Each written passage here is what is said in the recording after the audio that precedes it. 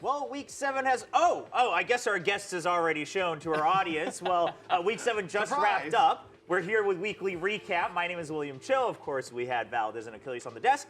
And we have our special guest. It's Buzz, who was the MVP in today's match against DFM. Welcome, Buzz. Thanks for having me.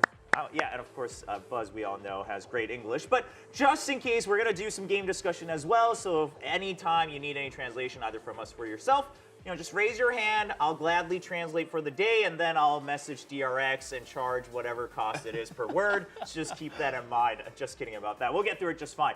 But before we actually jump into everything, I don't know if you knew, but you are now the player with the most MVP votes here in VCT Pacific. 3 weeks in a row. You've gotten it 3, and now you're at the top of the leaderboards for MVP. How do you feel? Do you agree that you are the best player right now in VCT Pacific? No, I think I didn't know I'm the most MVP player in this first pick. So I'm very glad that I'm the most MVP player. But there's so much better player on the Pacific, so maybe I'm just lucky. So yeah, maybe just luck. All right, hey, sometimes luck counts, right? Sometimes luck counts. Well, let's take a look at the standings overall for the teams as well, because we've had some shakeups coming up into Week 7. And Valdez, you want to run us through just what the standings look like right now? Yeah, DRX up there in playoffs already. T1, the only other team that has secured their playoff spot right now, but obviously DRX in number 1, so feeling pretty good about that. Besides that, of course, we still have Superweek left over, so there's a lot of matches to still go through to figure out who is going to be the top 6 teams that will make it into playoffs here for VCT Pacific. Yeah, we were chatting about it a bit on the desk. There's obviously some funky stuff that can happen with teams getting themselves slotted in, because right now the only team that is mathematically eliminated is Detonation Focus Me, and that was since last week. But everybody else can still potentially make it in, but there are a lot of caveats and things. Some stars need to align for a couple of the squads to be able to make it through, but you never really know what's going to happen. We've already had some wild upsets. We've had DRX dropping maps to some teams that might maybe caught us off guard a little bit in our queue. But we'll have to just wait and see as we get ready to go into the Super Week.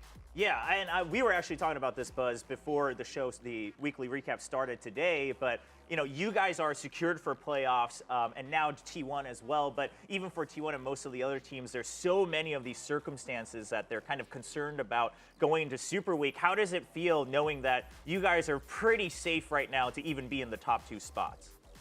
I mean, we won all the series, but we secured the playoff spot, but we don't want to lose any match. And the surprise thing is T1 secured the playoff spot, because the T1 has shown the bad performance on VCT login. Yeah, login, yeah. And as you know, they have one player who changed the games. Yeah. So I thought they will be hard to take the spot of the playoffs, but they already secured the playoff spot. Is amazing for me. Yeah, I think a lot of us were actually surprised that they were the next team. Did you know that there's actually a chance where if T1 win both of their games and you lose both your games next week, T1 takes first place? Yeah, we knew that. we know the situation. But if you beat them next week, then it's all good. Right. Yeah, so obviously DRX somewhat safe, but as Buzz just mentioned, wanting to still make sure that you don't drop any matches here in the round robin stage. Now, we just talked about T1, but overall, I mean, just looking at the lineup, PaperX in number 2, RRQ, still kind of hanging on to top 6. Do you think these standings accurately reflect the current power level of Pacific teams? 질문 좀.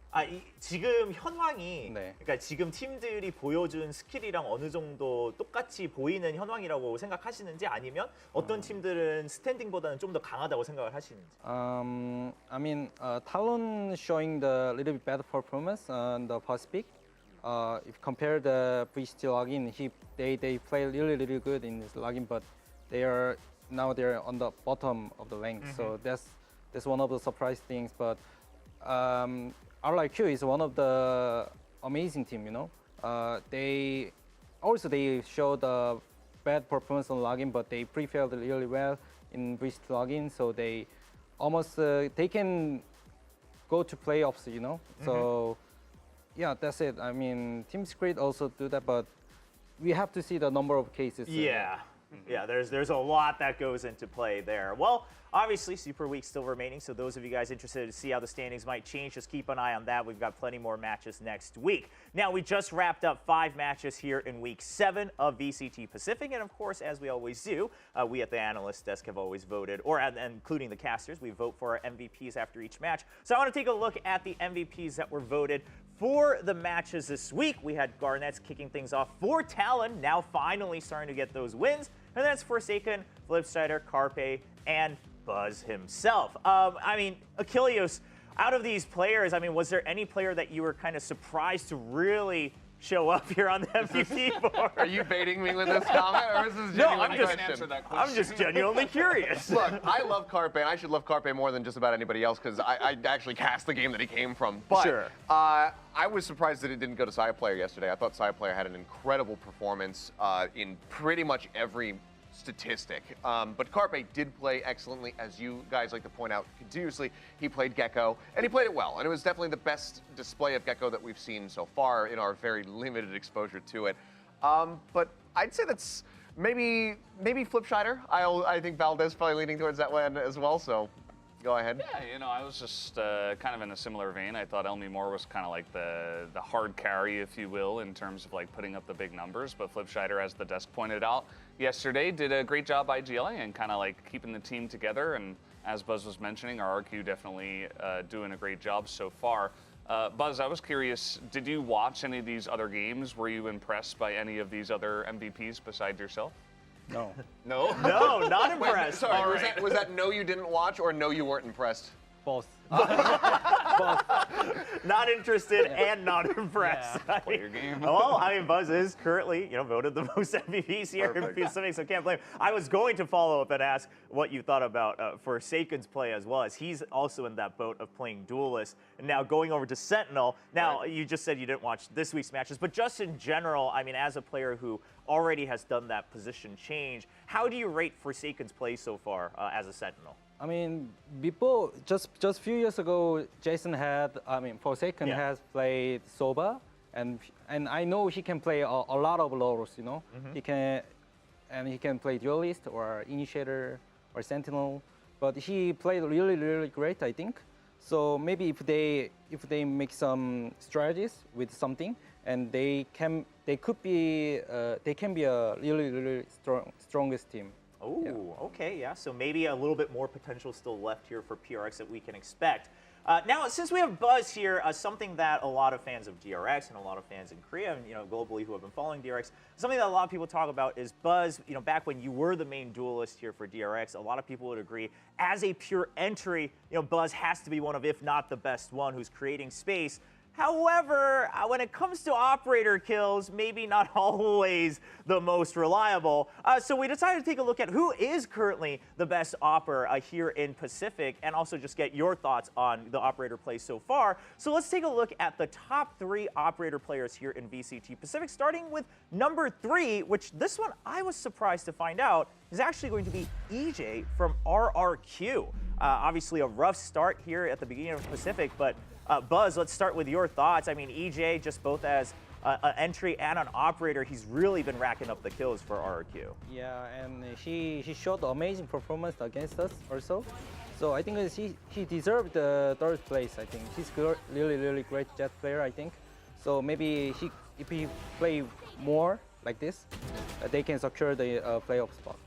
Yeah, I think he's been an absolutely critical part of the roster so far for RRQ. He's been a lot of the reason why they have been finding success, just getting some of those first kills on the operator. And besides that, as Buzz, you were mentioning, he's just a great Jet player overall. So definitely a very key player in terms of that roster, even outside of the operator kills. Yeah, of course. I mean, it might be surprising that he's number 3 in terms of the pure number of kills on operator, but as we just talked about, also as a Jet and entry, really been holding down the role here for RRQ. Now, we actually have the top 2 players tied for 1st place in terms of pure number of operator kills, one of them being your teammate, Foxy9, sitting at 37 kills, and the other one that Achilles might want to talk about is going to be Saya player, who did have a great time yesterday in his games. But let's talk about Foxy9 first, Achilles. Obviously, he's been putting up highlights time and time again.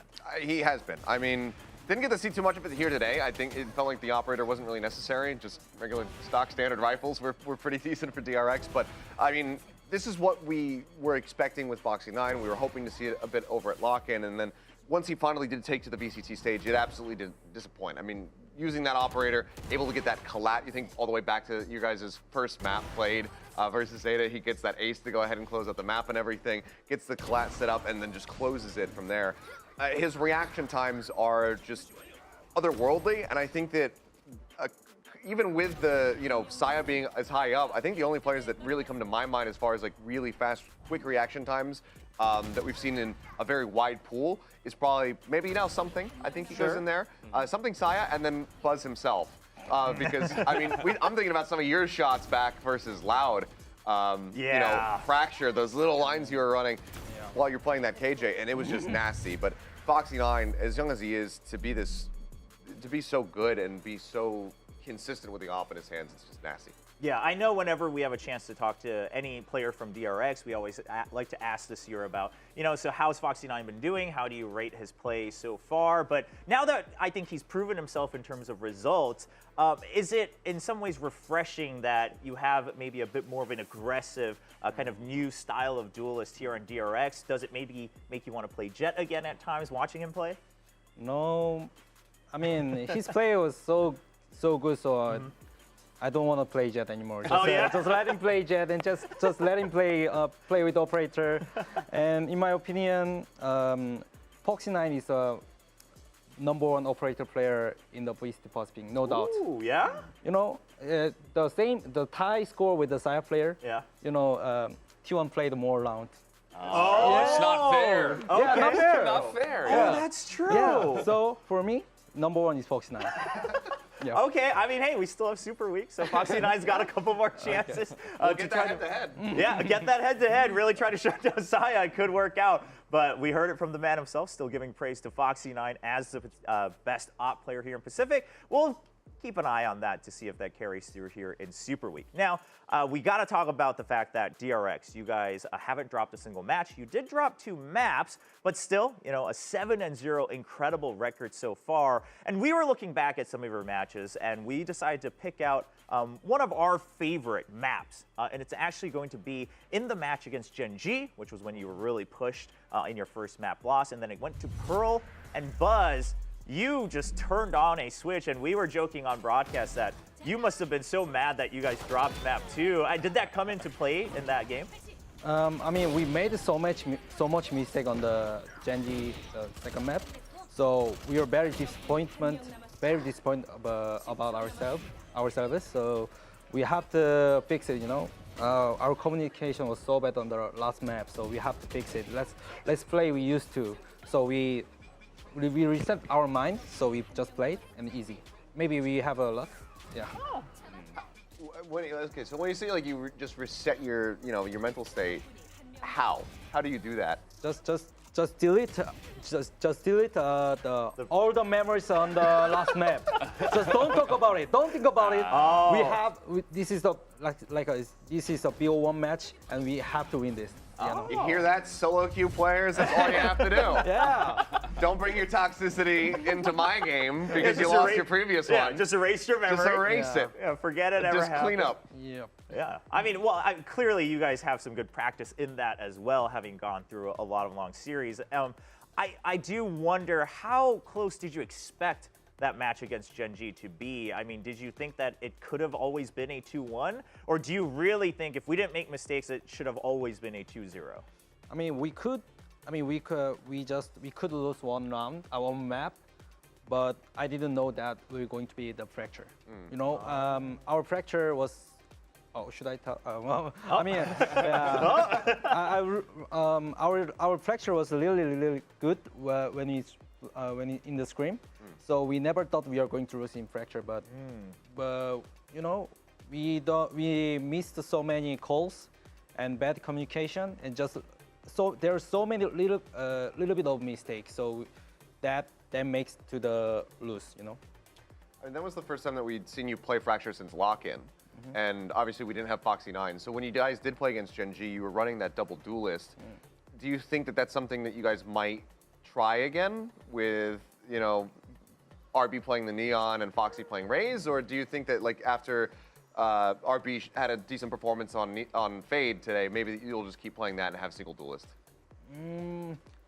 We can play both. When we want to change the comp, we can do that. Oh, so okay. they can expect our plays. Our play. Yeah. But it has been proven time and time again now by you guys, because in standard VCT, not counting game changers because we did have a reverse sweep there. Sure.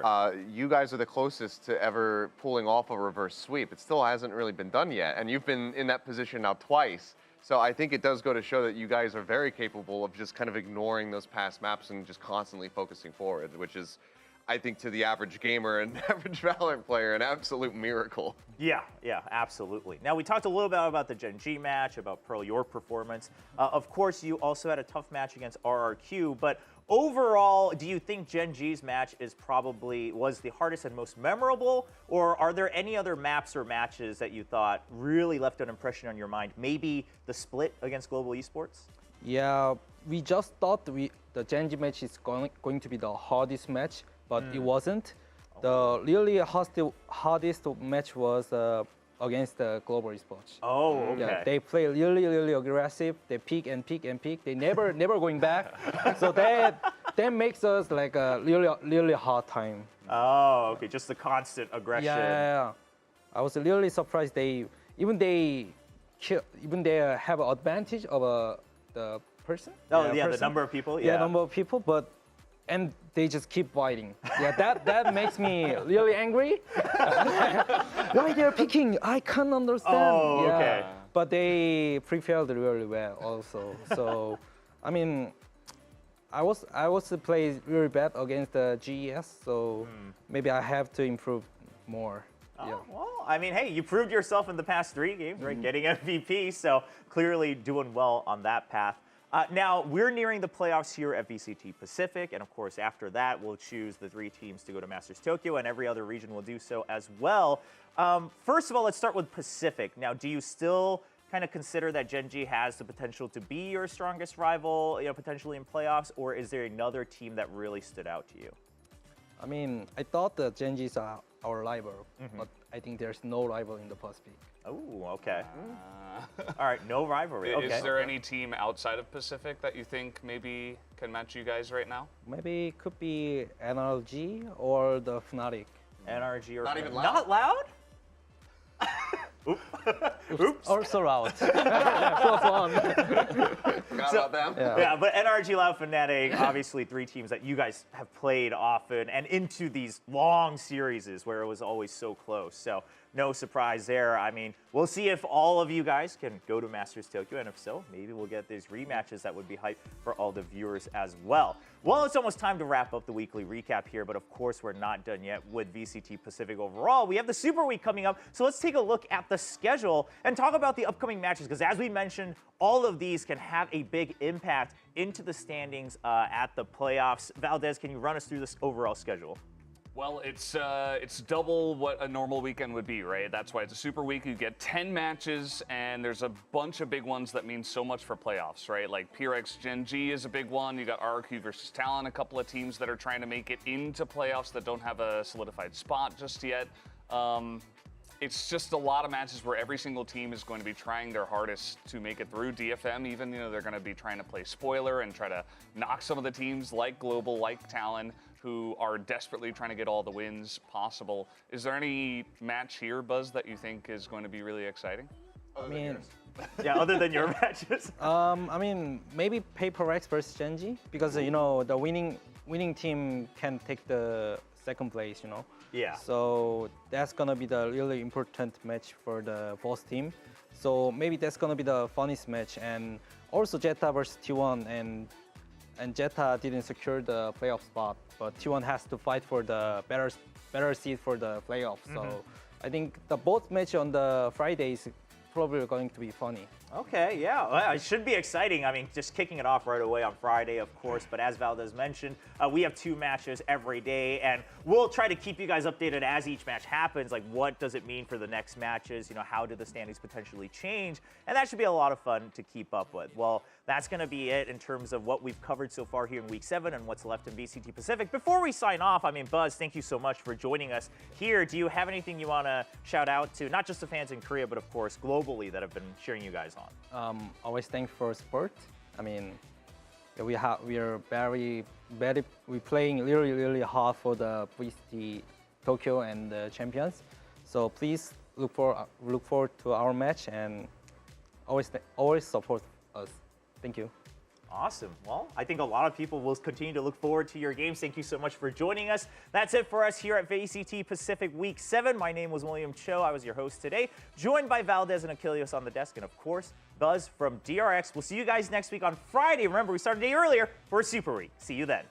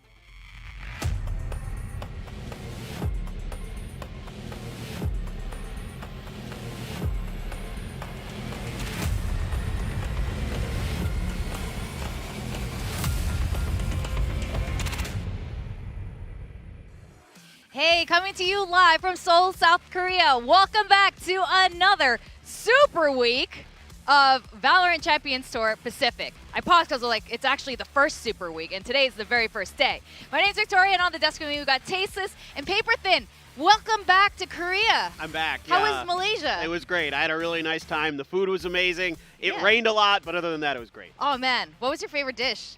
It had to be the Nyonya Laksa. Ooh, Nyonya Laksa. You even said it right. You're I don't know what it is. It's delicious. I had to decide, do I lie and be like, yeah, oh, yeah, that's so good. sounds tasty, though. We're happy to have you back, Paper Thin. Good to be back. Yeah, welcome back. Oh, man, your nasi lemak pictures looked delicious. I kind of miss that food. well, here in Korea, where there is also lots of good food and lots of good games going on, we got the first matchup of today, Paper X versus Gen G, to kick off our Super Week. But before we get into that, let's explain to you and everyone who's watching about how this is going to work off for playoffs. So we're going to look at the playoff bracket. How does it work? Yeah, so basically every week we've been having each of these teams duke it out. So every team plays every other team, and then we're taking that overall score, and the teams that survive, we're then going to pair them together. You can see over here in Match 3 and Match 4, that's going to be our top 2 teams. So we're going to be seeing what looks like maybe the best of the best teams fighting whoever's going to be surviving from 3 to 6 over here. And obviously we do want second chances here at this event, so there is going to be a loser's bracket, but over the next couple of broadcast days we've got here, things are going to start moving pretty quickly. We've gotten very comfortable with these teams, but pretty soon we're going to have to start saying goodbye to some of them. I know. Well, temporarily anyway. You're right. Only 6 of them can make it through. It's hard to say goodbye, right? Of course, we have to lose 4, but even more important in some ways is getting one of those first 2 slots. So right now, DRX and Paper X are in the driver's seat for those, because that gives you the opportunity to you just need to win 2 matches to get to Masters Tokyo. That's it. If you get first or second, all you have to do is win 2 matches and you're in the Masters Tokyo. So that's what a lot of teams are, going to be gunning for, of course, beyond just getting those top 6 spots. Yeah, that's right. So while, DRX has gone undefeated so far, getting that second place spot is really crucial. And we have a lot of teams that are really neck and neck right now. And there have been updates to our tiebreaker situation, which we'll talk about more later today. Now, let's talk about the possibilities, the probabilities of which teams are actually going to make it through the 6 teams that will make it to playoffs. So, obviously, Victoria, you mentioned DRX. Yeah, they're going to be moving on. The Korean teams are looking very strong in general here. You really want to focus right now on the teams that are about at the 3 to 4 score here, because that's where you're starting to get into a very dangerous area. You can see it's the top 5.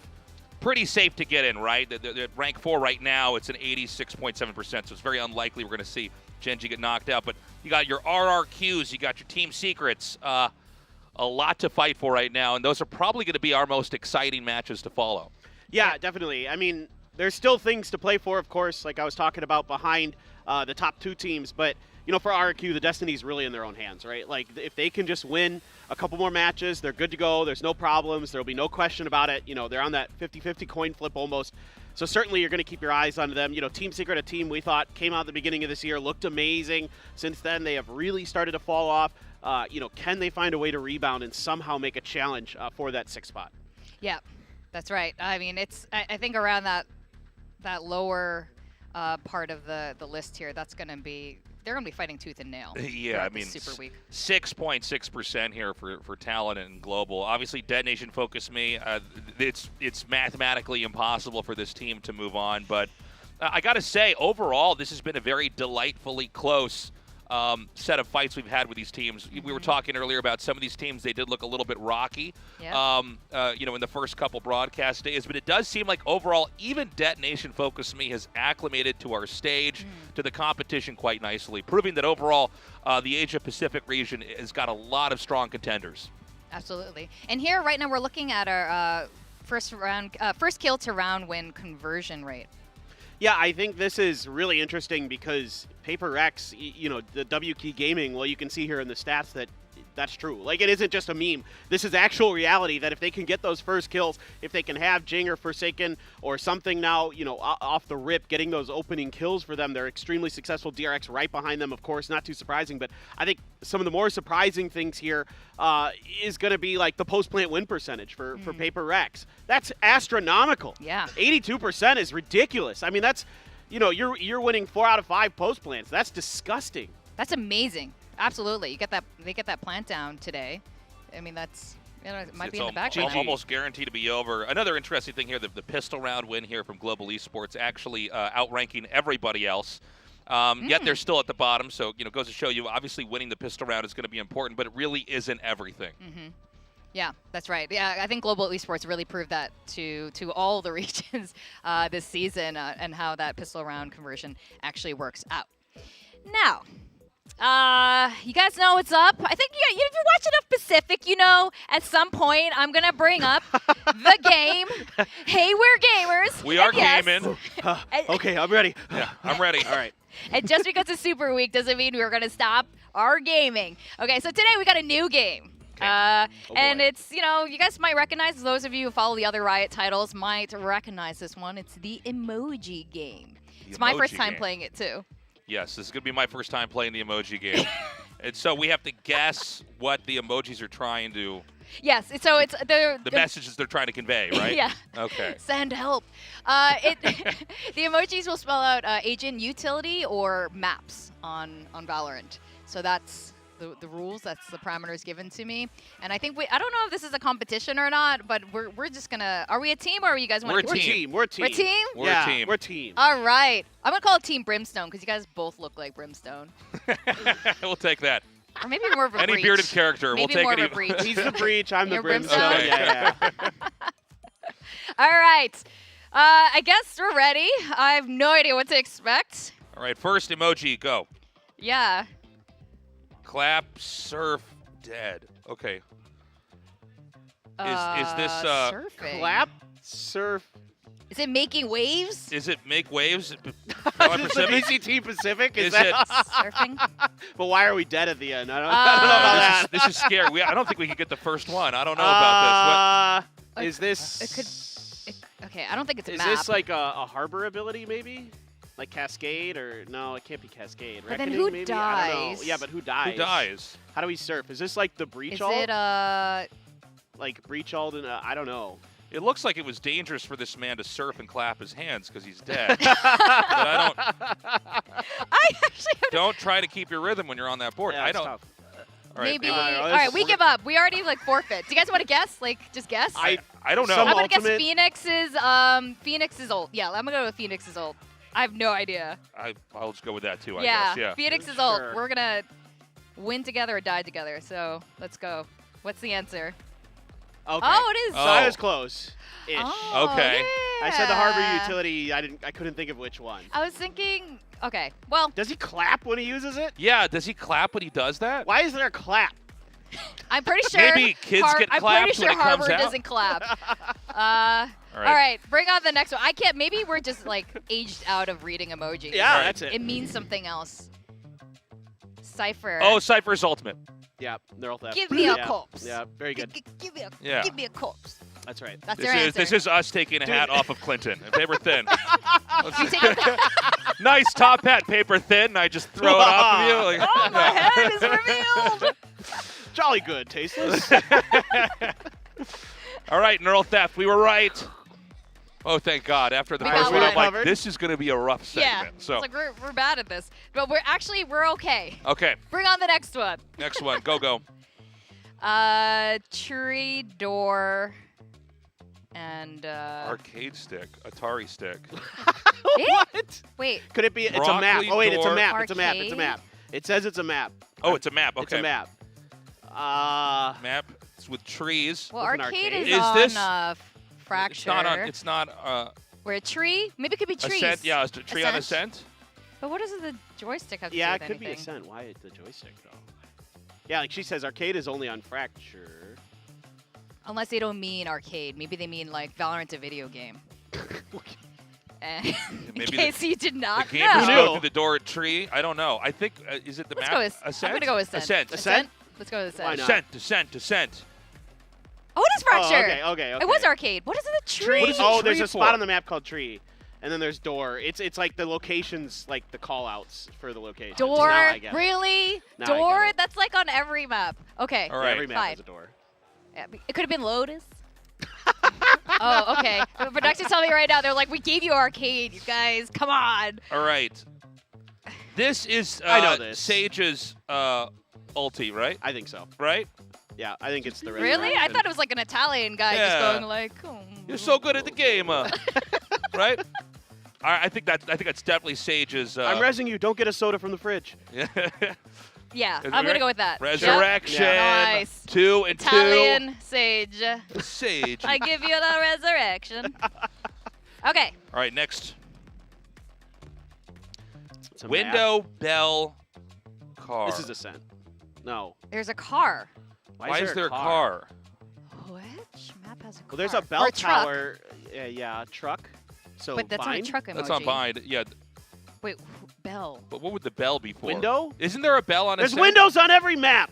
Isn't there a bell on Ascent? There's a bell tower. There's a bell tower on Ascent. That's why I thought Ascent at first, but I don't know Oh, where I the don't car know. comes from.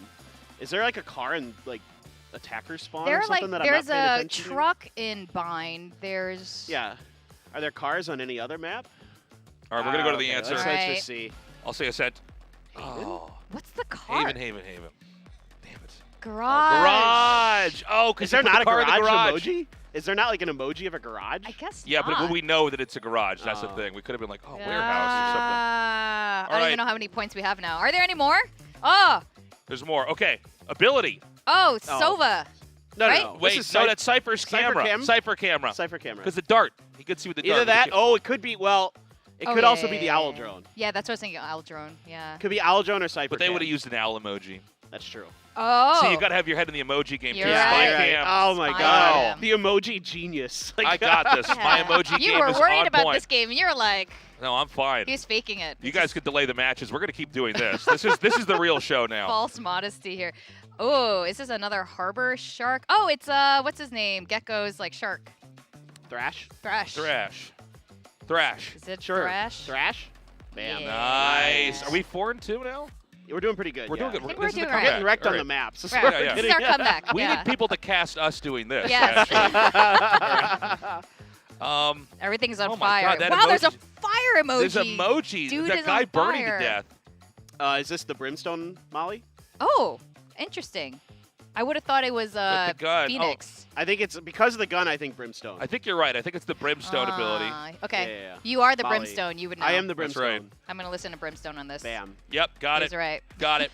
I actually had no idea what that was called. I was like, it's a Molly, right? Yeah, we all call it the Molly in the Because he cast. says it when he shoots it. He's I like, don't think- Molly. buh. I don't think anyone on the cast ever said incendiary. That's just a lot of No, things. who would ever say that? Okay, I know. I kind of wanted more, but it's over. That's it. Did we win? I We won. believe sunglasses emoji. All right, I and think we we all got it. won. Good Yeah, job. Good, team. good job. team. Good job, Go. team. We did good. I hope you guys had fun doing that too. All right, we're going to go on a commercial break, and when we come back in a minute, we're going to talk about Paper X and Gen G, and then we're going to go watch our games together. It's going to be fun. See you guys in a minute. Zero distraction. Zero doubt. Zero opposition.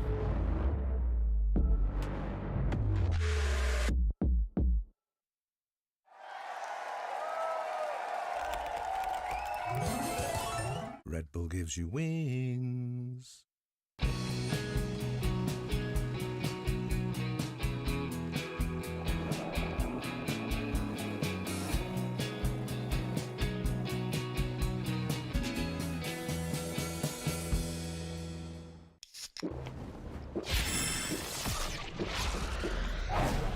Red Bull gives you wings.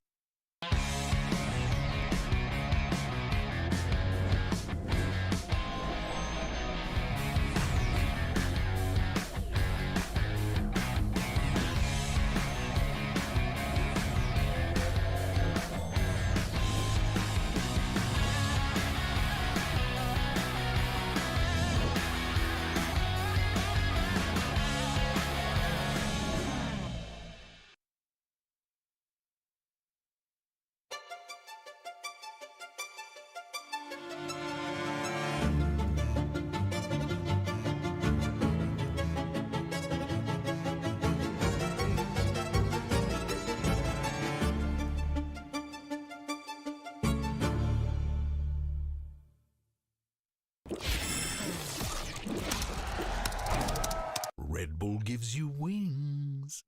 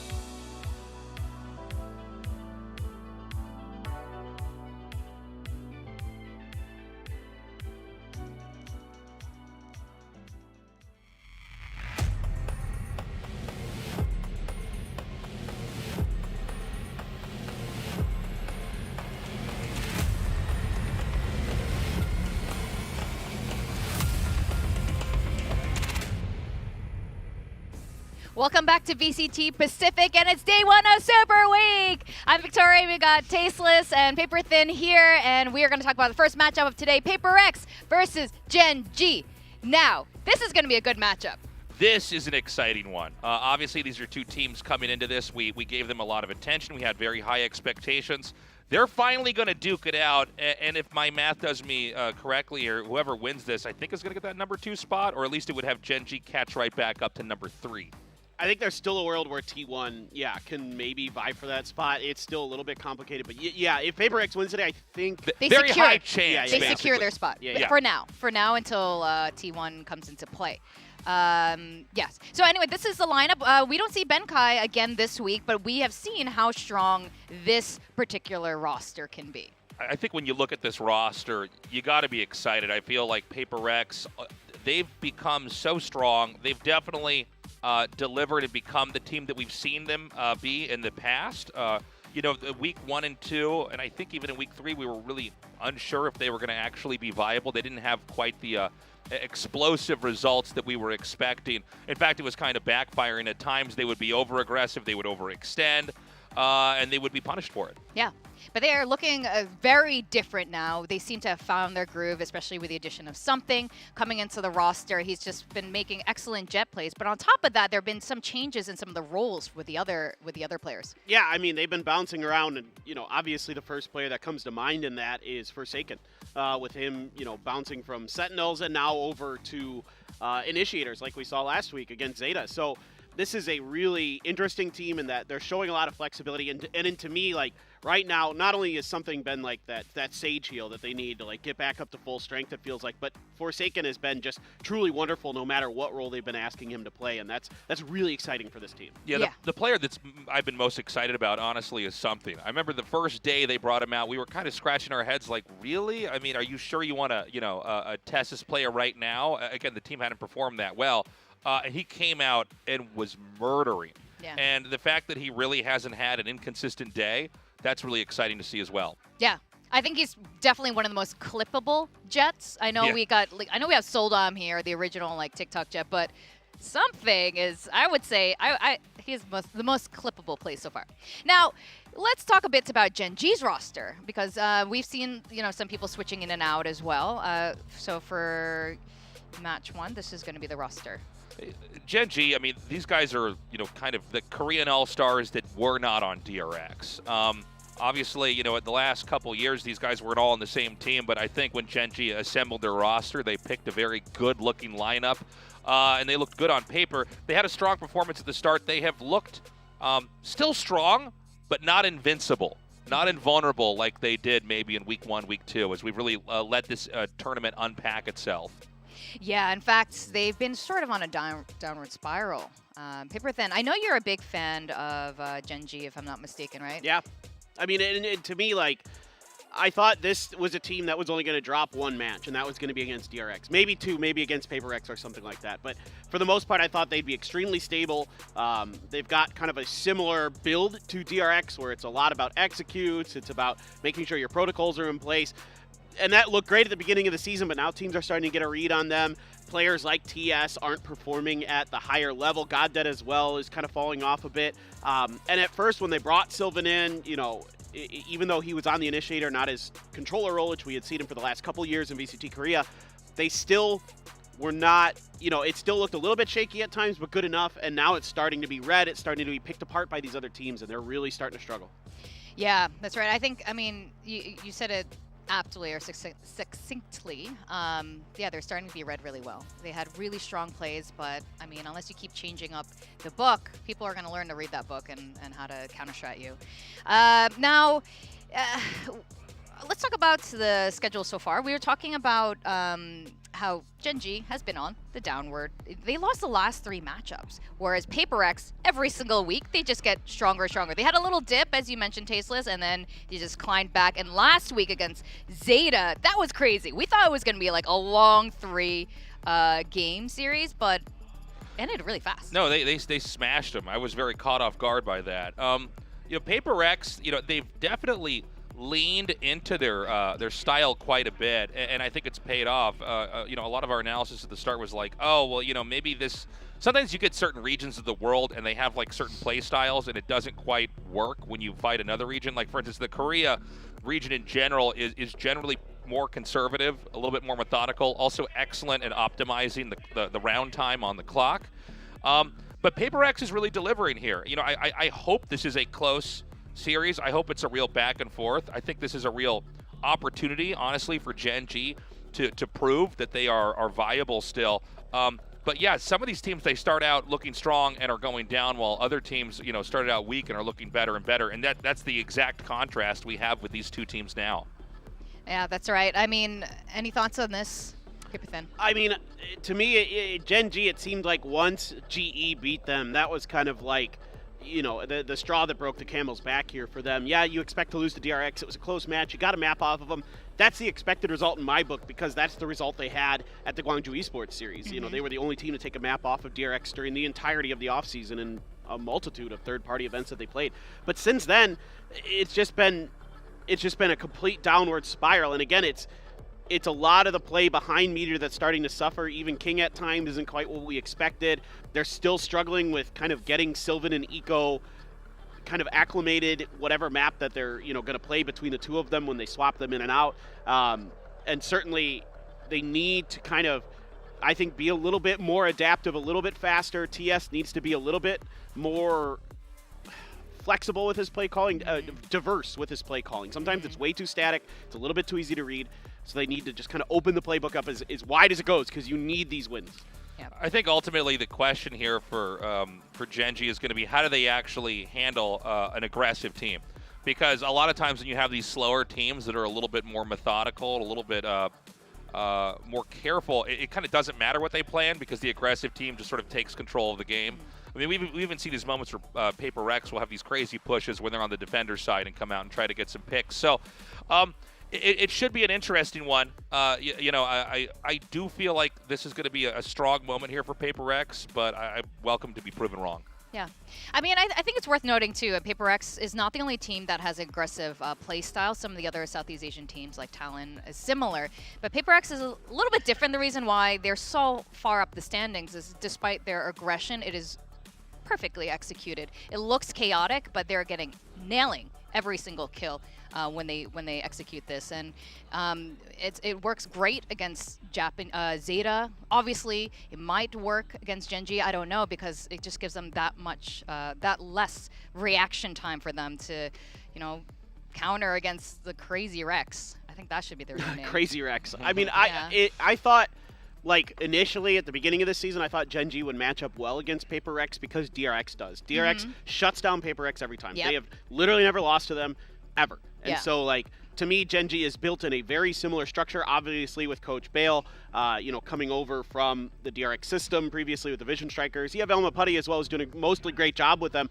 But, I think that the system that they built should be predicated on the ability to defeat a team like Paper X, to play, reactive, to play kind of elastic. When they come into you bend a little bit, but you don't break and you bounce back strong. That's right. Yeah, and you know what? Worth noting about DRX, though, they are starting to get picked at a little bit, too.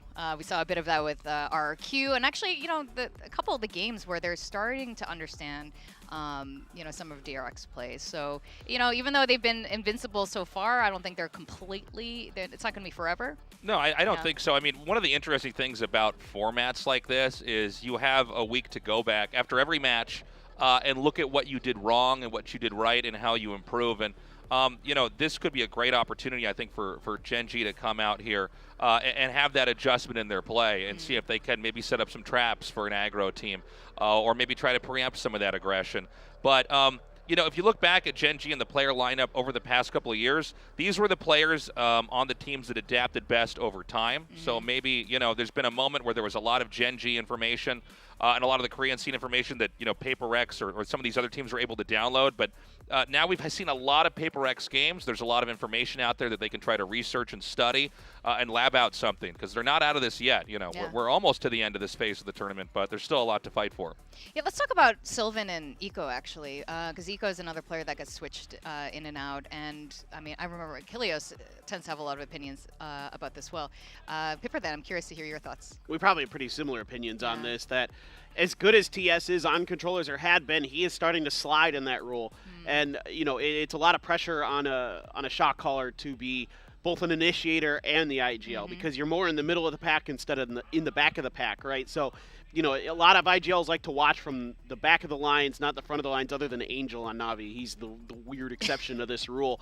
But I think maybe now might be the time to try Sylvan on the controllers again. Just give it a go. Look, you got nothing to lose here, most likely. You need to win a game. You need to do something different. You need to start showing teams different looks. So, to me, that either has to come from extremely diverse play calling like they talked about earlier, or a change in roles and putting Sylvan on those controllers, because he is absolutely phenomenal on those agents. Yeah. Now, another player, God Dead. In fact, we picked two key players to have a look at today, and that would be Forsaken and God Dead. You mentioned a bit about Forsaken earlier. It was really interesting when he already, first of all, switched to a Sentinel role a couple weeks ago when something came onto the roster, and then last week on Initiator, and he was brilliant at Sky, and then brought out a Fade, which was the first time we saw Fade on that map, and it was Forsaken. So why did you guys choose these two key players? For me, looking at Forsaken, especially last week, he seems to be in perfect form. This guy is there were so many moments where he would just win every duel or get a double kill before being picked off and basically make it easy for the team. Forsaken, not that he looked bad earlier on in the event, but he's really kind of leveled up. And if he can play today like he was last week, I think that Gen G could be in some trouble. And we've seen a little bit of a reversal here of that with God Dead. Yeah, exactly. God Dead came into Gen G, played out of his mind on the KO, was doing a great job of everything, setting up his teammates, especially Meteor. The secondary kind of fragging behind Meteor was phenomenal as well. So he was doing everything he wanted. The assist numbers were outrageous. But now my concern, I should say, with God Dead is that the assist numbers are still kind of there, but the frag numbers have gone way down. So he needs to be picking it up behind this. I don't know, if he needs to start shoving something else up his nose that isn't tissues. But it just like, he has been shocking me with just his lack of consistency in that secondary fragging role that he used to be so good at. Which is the opposite of Forsaken, where Forsaken steps into this role instantly and has impact and can do everything. Like he's setting up Jing or something so well. He is incredible in that secondary fragger, like Tasos was just talking about, with his ability to multi-frag, even after the fact, even after your entries die. This is, to me, like this is kind of, I'm starting to get a little bit worried about God Dead, but this happened with On Slayers as well, where he can kind of have these hot runs and then he can dive off a cliff. Yeah, he seems to be very hot or cold, so, if he's hot today, good for him. Let's not forget that, whenever you get an aggressive team like Paper Rex, their goal is always to eliminate one or two players right at the start and basically make the round easier. It's not exactly the approach that Gen G always has. Gen G kind of moves more like in a coordinated fashion, where I think that you look at Paper X, they pop out, they try to immediately take a fight, shave off an agent or two, and then decide, okay, how are we going to play this out from here? So I think if Gen G can prep for that and be ready to react, it could be a better game. And maybe GodDead does come back and deliver today. Honestly, if it had been, let's say, 2 weeks ago, I probably would have picked Gen G for this. But Paper X is looking so strong that I feel like I can't possibly vote for Gen G here. Yeah. Yeah.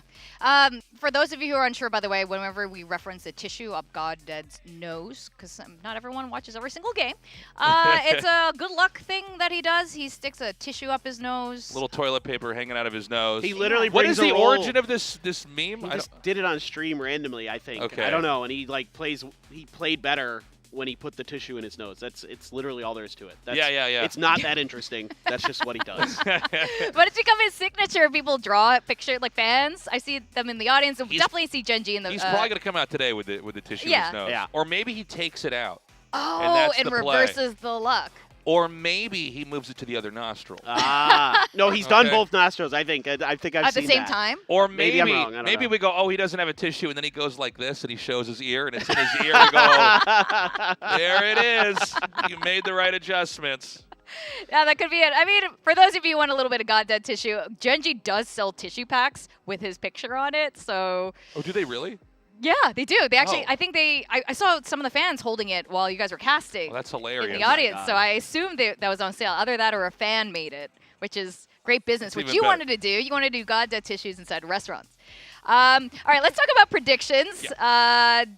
Are the tissues going to bring them forward? What were your predictions? No. I think we all went for paper. Did everybody go for Paper X? I think we all did. Yeah. Yeah. Did Twitter vote for Paper X as Yes, well? They did. Okay. Twitter also voted All for right. Paper X. So now I can't be So mad it's at going us to be if safe to look at my Gen G phone wins. during the show? Is that what you're saying?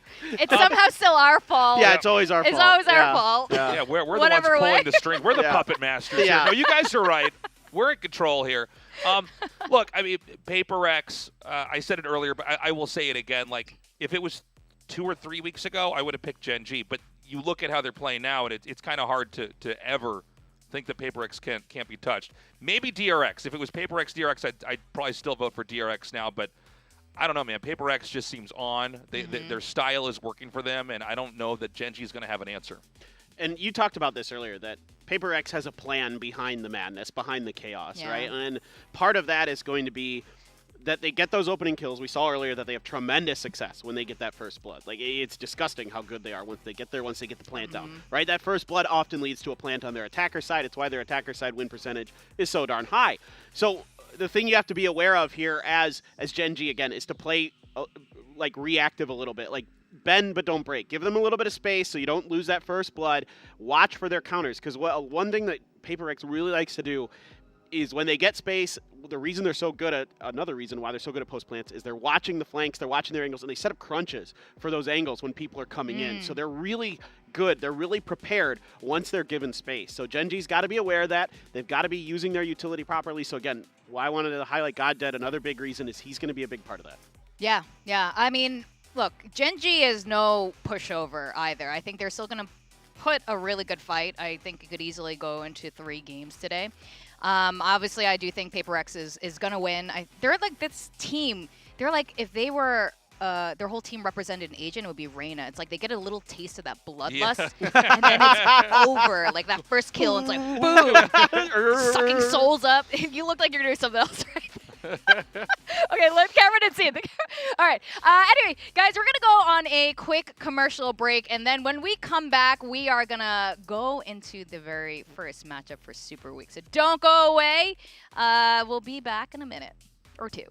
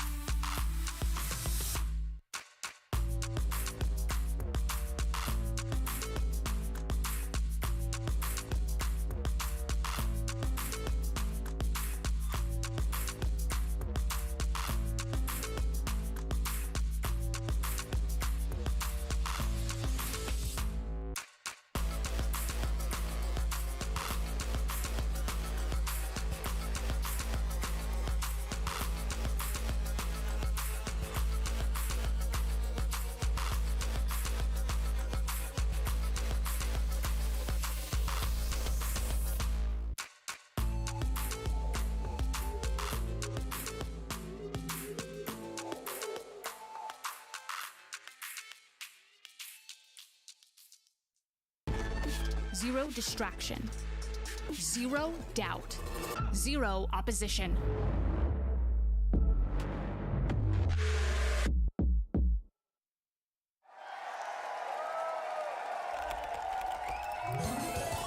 Red Bull gives you wings.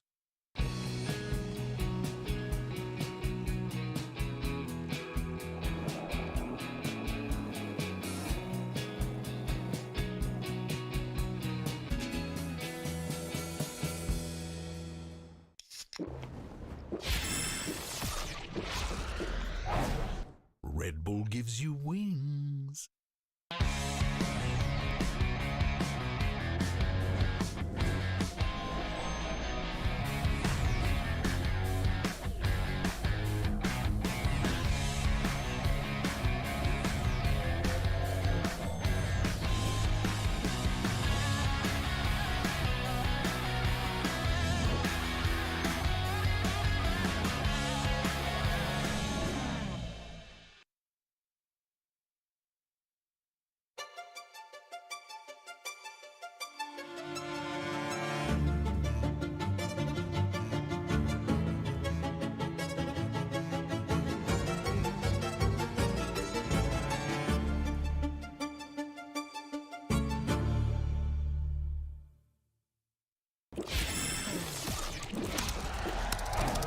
Red Bull gives you wings.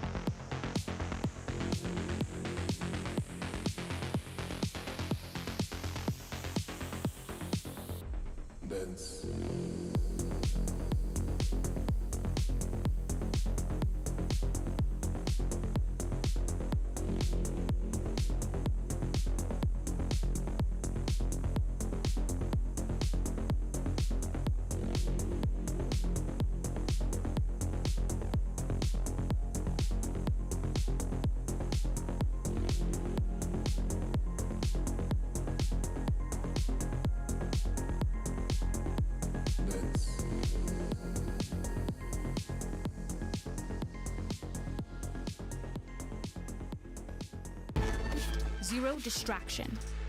Zero doubt. Zero opposition.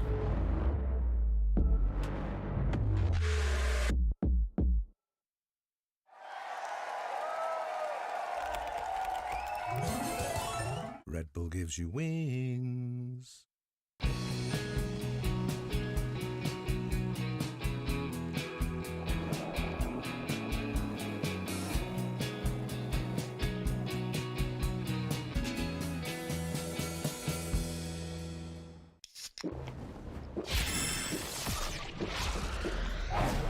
Red Bull gives you wings.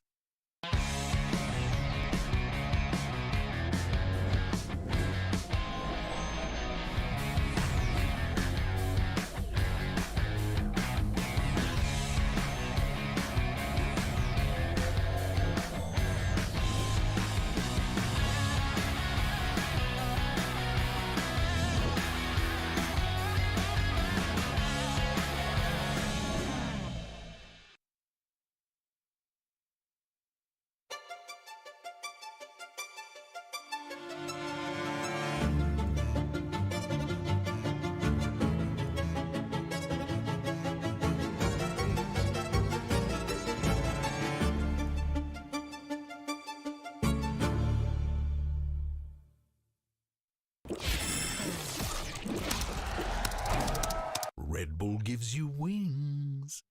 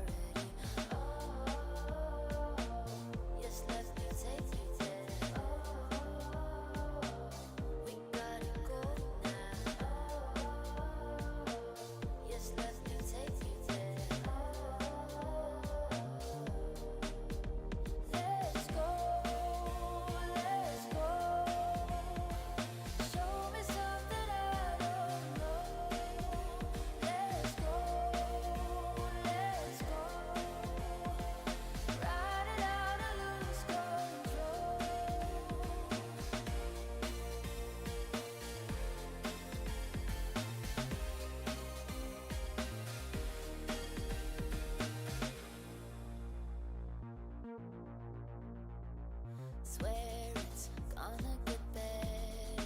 Slide in the dark. I'm already gone. I'm looking for stairs to a different level. Looking for sparks. The feeling goes on. Oh, yes, let me take you there. Oh, we gotta go. Let's go. Let's go.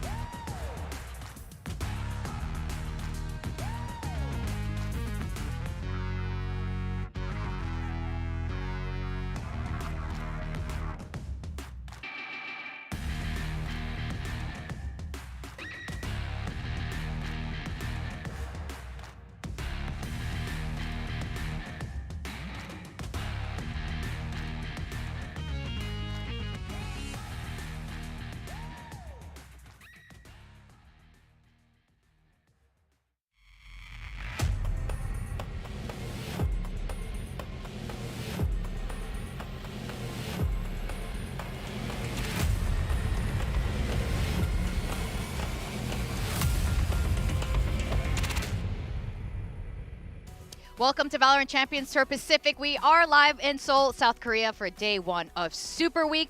I'm Victoria, and at the desk with me, we got Paper Thin and Tasteless.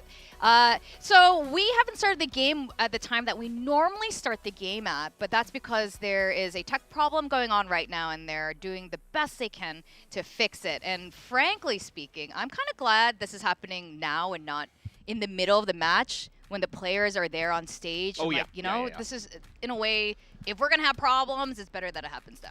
And it's better for everybody because, like, as a caster, when you're up there and it's like, Yeah, you had to do that. Yeah, I was actually going to disagree with Victoria. I would love to see our casters trapped up just- there. Just like, I don't know, it's like with the pistol round's done, we're just here, we're getting these camera shots of the stage, and I'm just back in the green room laughing. Like, get wrecked, Will and Valdez.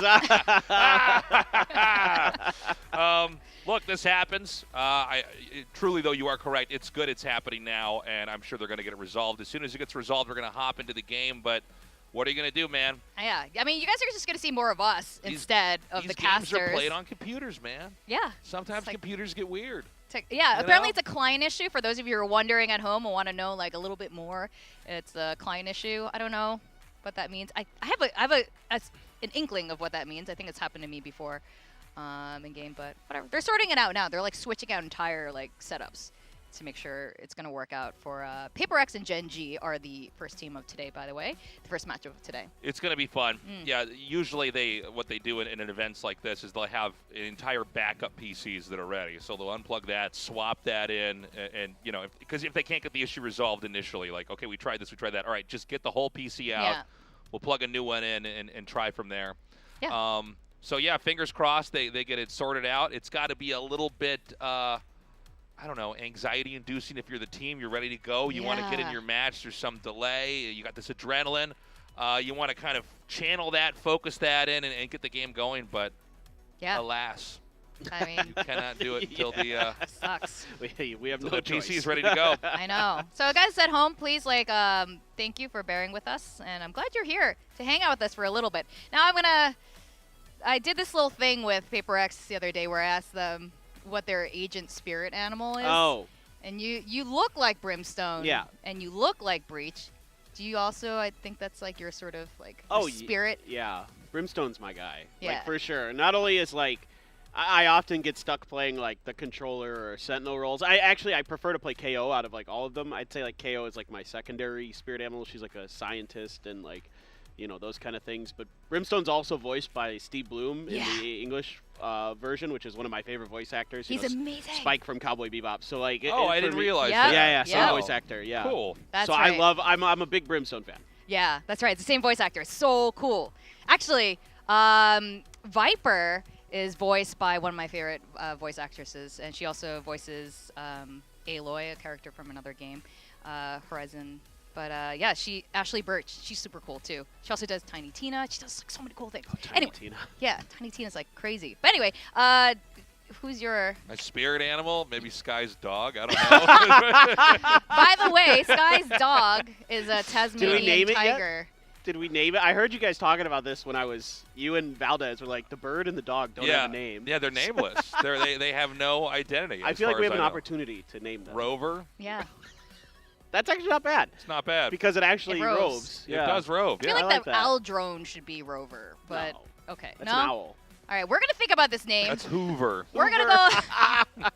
All right, to spare you guys this conversation, we're gonna go another commercial break, and we'll keep you posted. Hang tight, maybe grab a snack. It's gonna be a long night ahead.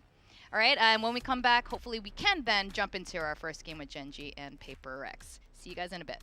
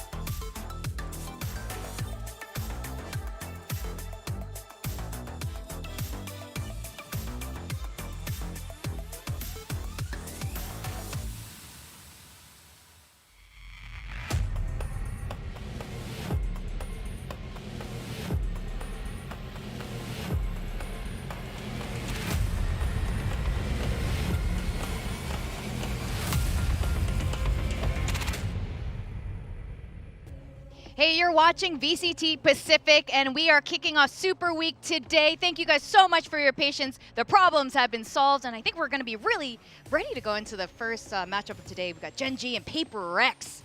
I wonder if we're going to see Bind today. All of us have predicted Paper X's win, all of the talents, and you guys, Twitter, also predicted Paper X. I just want to make that clear. This is your fault. Yeah. Your fault. Your fault. You That's could have. right. Listen, if they lose, we're all going down. Okay? No way around it. We're in it all in together. this together, all right? It's do or die. We're either all going to look like, yeah, of course. Yeah, it's or we're all going to look like fools for having predicted this. So that's where we're at.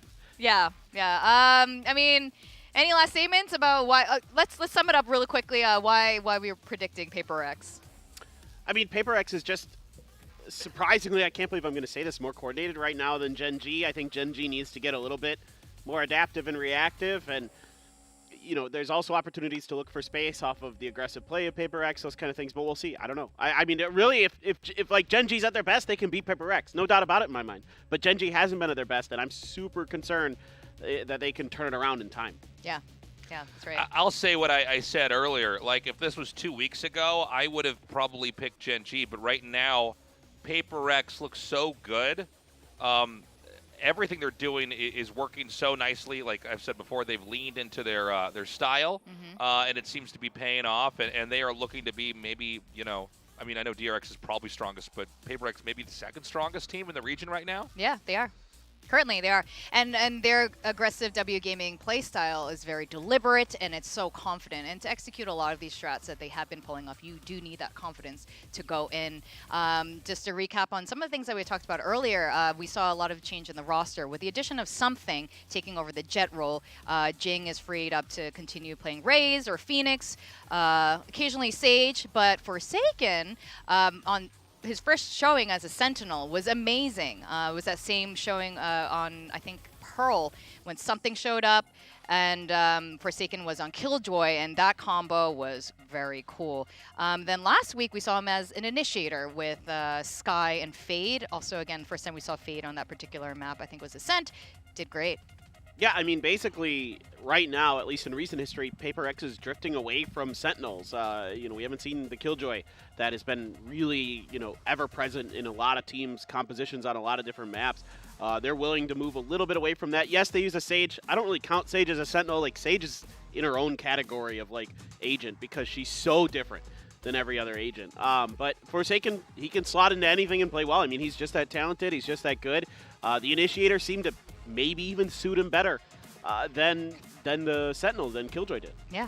I've been excited about Something. He's looked so on point. I mean, the fact that they unleashed this guy, and from like round one, he's looking completely stellar.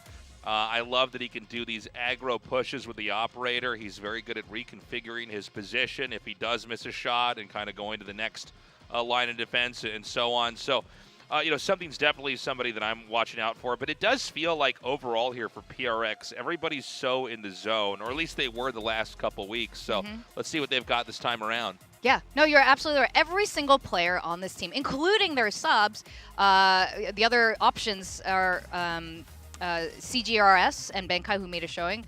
They still had a strong showing after that. Divai as well has also been doing great in Mind Freak. So every single one of them have been solid. Now, Gen G, they had a solid initial couple of games. They still have, we pulled it up earlier, it was like an 80%, over 80% probability they'll make it into playoffs, but they lost the last 3 matchups.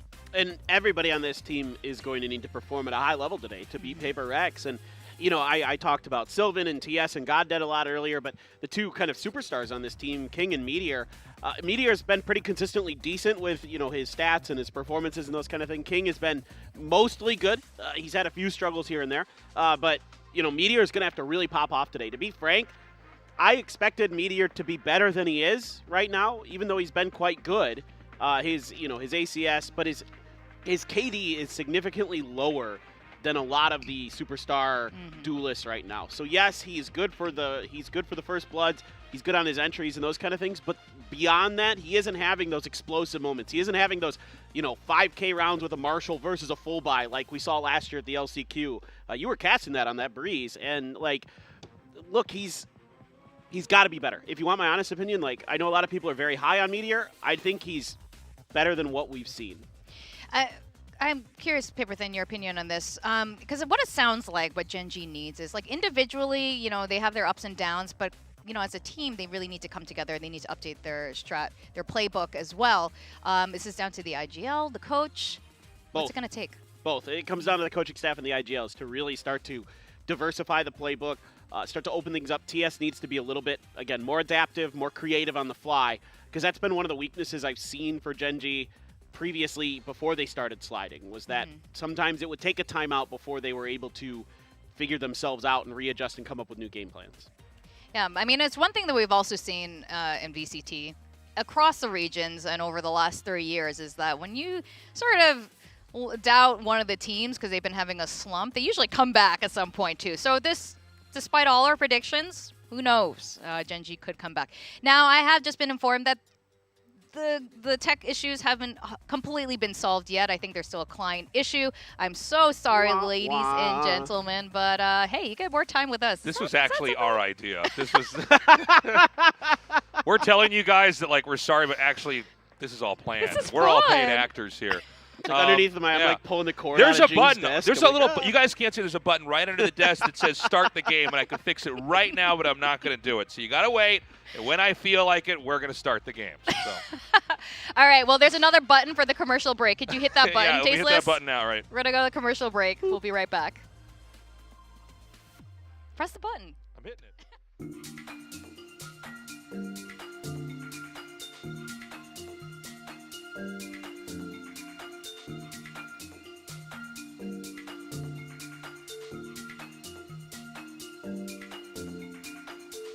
If I'm gone, baby, so when I'm gone, baby, if I did you wrong, baby, you gotta elevate. I might be long or I might come right home, even if I'm alone, baby. You gotta elevate. We made up. I told you to get away. You know I've been fed up. I said it before. It feels like we've been fading, 'cause of your stupid games. And I don't wanna wait more, but girl, you should know, baby, I love you so.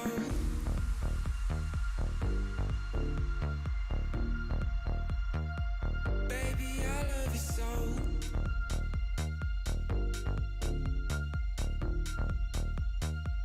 Baby, I love you so. I'm sorry that I never took you out. Oh, I'm sorry for the ways that I made you go. I love you so. You had my heart, but now it's something that we'll never know. Something that we'll never know. Yeah. Something that we'll never know. Something that we'll never know. Something that we'll never know. Something that we'll never know. Don't care that we made up. I told you to get away. You know I've been fed up. I said it before. It feels like we've been fading, 'cause of your stupid games. And I don't wanna wait more, but girl, you should know. Baby, I love you so. Baby, I love you so.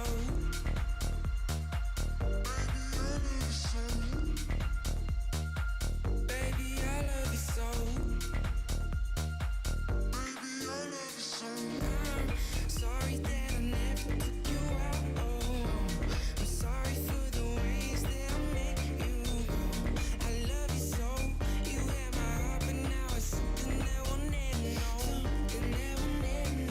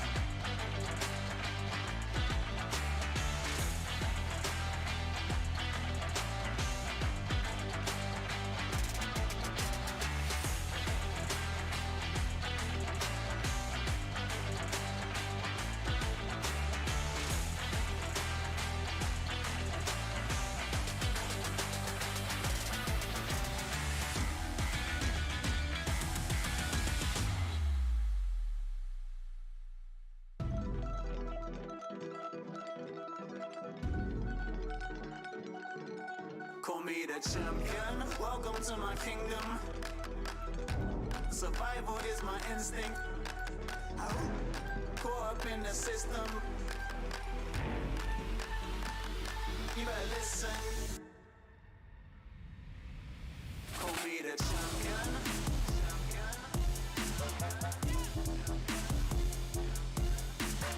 Champion.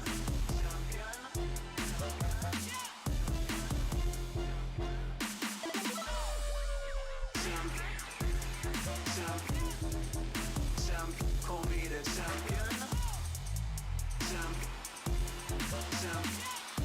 Call me the champion. It's been a long, hard road. Okay, I took a couple blows, but I'm still standing on my toes. It's been an uphill struggle, but my spirit never buckled. Now I'm back and I'm gonna reap just what I sowed. It's been a long, hard road. Okay, I took a couple blows, but I'm still standing on my toes. It's been an uphill struggle, but my spirit never buckled. Now I'm back and I'm gonna reap just what I sowed. Call me the champion, welcome to my kingdom. Predators been stalking, but survival is my instinct. And certain men get pounced on, caught up in the system. But I'ma tell my own truth, yeah, I'ma make them listen. You better listen. Call me the champion.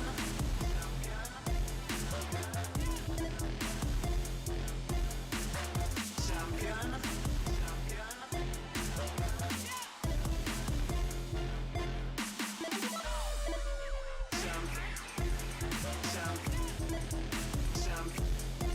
Call me the champion.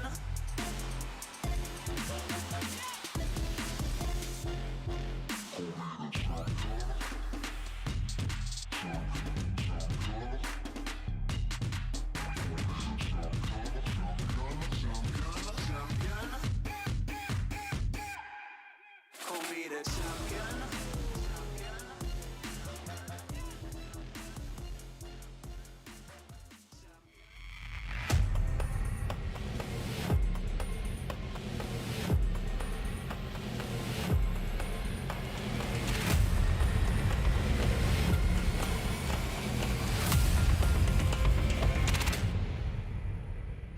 Hey, it's us again! Hey, everybody! It's VCT Pacific. I don't want to deja vu this, but it's Victoria, Paper Thin, and Tasteless, and we're here to hang out with you all day. Just kidding. We're actually ready to go into the game. I'm sure there are people like, no! No! It's What do you that mean? show where they talk at a desk and sometimes there's Valorant games. I hate this show. They play emoji games. They don't play Valorant here. Well, we are ready to go in a few minutes. For real, unless something else crazy happens. But I think it should be okay. The casters are going to explain a little bit more what the workaround was, and you guys will see that in a couple of minutes. And the players, the teams for today are Paper X and Gen G, in case at this point in time you don't know who's playing. These are the two teams. We're really excited about this matchup because they're both vying for that second spot on the standings. And why is it so important to be on the first two of the standings? Yeah, to reiterate, like if you get into those first two spots, not only do you get a bye, right? So you get to miss the entire first four teams got to square off against each other. Then the winners of those face the first and second place team. But the first two teams the teams that I've talked to that aren't necessarily first or second right now that want to be have said you just need to win 2 matches and then you're in the Tokyo Masters. So that's what's so important about beyond just getting that bye, but also getting to the next level of the events. Yeah, that's right. You basically get a shoe-in. You want to be up there on the top 2. A reminder again, so playoffs is next week. So we're on Super Week right now. It's going to go on from today until Tuesday. Every team gets to play twice. Only 6 teams can make it to playoffs, and from there it's going to be whittled down to 3 teams that get to go to Masters Tokyo. It's an exciting time. Yeah. We've gotten very comfortable with seeing all these teams and learning about these players and unpacking their stories, but pretty soon here, we're going to be eliminating these teams. We're going to start cutting them off. We're going to start killing them off. And that's Nick kind has of exciting. buttons for that I got a too. button there. When they lose the match, I hit this button. They go, ah, and fall through the floor. You look down there, there's just an alligator's tail that moves by. You're like an Inspector Gadget villain. right. You're like, get out of here. Yeah. That's how we do it here in Pacific. No, but I mean, Stakes are high. we've gotten to really explore, all these the different play styles and watch them fight it out amongst each other. But we're getting close to the end here, and we're gonna get to find out who goes on to Tokyo. Yeah, that's right. So this is not the only matchup for today. Later, we also have ZETA versus T1. And of course, we're going to break that down later, but that should be exciting too. We got, the top Japanese team versus one of the Korean teams, like a well-known brand here in Korea. I feel like it should be close, I think, but I thought that maybe about ZETA last week, and then it wasn't. ZETA's so up and down. I have a really hard time gauging what power level this team actually has. Like, sometimes they look like they can beat anybody in the world, and other times they look like they can get beaten by anybody in the world. So I'm curious about them. T1, on the other hand, I think has really been on the upswing. They've been really playing a lot better. So I'm pretty curious about, if that's going to be able to maintain. Because, again, T1 had a similar start to the season, very up and down. But now looking much better, so we'll see. Yeah.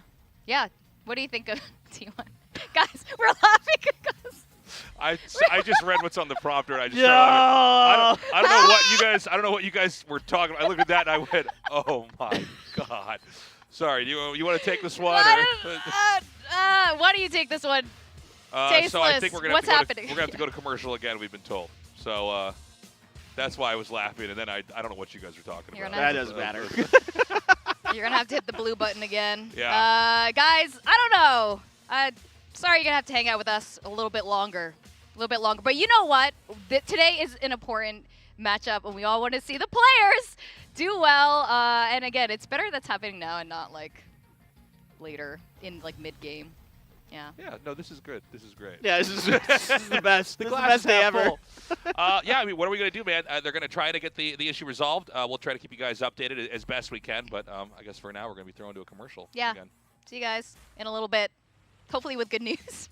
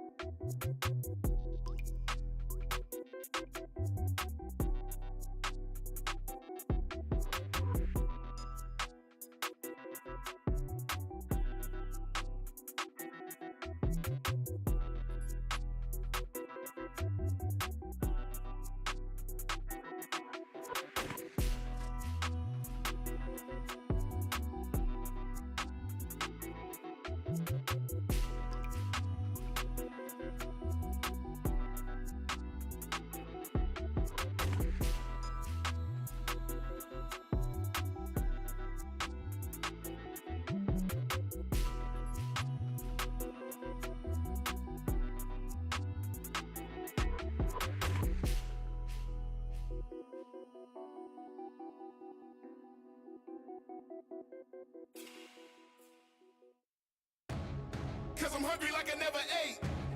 No more crumbs, need a bigger plate. Stacks is high, got expensive taste. Dinner time, so get out the way. What you know about that hunger? What you know about that hunger? What you know about that hunger? What you know about that hunger? What you know about that hunger?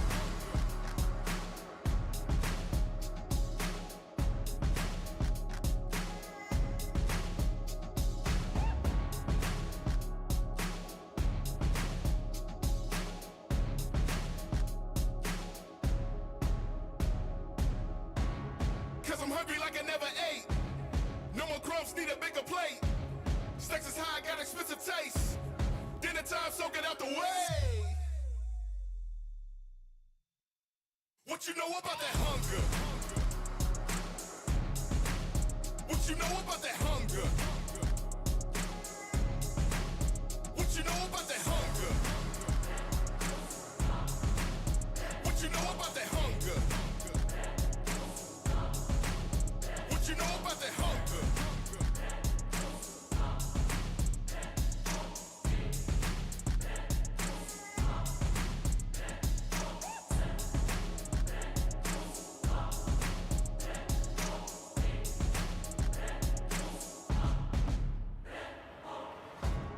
Cause I'm hungry like I never ate. No more crumbs, need a bigger plate. Stacks is high, got expensive taste. Dinner time, so get out the way. What you know about that hunger? What you know about that hunger? What you know about that hunger? What you know about that hunger? What you know about that hunger?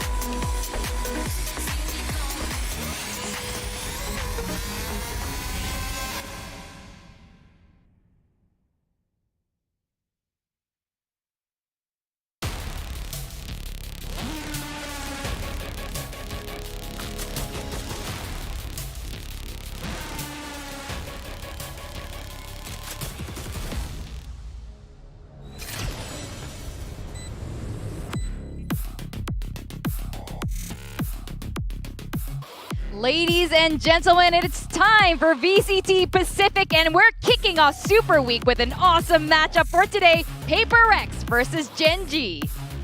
I am so excited to finally be going into the game. We actually pre-recorded this like This 2 is- hours ago. This isn't live, guys. This already happened. Welcome. Thank you for waiting, everybody. I guess the issue's been resolved, so we're gonna hop into this game. Thank God. TS is like, yeah, what's going on here? Like, what is it? Yeah, what a relief. We're finally going into this. And what should be a pretty exciting series. I think this is probably going to go to Game 3.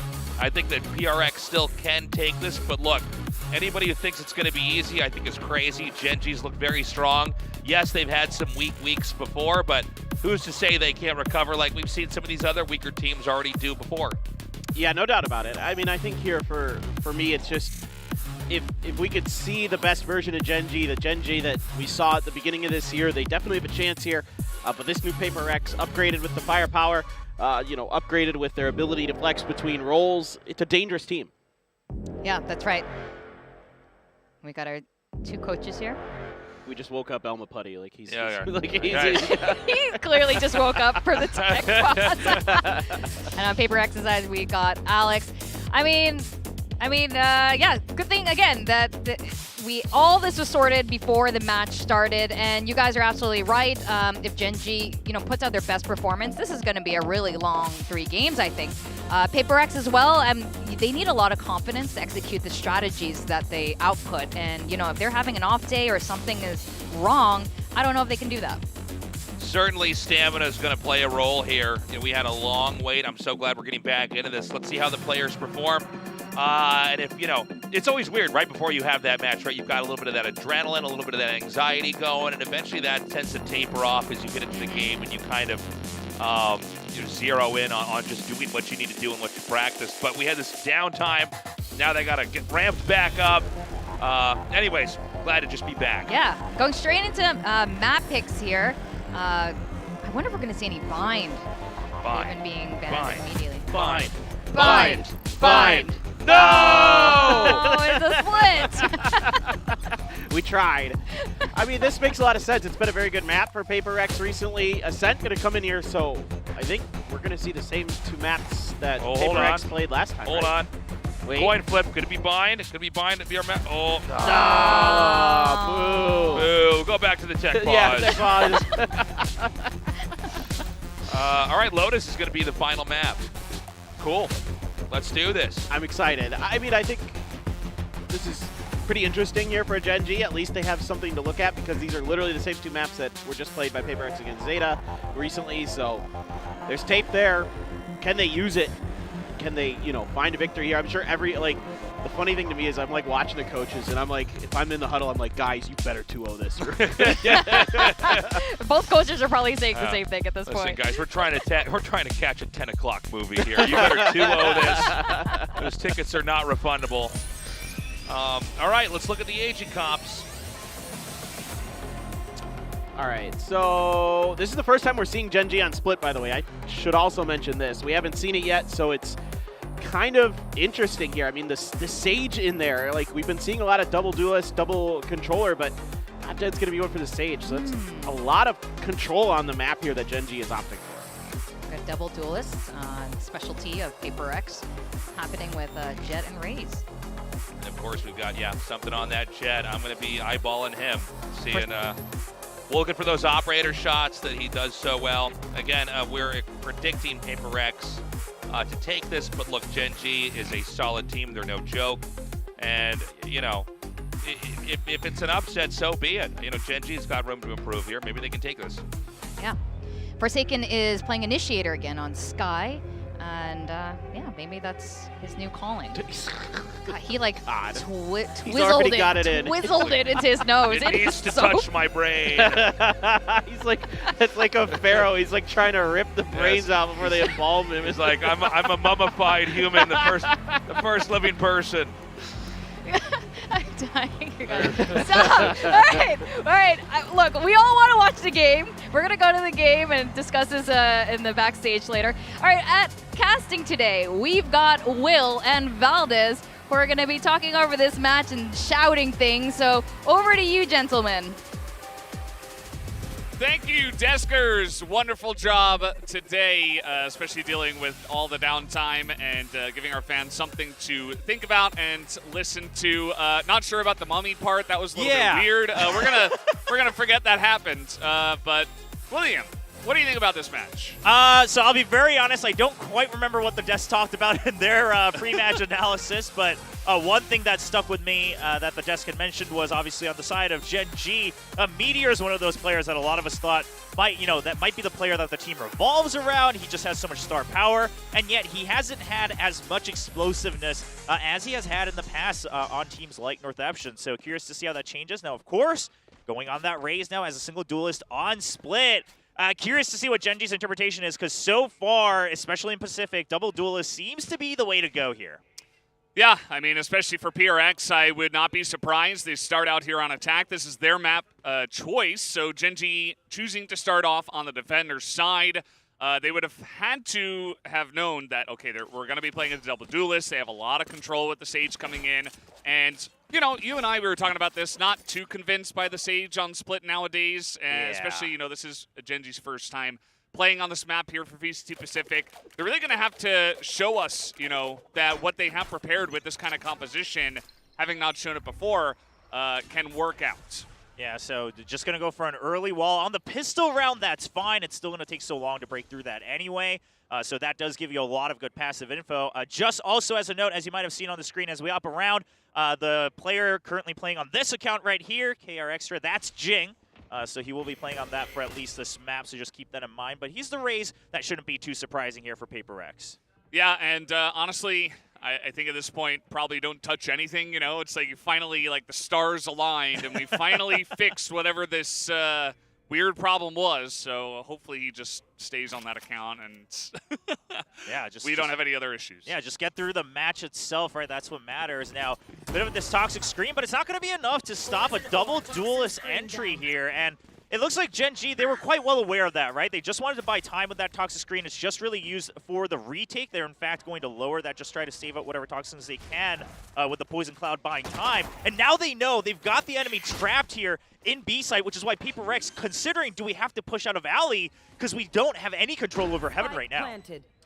Yeah, Snakebite delays the plan for a bit, but the plant is down, and now you see that we have a 4-stack from the side of PRX in the alley back here, as Devi is over here, says, okay, nobody is in the back here, as TS not going to be able to win that fight. Well, that actually really breaks everything apart here for Gen G, because now they've lost control of Heaven in return.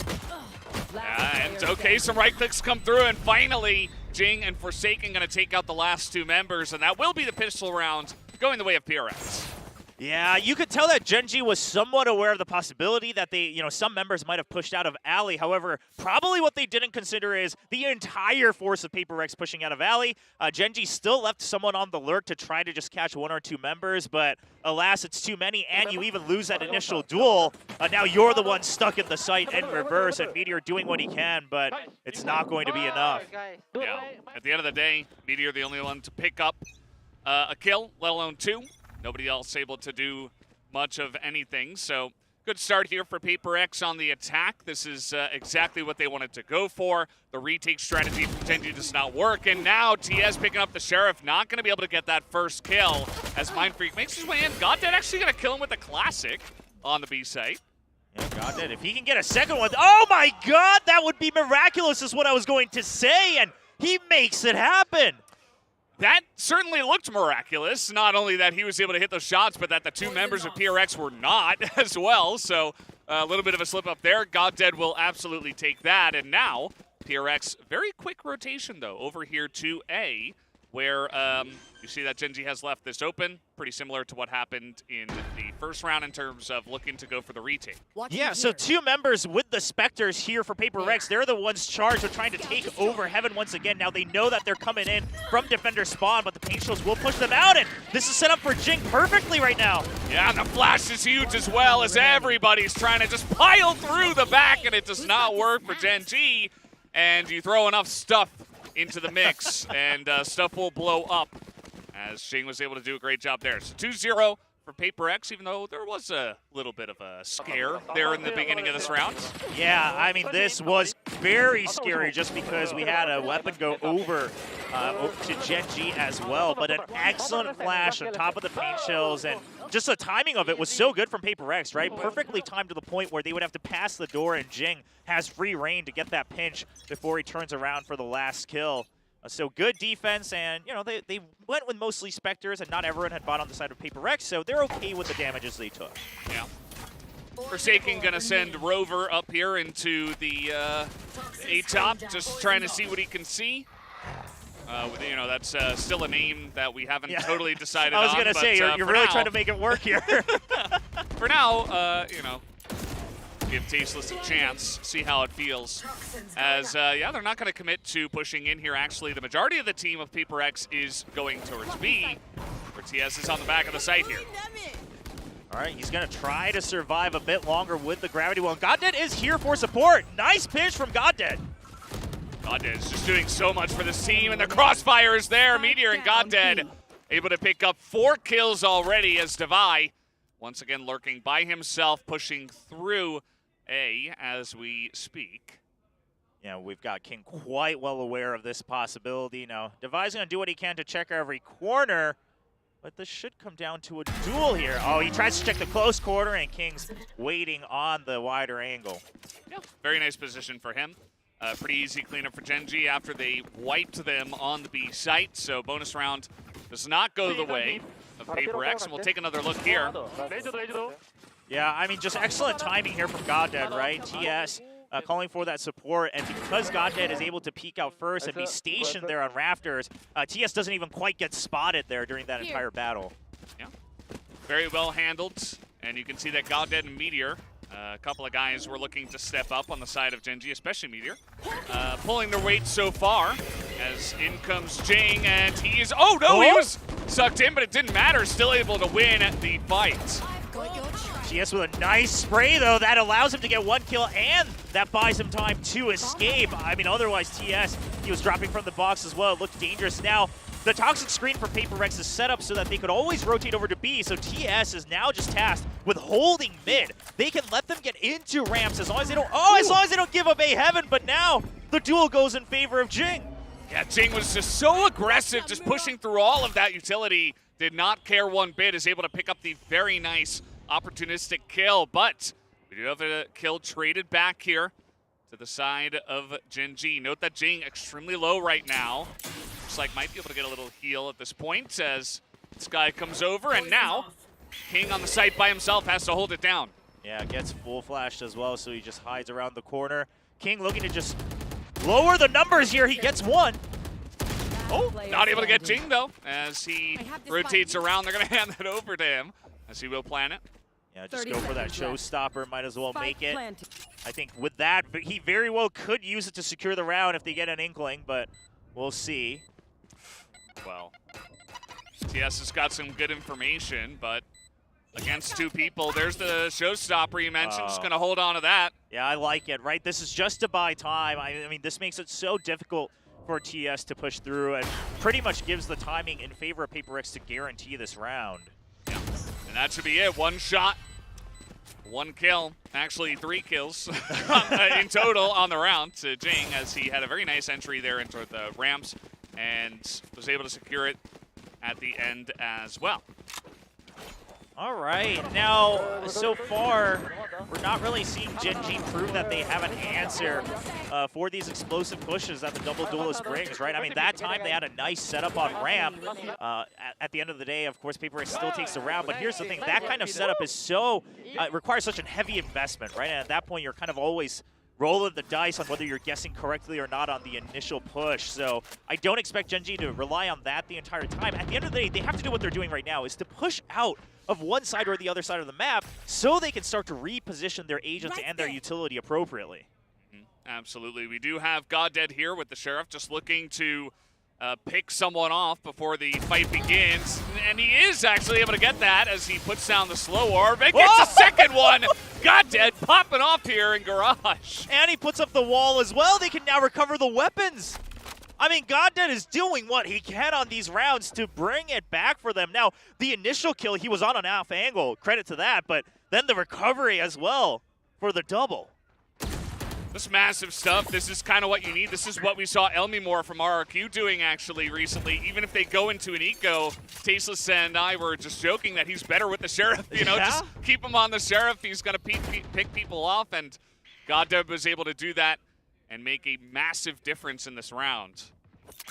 They get the tag over on A-Heaven as well, so they can start really rotating everyone over on the side of Gen G. 30 seconds left. It's not going to hit anyone, but he's getting some decent answers. Oh!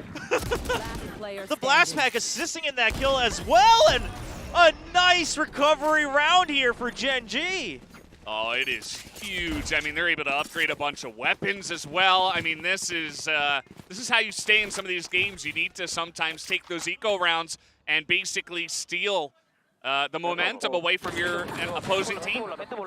But it also, again, comes down to the fact that, of course, amazing shots from Goddead. But because he was holding on to that forward position, they can recover the weapons. Then they just have to stall over on B Heaven. And then they now have the leisure, right? They have the front foot forward to say, we can rotate ahead of you guys by gaining the rest of the information around the map. Guiding Light checks him on A Heaven, and that's a nice rotate to prepare for the eventual site entry.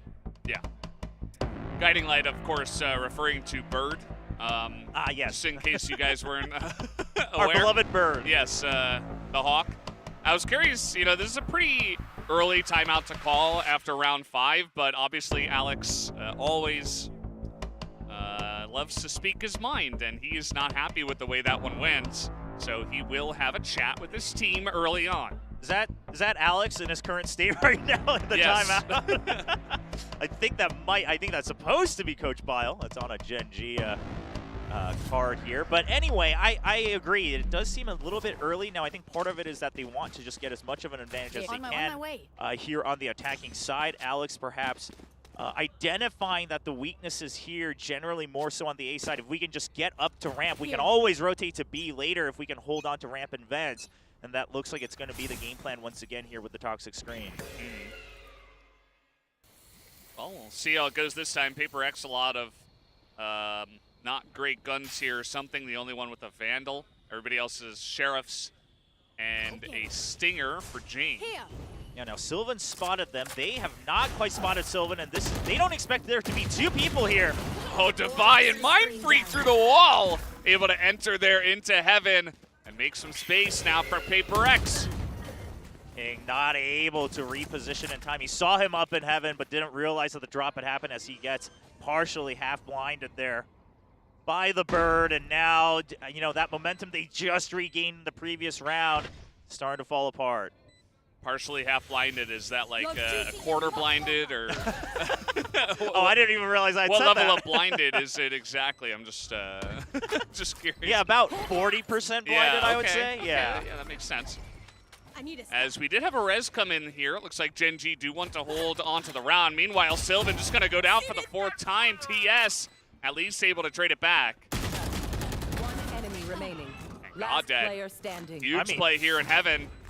Goddead is doing whatever he can right now to keep Gen G alive. And quite frankly, even if they lose split, if Goddead keeps this up, this could very well go to a 3rd map, and then it's anybody's game at that point. Pretty nice stuff here. Thrifty is going to be picked up by Paper X at least.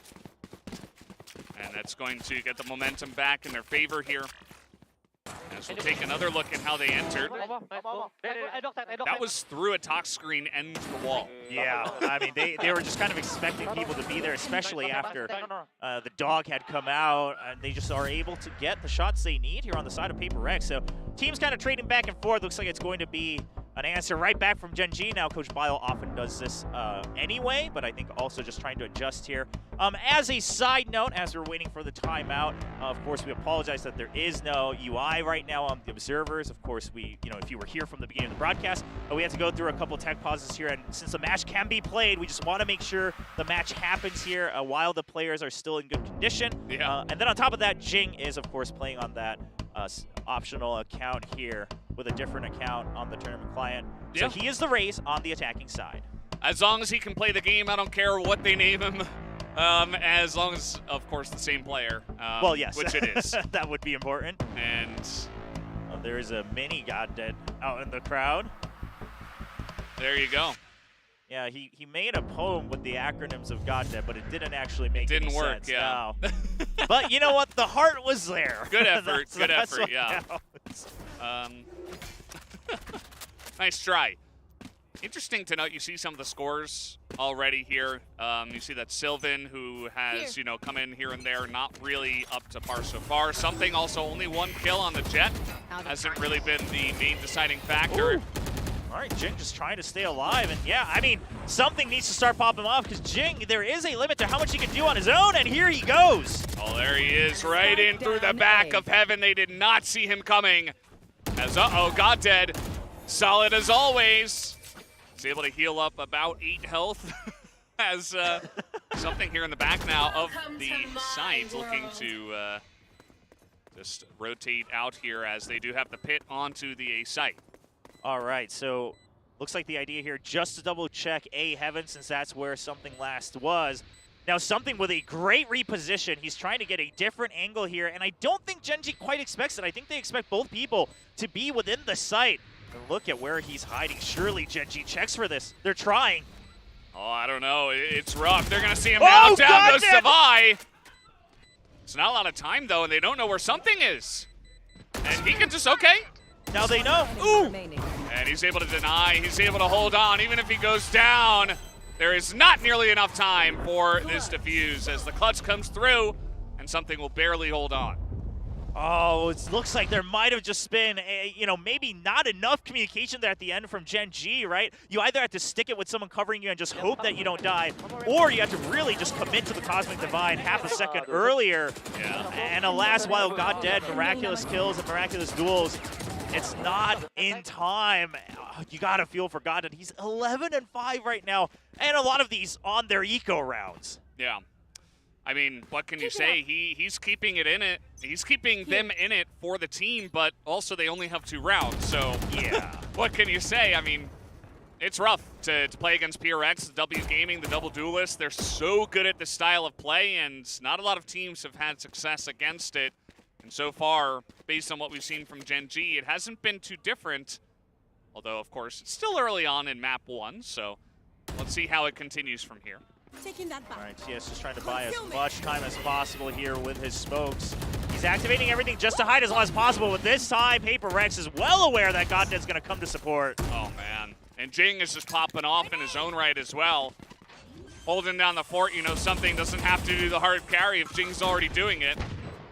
Well, that's also the strength of this roster, right? I mean, even when it used to be Jing and Forsaken, it was like if one of them had a bad day, the other would make sure to shore up that weakness. Oh, he got him with the paint shells as he was trying to jump away from there. Unfortunate for Jing, but already got 3 kills, so what can you do? Yeah, now King ideally, I would say, trying to get into a duel. He's only 1 point away from his Viper's pit. Yeah, if he had gotten the kill, of course, that's the best case scenario, but either way, he's able to fill his ultimate. Now, Sylvan wants to just die to the spike, but he's not going to be given... Oh, he's going to try to run away! He's finished! Yeah. Oh, man. They just come in and, yeah, a lot of sheriffs picked up there, essentially. PRX can just add that to their arsenal if they want to. So take a look. The entry here was so clean. Jing gets in, And there's no real defense for the side of Gen G. Yeah, and I'm kind of, maybe, you know, this is just because of the sense of relativity here, but Jing just seems to be playing actually quite calmer than we've seen him in the past, right? A lot of times when they really come into the W gaming, he's just swinging everyone. They're still getting shots, but Jing just seems to be much more disciplined about the corners he has to check right now on his entry, and it's paying off. Yeah. Cosmic Divide is in. They are looking to commit to the A site. Still two people of Gen G on the B site at the moment. Not 100% believing this, but something gonna peek and make quick work of Meteor. And they check that people are still left here from Paper Rex, so Gen G not able to rotate off of that movement here, but they can't follow through either. The Guiding Light had to fly out so far ahead, and Divide still gets one more as well. Yeah, Divide just hanging out, hanging around, lurking while this team is rotating, able to get one. Get really good information for the team as well. And they say, oh, well, that was scary. We're just not going to... What? He died? There had to have been a gravity well.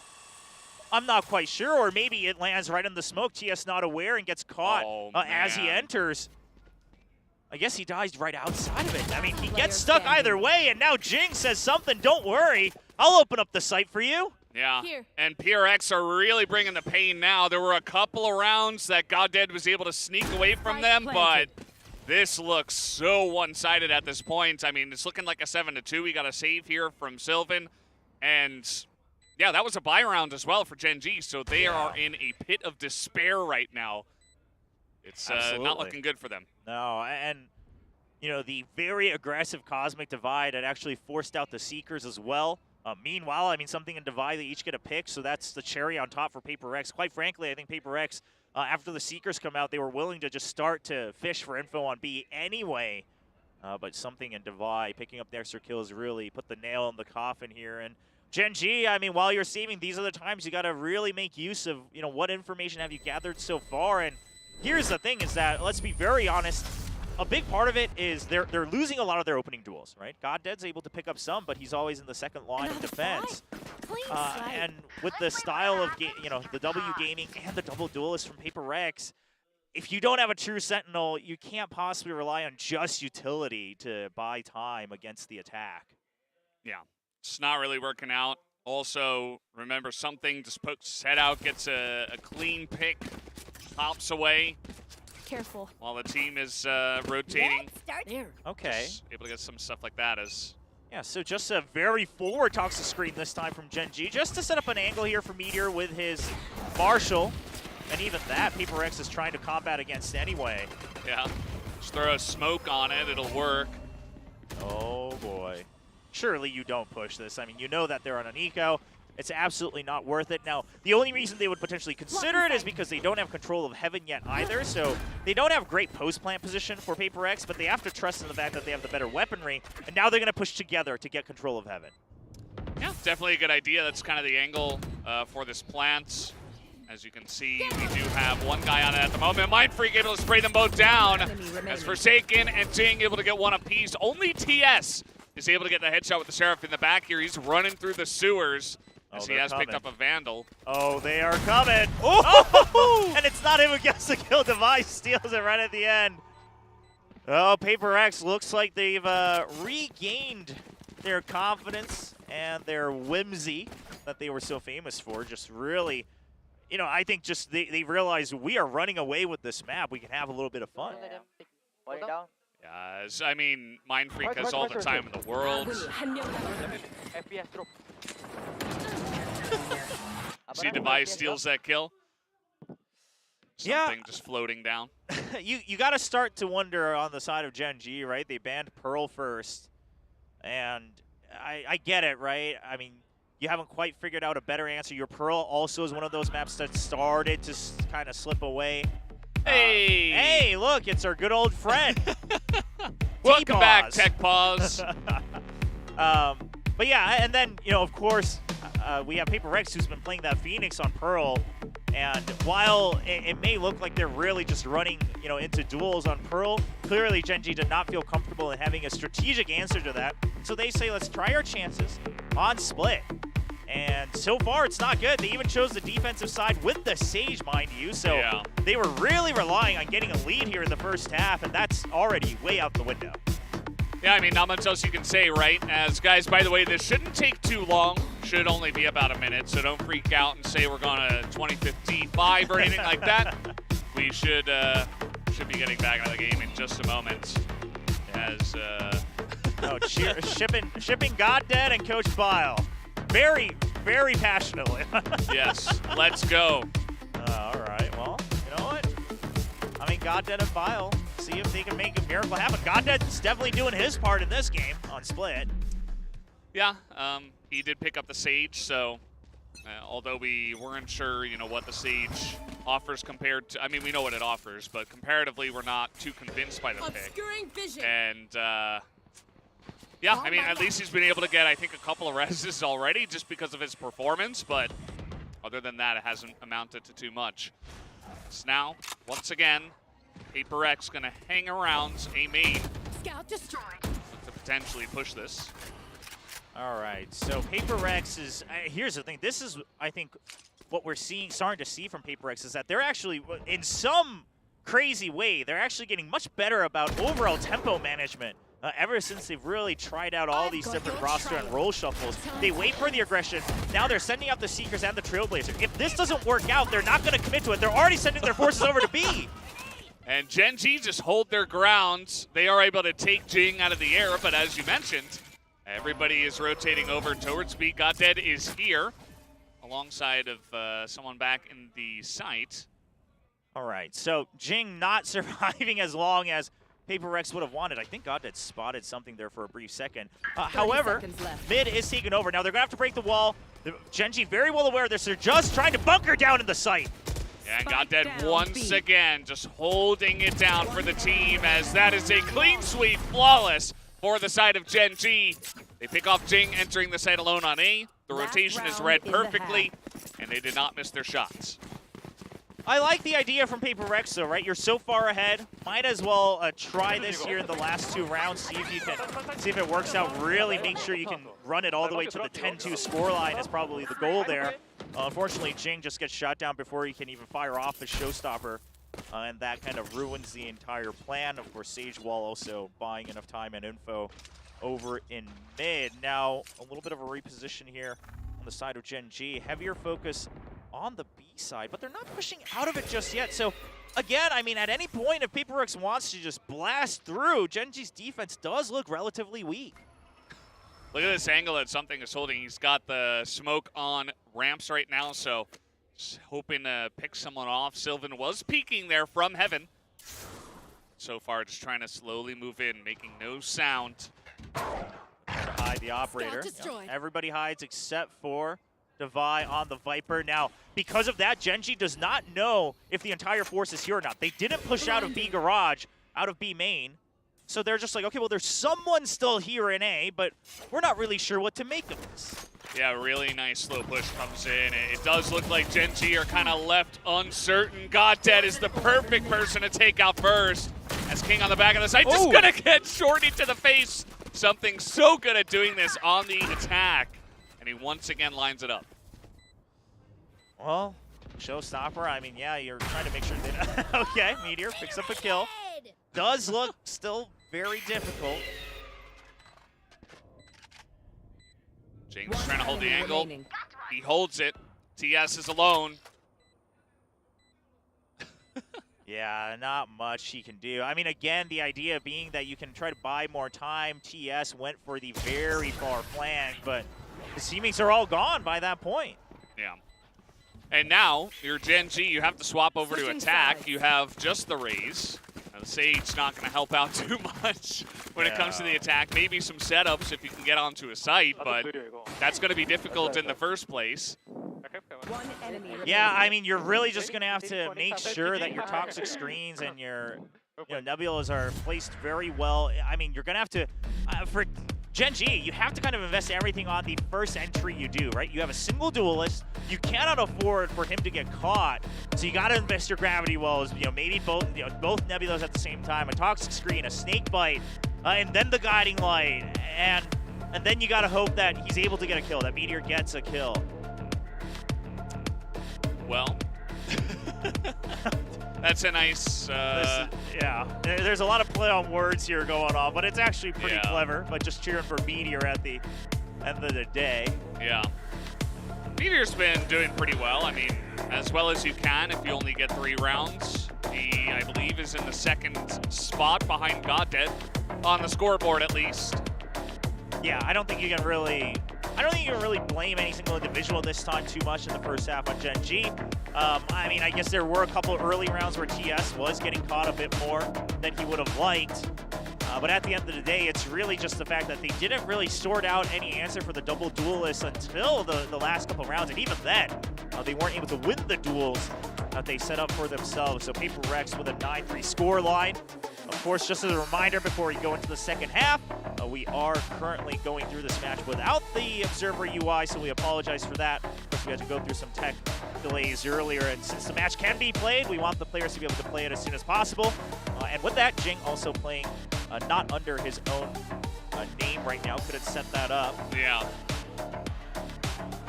We got some nice drawings over there. Looks like Jing and potentially some Pokemon. Although, actually, I think it was just the Boombot and Blast Pack. So it just kind of looks like an oyster of some kind. But, you know, good stuff. You see Jing. He is up top there for the team. 16-6. Doing very well, actually. He's been kind of middle of the pack overall recently, since something's been stealing a lot of his thunder, and then Forsaken on some of these lurks, Divide with some of the clutches. But on this split, he's back with his raise. I mean, this is definitely where he shines. All right, this round, always, we mentioned, will be critical. See if Gen G can slowly catch up, or will Paper X be able to take this pistol round and potentially put them out of their misery earlier rather than later. Yeah, so with all these smokes coming out, okay, well, if Meteor wins that does change what I was about to say. I was going to say, you know, maybe you just accept that the utility's been used, but now you have 2 people in backside, but the spike still has not entered. You have to recharge your toxins, and now there's a consideration here. So Gen G chooses, let's just use this as a bait. Yeah, I mean, it can potentially work, especially Meteor. I mean, he's got 10 health, right? So trying to just get out, but Sylvan's going to be stunned up on his way out. All right, so Sylvan's stuck. He doesn't have a way out, so he's just looking for picks here. Finds one. He gets a kill. All right, and look at the entirety of the team here from Paper X. They're all on Sylvan! Oh my gosh, the bait works perfectly, and this works because... Oh, Meteor even with a second one, but it works because Sylvan had sent the Trailblazer into Alley, and that, before that, Paper X was like, we still don't know, and then they heard the Trailblazer come out, they're like, oh, they want to get that extra space because they don't have Heaven Control. Paper X bites the bait fully, and Gen G just a free plant on A. Yeah, there's no way Divide gets in here. I don't even think he's going to get a chance to die to the spike. Let's see what he can do. He's just trying to run in. Well, they're setting up for, the healthy members to pick up this kill. And Meteor actually gets a third. Yeah, he was on 10 health when he got that second one. Looks like he got healed up a bit from Goddead and then was able to finish off a 3rd kill. So good stuff on the pistol round here for Gen G. Gives them a chance in this match. Yeah, a great start. And again, making no noise, just walking through the smoke. I would have considered it a bit risky, but Meteor wins the first duel, and that changes everything. So now, because of that, they can continue to work off of this B site toxic screen just a bit longer, right? It can continue to apply this pressure. So King just being given for lurking duty, and to combat that, Paper X now pushes out of it. They say, okay, we don't want to play any mind games with this toxic screen. Let's just make sure that they're not setting up for anything crafty here. Yeah, it's a good idea. I mean, you have a Jet and a Raze also that can get a bit aggressive, even from the defensive side as a Snakebite trying to pick up something, but he skirts out of there. Yeah, very low health, though. And one interesting thing, of course, King was standing on that smaller box there right next to the rest of the crate, so he just, something not able to get the initial headshot. King's just going to really whittle him down. Now, with that means they had to Paper X had to give up B main once again. So now Gen G has a bit more freedom to do whatever they so choose. As soon as King makes the call, they will probably go for a 2-pronged attack onto B. They've already taken control of mid as well. Yep. Might as well. Entering right now into tower. Should be able to just run on into this one, as we know. Yeah, but they're still not taking any chances, right? You put the slow over an alley, you put the wall over by stairs, and then King only starts to peek out once his team is in the site, because otherwise you don't know if someone's maybe waiting right in that little entry point into the site. Gen G understanding that they cannot take any hits here if they want to catch up, right? They got to really roll the snowball as much as possible to carry over all their weapons.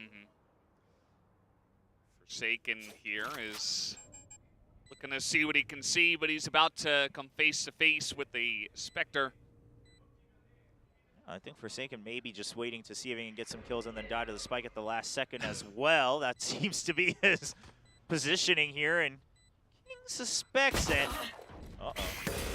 Well, the blind actually works out. Forsaken got the kill, but he did die to TS. Yeah, but here's the thing. Meteor stuck here with low health, not able to keep the weapon. So that is a little bit of damage done. Now, of course, Kings was recovered here by his teammate. Yeah. It's a good stuff for Gen G, able to pick up 2 in a row. As, you know, even from the attacking side, it's been going well for them. Going to the Astro 4? I'm not sure, Astra. Let's see what they do pick up here. We do have just, you know, another Spectre picked up. We have a Ghost held on to for TS. Not really overcommitting onto any buys. They're holding on to a lot of credits here. And they're going to just roll it in with the shorter weapons. They're just going to wait to see if anyone peeks out initially. And then once they're able to just inch forward bit by bit, they'll probably continue, manage the toxins like that, continue to check each corner at a time. And they're not hoping for everyone to survive. They're just trying to get into the site and get the plant. Oh, boy. The perfect lineup there. Yeah. What can you say? They gave it a shot, but something was in perfect position to pick up 3. And now TS is alone. Something will take him down. Paper X are back on the board.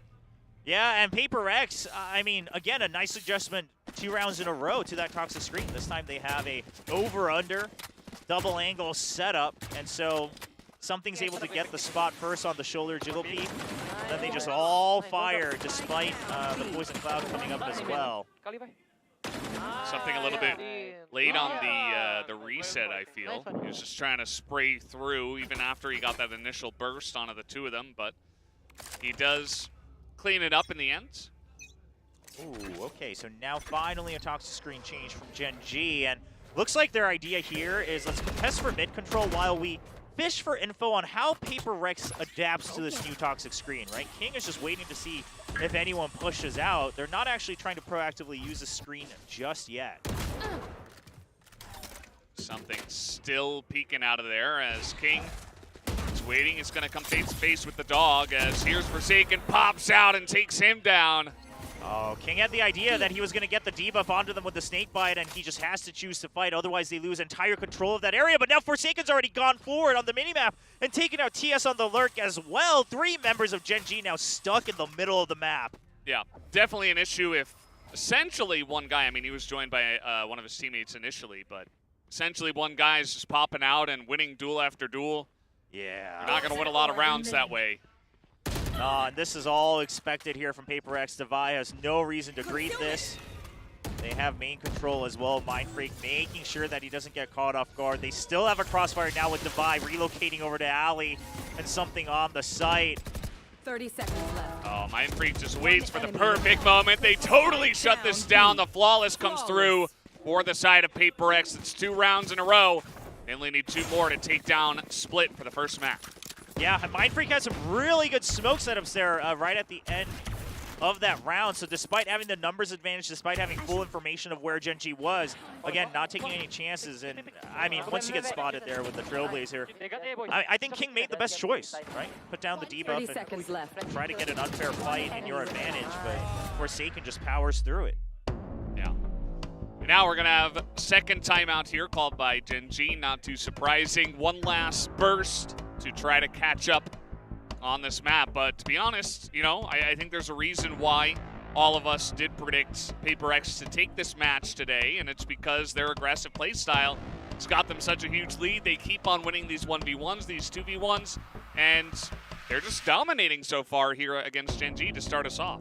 Yeah, I would agree. And as they talked about on the desk briefly as well, it's not just mindless aggression, right? I mean, we're kind of seeing the top peak potential of Paper Rex once again. We're starting to see hints of that where you really see them having these micro adjustments in their movement, their utility to always set up for these double angles, these double peaks, and these crossfires, even on the attacking side in the first half. And of course, surely now on the defensive side, Sheriff round coming in for Gen G, and if they lose this one, it's match point for Paper Rex. Yeah. Well, just pray to God dead and hope something goes right, and maybe Gen G have a chance. It's not looking too good, William. Yeah, but if God dead, then who will hear your prayers? Oh, no. Blinded. Here. That's a question for another time. Well, just hoping that someone walks into their crosshairs, and Paper Rex, I think, giving respect to especially God dead, who's been on point with his Sheriffs today. Oh, he doesn't get bitten by it. Yeah, there he is again! Yeah. Not before Jing is able to pick off one, though. And now trying to push in here. They do not see Devi, who is always holding these weird angles. That one not the weirdest we've seen, but that's going to be 2 kills to him. And now Sylvan says, well, give it a good try and see what I can do. He might be able to upgrade here. Yeah, but he's not aware of something already behind him. Yeah, he has no idea. Too many angles to check. Yeah, something has Blade Storm. I mean, there's... It would take a miracle at this point. Absolutely. It would take a miracle, actually, for Gen G to come back from this one. And I think especially on, even though we all predicted Paper Rex to begin with, now having, once we saw the map's picks and bans, I don't think anyone really expected Gen G to come out swinging on Split. Even though that they left it open, even though we've never seen it, this has just never been the type of map that these players would absolutely excel at. Meanwhile, obviously, it's one of Paper Rex's favorites, so not surprising, but God dead saying it's not over just yet. Yeah, they got Seekers, they got Meteor already on the site. This will be a strong entry for the side of Gen G. Up a member already. Found one. And eventually they will plant that right. Yeah, just making sure God dead, not only does he block off Alley, but he creates this nice second angle for Heaven. Going to be an extra kill that they absolutely want. Now, Gen G had waited to plan as well, just trying to draw out utility, see if they can whittle down the numbers on Paper Rex. Also, since most likely Gen G will close out this round, actually, hold that thought, Forsaken's in the site. Sky's out. Yeah, they are just really forcing this one. They have a pretty insane economy at this point, but now that it's 2v5, I guess they're just going to save from here. Yeah. Not the most Paper Rex thing to do, but, I mean... Might as well in this case, because there's basically no chance. Something's still going to peak this angle. And again, their economy is great, so.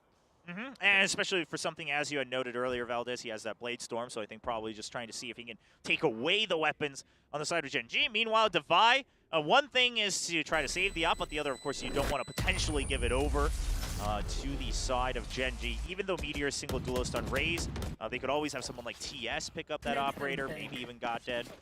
So just don't want to give them that potential option for free.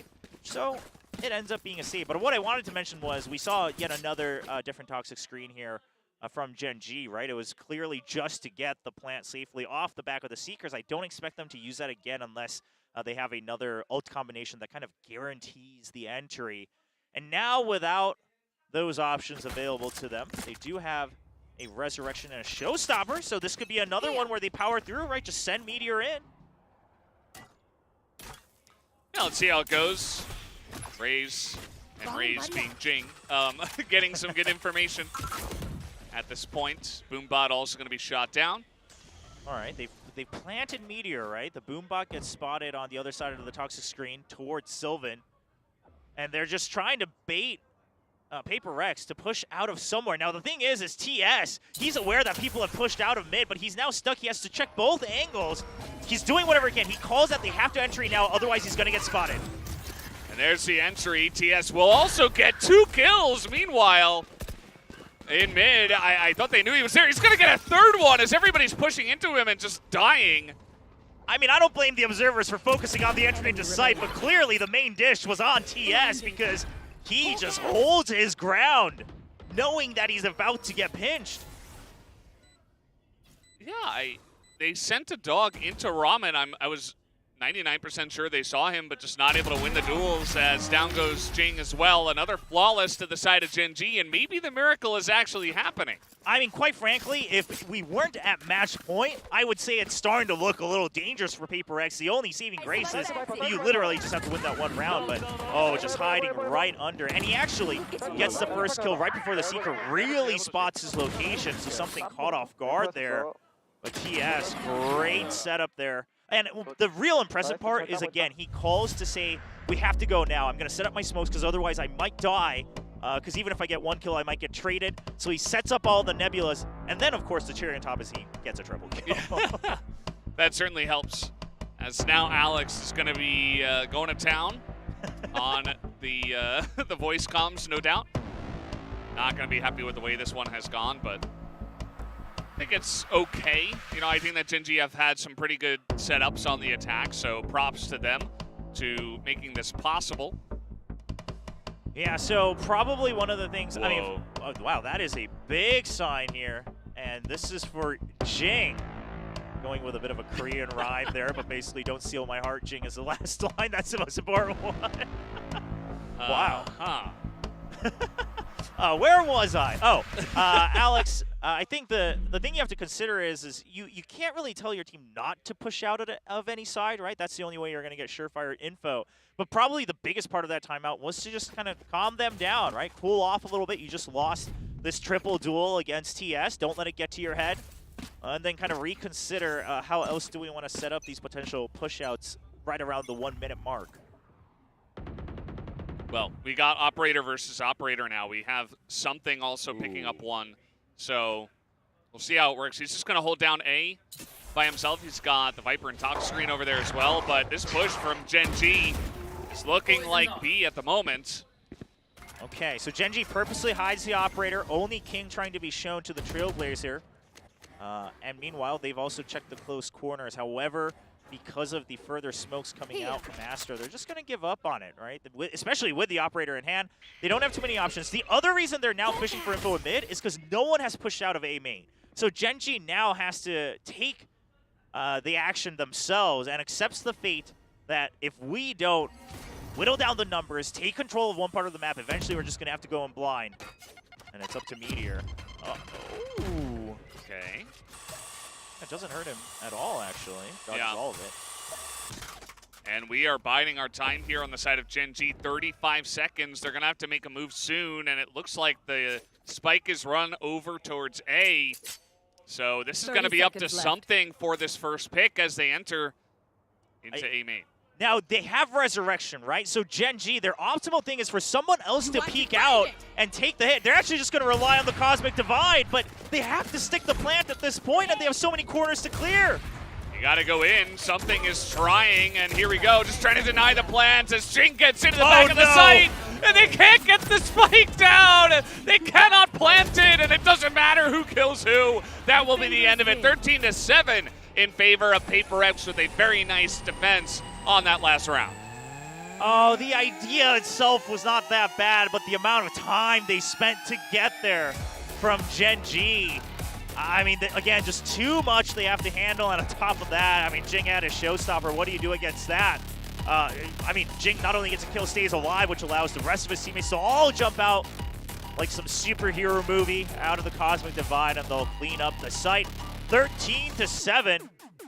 You know, Gen G, I think they finally started to get warmed up there towards the end, but they just gave way too much of a lead to Paper X. Yeah, I mean, 9-3, no curse today. Feels like that curse doesn't exist here. Haven't seen a lot of 9-3 reverse wins happening. It's been a while. So it was just a great start. The double duelist, the W Gaming, they took too many rounds on the attacker side. Gen G not really able to get much done as once again, every single time I see split, it's like, oh, well, this is supposed to be defender-sided. The attacker side is always seemingly getting a lot of wins in the rounds, and our stats are telling the same story overall. Just just seems like our teams are finding a lot of success on the attacker side on this map. Yeah, I think that's especially even more true in Pacific. I think at least up to last week, I think Pacific had the highest attacking win rate on Split. And I think part of that is also a lot of Pacific teams just don't like this map, so even their defense maybe not as well trained. But here's the thing, I mean, Jing popped off this map, and while some might want to say, well, they just really won off of Jing's carry, on the other side, Godden was trying to answer back, at that same tempo. But overall, Paper Rex winning more duels and having a great explosive attacking first half will be able to secure map 1. Yeah, it's basically what it came down to. Something also started off pretty slowly. He ended up with 3 first bloods, so not half bad. He was also second place on the standings. Also Mindfreak with 3 first bloods, pretty interesting stuff.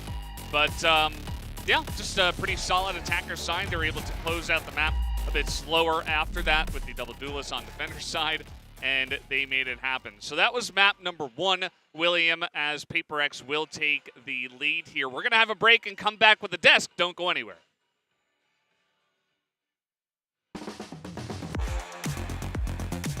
This is huge as well, as everybody's trying to just pile down to a duel here. In at the fight. Yeah, Jing was just so... Lower the numbers. The fight begins. And meanwhile, Sylvan just going to go down. Okay. Now they know. Ooh! Deny. He's able to hold on, even if he goes. He's activating everything just to hide. The other would make sure to short. I'm believing this, but we do have one guy on it at the moment. Mindfreak very well aware of this. They're just trying to bunker down. Yeah, you're trying to make sure they don't get. He's trying to hold the angle. With all these smokes coming out, finds one. He gets a kill. All right, and look at the entirety of the team here for Paper X. They're all. Oh, boy. The perfect lineup. Something will take as here's Forsaken. 30 seconds left. Now trying to push in here. They do not see Debai, who's always holding these weird angles. That one not the weirdest we've seen, but I thought Forsaken's in the sight.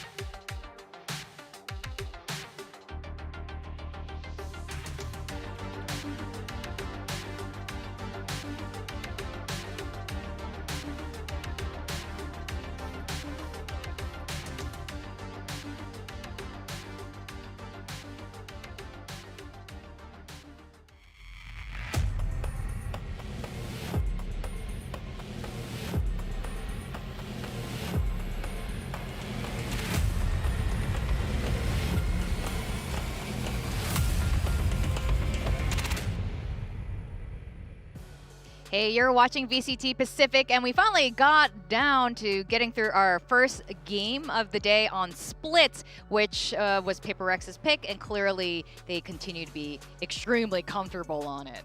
No doubt. And this is just like they're home now, right? Yeah. That's 4 wins in a row on Split for them. They're just dominating a lot of the aspects, especially on the attacker side with this double duelist setup they've got. And you don't even need something popping off on the attacker side. It was really just Jing who was, kind of carrying this team. I'm sorry, that's not Jing. It's KR Extra 002. That's right. That's his true form. That's his real right. identity. That's right. They've unmasked Jing. Yeah, Jing, that's like his Bruce Wayne name or whatever you want to call it. Look, we saw kind of what we expected to have happen. I don't think Gen G looks bad, but PRX is popping off. They're playing really clean. They're very in control. Obviously, we think that's a pretty good map for them as well.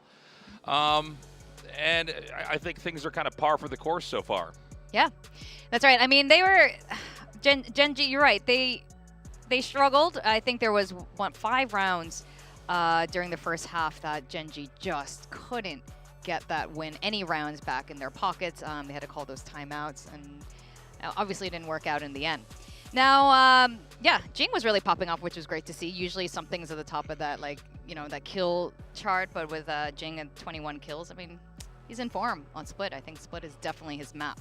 Now, Gen G did have really good strats as well. We did see it on round 5, a really interesting play. Yeah, this is really like a highlight of a lot of the things I wanted to see for Gen G, and I had like a lot of confidence that this was going to be good. So the first thing I want to note here is, yes, GodDead gets some huge kills here.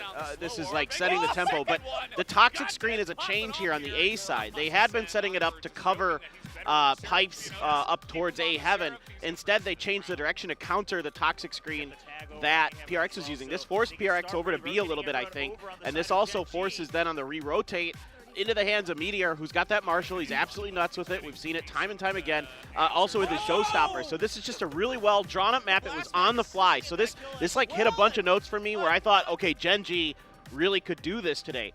GodDead playing well. They're able to find those mid-round or mid-map adaptations without taking a timeout. So I was like, this is good. They're looking good. And then after that, it was not. Yeah, yeah. I mean, the second half did look a little bit better for them, almost. But before that, we were talking about the first kill to round conversion wins for all the teams, and Paper Rex was just astoundingly high, like 82% conversion rate, which is crazy, and they definitely proved it again today. Yeah, there was a clip I wanted to look at. It was with something up here, and we talked about this is a lot of this is going to come down. Can they get that first kill? And something absolutely delivered here. I mean, one thing about Paper Rex is they're just good when it comes to their picks, and so a straightforward round here. But this was an important moment because in the early part of the second half, it did seem like momentum was beginning to build here for Gen G to come back, and players like something they come out, they shut that down, and I'm starting to feel like this is probably going to be a 2-0. Would you guys agree with me? It's looking pretty straightforward. Yep. What would you say? Yeah. Yep. Especially with King playing as bad as he did. I mean, if he can bounce back, have a better map. But King had 4 kills total. That's unacceptable from a player of his caliber. And he's been, again, sliding in the wrong direction for Gen G, just like a lot of the teams. So I have deep concerns. I mean, yes, Split is a very good map for Paper X. They've shown it to us, throughout this stage. They're comfortable on this map. They like it. This is the first time we've seen it for Gen G. But also, you should have a ton of time to prep and prepare for this map because you've seen it so much from the side of Paper Rex. And Gen G is a team that I would think with their coaching staff and their players should be a good anti-strat team. It's been a little weird, isn't it? I mean, seeing King perform as poorly as he has. The truth is, Gen G, when we talk about this team, this is a player that we a lot of times are highlighting. Like this is going to be our pick. This we want to be following this guy closely and seeing how he performs and can he keep up with the other MVP on the team. But yeah, I mean, almost no action from King at all here. Yeah, quiet, that's right. I mean, look, the next map is Ascent. That is Gen G's pick. I don't know. I mean, Paper X does start on attacker side. I don't really know. I feel like it might go into 2-0. It's almost like Paper X is making up for all that lost time in the beginning. But, in the second half, Gen G was looking stronger. But what was it? Was it just, are they just not on form today? Or is Paper X just too good on Split? I mean, I think they're too good. Their firepower is really good. they do a good job mostly of pushing and pulling the map. I liked some of the ideas from Gen G, especially on their defender side, giving up some space, but they weren't able to recover. Some weird mistakes here and there as well. But they were on the ecos a lot. Yeah, I mean, they switched over to the attacker side, and they had some good maneuvers, like the pistol round. They're able to sneak Sylvan in deep into the site underneath, like Will was pointing out, underneath the noses of Paper Rex a bit. But at the end of the day, that 9-3 start for Paper Rex is it's just too much to recover from. Yeah, that was, I mean, it would have been way too much of a climb to come back. Yeah, good try, though. 13-7, they did climb a little bit. I do agree with you guys. I do think it's going to be kind of a 2-0. It could be. I mean, it's been weird just seeing Gen G underperform the way that they did. I mean, this is such I think coming into this event, it's like a pretty straightforward team pick, right? I mean, Gen G, first of all, the lineup was obviously so solid. I always think of them as these are all the best players in Korea that are not on DRX, right? Gen G showed up a little bit, later here to the Valorant game, scooping these guys up. But yeah, I mean, they're the team that started out looking strong, and it seemed like it was going to be an obvious second place or third place, and maybe it still is. But what's been going on the last couple weeks? It's kind of weird. It's kind of hard to figure out. They just are not making the right connections. They seem to be a little bit more disorganized. Paper Rex, on the other hand, they seem to really have leaned into their form. They're looking great. They're feeling confident, and it shows. Yeah, you're right. I mean, look, they lost the last 3 matchups already. Gen G knows. I mean, look, they're also high up on the standings, but at the same time, losing another match, this is not good. Even if you make it into playoffs, like going in looking like this. Yeah, you can't be sliding downhill like this, and it's tough to recover from that. Some teams can, like we saw Talon was able to turn it around and get some pretty impressive wins and at least give themselves a slim hope of making it to the playoffs and things like that.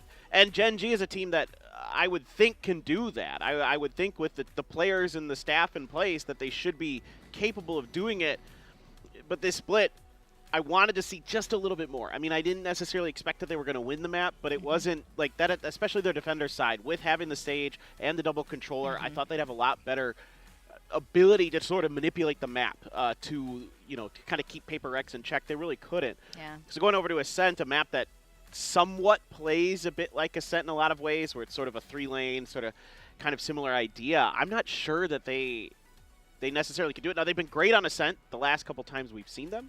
They beat T1. They blasted T1 when they played them. It was 13-5. They beat DRX at the Guangzhou Esports series, but they've only played Ascent like 2 times in the last 6 months. So, again, hard to say exactly what Gen G's going to do. It's weird, too, because, like, with them winning all their wins in a row, and then they're comboing all these losses. I mean, if this keeps up, they're going to kind of just be another team that's right square in the middle that we're going to have to basically wait for the bracketed format to figure out where exactly they stand. But hopefully they can pull it together. It did seem like those timeouts they did call, they were able to kind of tighten the bolt, so to speak, and kind of improve and take it step by step. But, yeah, I mean, I'm with you, Paper Thin. I don't know really what to make of Gen G here. And, again, it's really self-evident when you look at a team like Paper Rex, which is just so in your face, so able to make stuff happen, so able to shut you down. Yeah.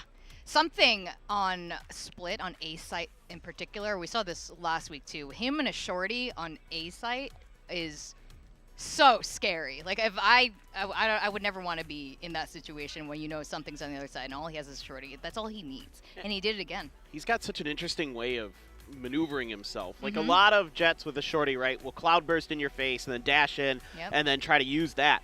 He finds angles. He doesn't even have to use his utility. He uses the passive dash. Yes. Or the hover, excuse me. Yep. The hover that she has to kind of keep people off balance and sort of make it harder to find the crosshair placements. Yeah, he's very good at aerial shorty jet plays. It's really interesting. He's very good at getting right above you and punishing, but yeah, I mean, I think that's why he's such a scary player, right? I mean, he's obviously very good with a rifle, but between operator and the shorty, you're kind of covering the full range of all the weapons and abilities, and it's very impressive.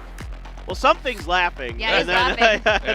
Somebody else had their head in their hands. He just imagined a new way to fly down and hit you with a shorty is what happened. Yeah, little wrinkles forming on his brain as we speak as he finds new places to pop out with that. Yeah, I mean, look, something was great last round, but Jing, I would have to say, or what's a KR, VCT KR Extra was, you know, a star player on the last map. But we are gonna go into Ascent now, and let's see what their team or the agent comp's gonna be like this time around. I do think that this is a good map for Gen.G. Good God. What is? It's gotten what is bigger. that? It got bigger. It's like a. That's bigger. It was like a tiny whole paper towel roll for a mouse or something. Like there was a bigger one in there. He needed more toilet Like the paper whole than roll. no. Yeah. Ooh, Forsakens back on Fade. But okay. I mean, that worked last time. Yeah, why not? But yeah, look, I think Gen.G. This is probably a good map for them. I think they should fare better. I do think Paper X probably still takes it. I think it's going to be a lot closer, maybe a 13-11 or 13-10, something like that. Yeah. What say you, Paper Thin? I mean, it is a super interesting composition, you know, Jing on that Sage and, you know, kind of an off duelist, sort of like everybody talks about the Battle Sage and that kind of thing, but it is a really kind of weird comp with the way that the walls get broken so fast. They're more about information than they are other things. Sometimes there's some TikTok-y stuff that comes out, but we'll see with Paper X how they want to handle this. But it looked pretty good against ZETA on one of ZETA's strongest maps. Yeah, that's right. All right, with that, we are ready to get into Game 2. On Ascent, we have Gen.G versus Paper Rex. Casters, we have Will and Valdez. Do you guys, are we going to end it at Game 2, or are we going to go into Game 3 today? I'm expecting a 2-0. What about you, William? I think that first map was pretty convincing and kind of what I thought even before the first map, to be honest. You know what? I'm going to be the odd one out. I think we're going to go to map 3. Maybe there's a pattern there. Well, I will say this, right? I think this map better suits the matchup on the side of Gen.G, right? Not to say they necessarily have the advantage, but I would say we should expect them to hold a better fight than on Split. On top of that, it seems like some of them is finally getting warmed up on stage towards the end of Split. So I think there's a decent chance here. And, well, again, like Paper Thin was saying on the desk, we'll have to continue to see what more Paper X can show us with this composition, because we've only seen it once from them here on Ascent, and that wasn't exactly all off the back of the theory behind the comp, but much more their individual performances as well. Yeah, I mean, they really took it to ZETA last week, so I'm not surprised that they just go for what worked and try to run it back. Looks great on Split. And here we go once again. It will be Paper X on attack. Yeah, right off the bat, it's going to be the push out of mid with the high flash drive. We don't really see this too often on the pistol round, but they're just going to commit to it. Oh, no. Okay. Okay, well, now it's going to be Paper X's trap, but no, it's going to be Devi on the flank. Yeah, so they tried to really throw a wrench into the gears, and the gun got jammed halfway through, I guess, because their strategy fell flat on its face as Paper X cleaned them up in mid. As they'll take another look. That's wow. just totally blind. Yeah, he was flashed as well. It's been less than a minute, right? I can take that back. I think it might be a 2-0. I don't think we're going to go to a map 3. I mean, Paper X, you know, not entirely well prepped against that push, but also not taking, you know, their own risks. They are able to regroup very quickly, and of course, the early kill helps. Here comes the push. Paper X not wasting any time. So they make their way into B. You see that King is way back here on the spawn. They're going to give this one up for free. Yeah, Gen.G just, you know, they decided to stack A site. Now they did leave the turret here, and King just watching mid, but that didn't stop Paper X from wasting any time to get into the site. Now, Gen.G's doing what they can to get an entire wraparound, and Jing's ready for it. He's on the run, but he's not going to get away. Yeah, didn't quite expect the omen. Oh! Okay, Meteor buying time. Oh, he got a couple of really great shots, but the shorty from that angle not good enough. As that will be the cleanup from Devi hanging out around the wall. Got pretty interesting there as Jing pushed out aggressively, but it's still a Paper X round win.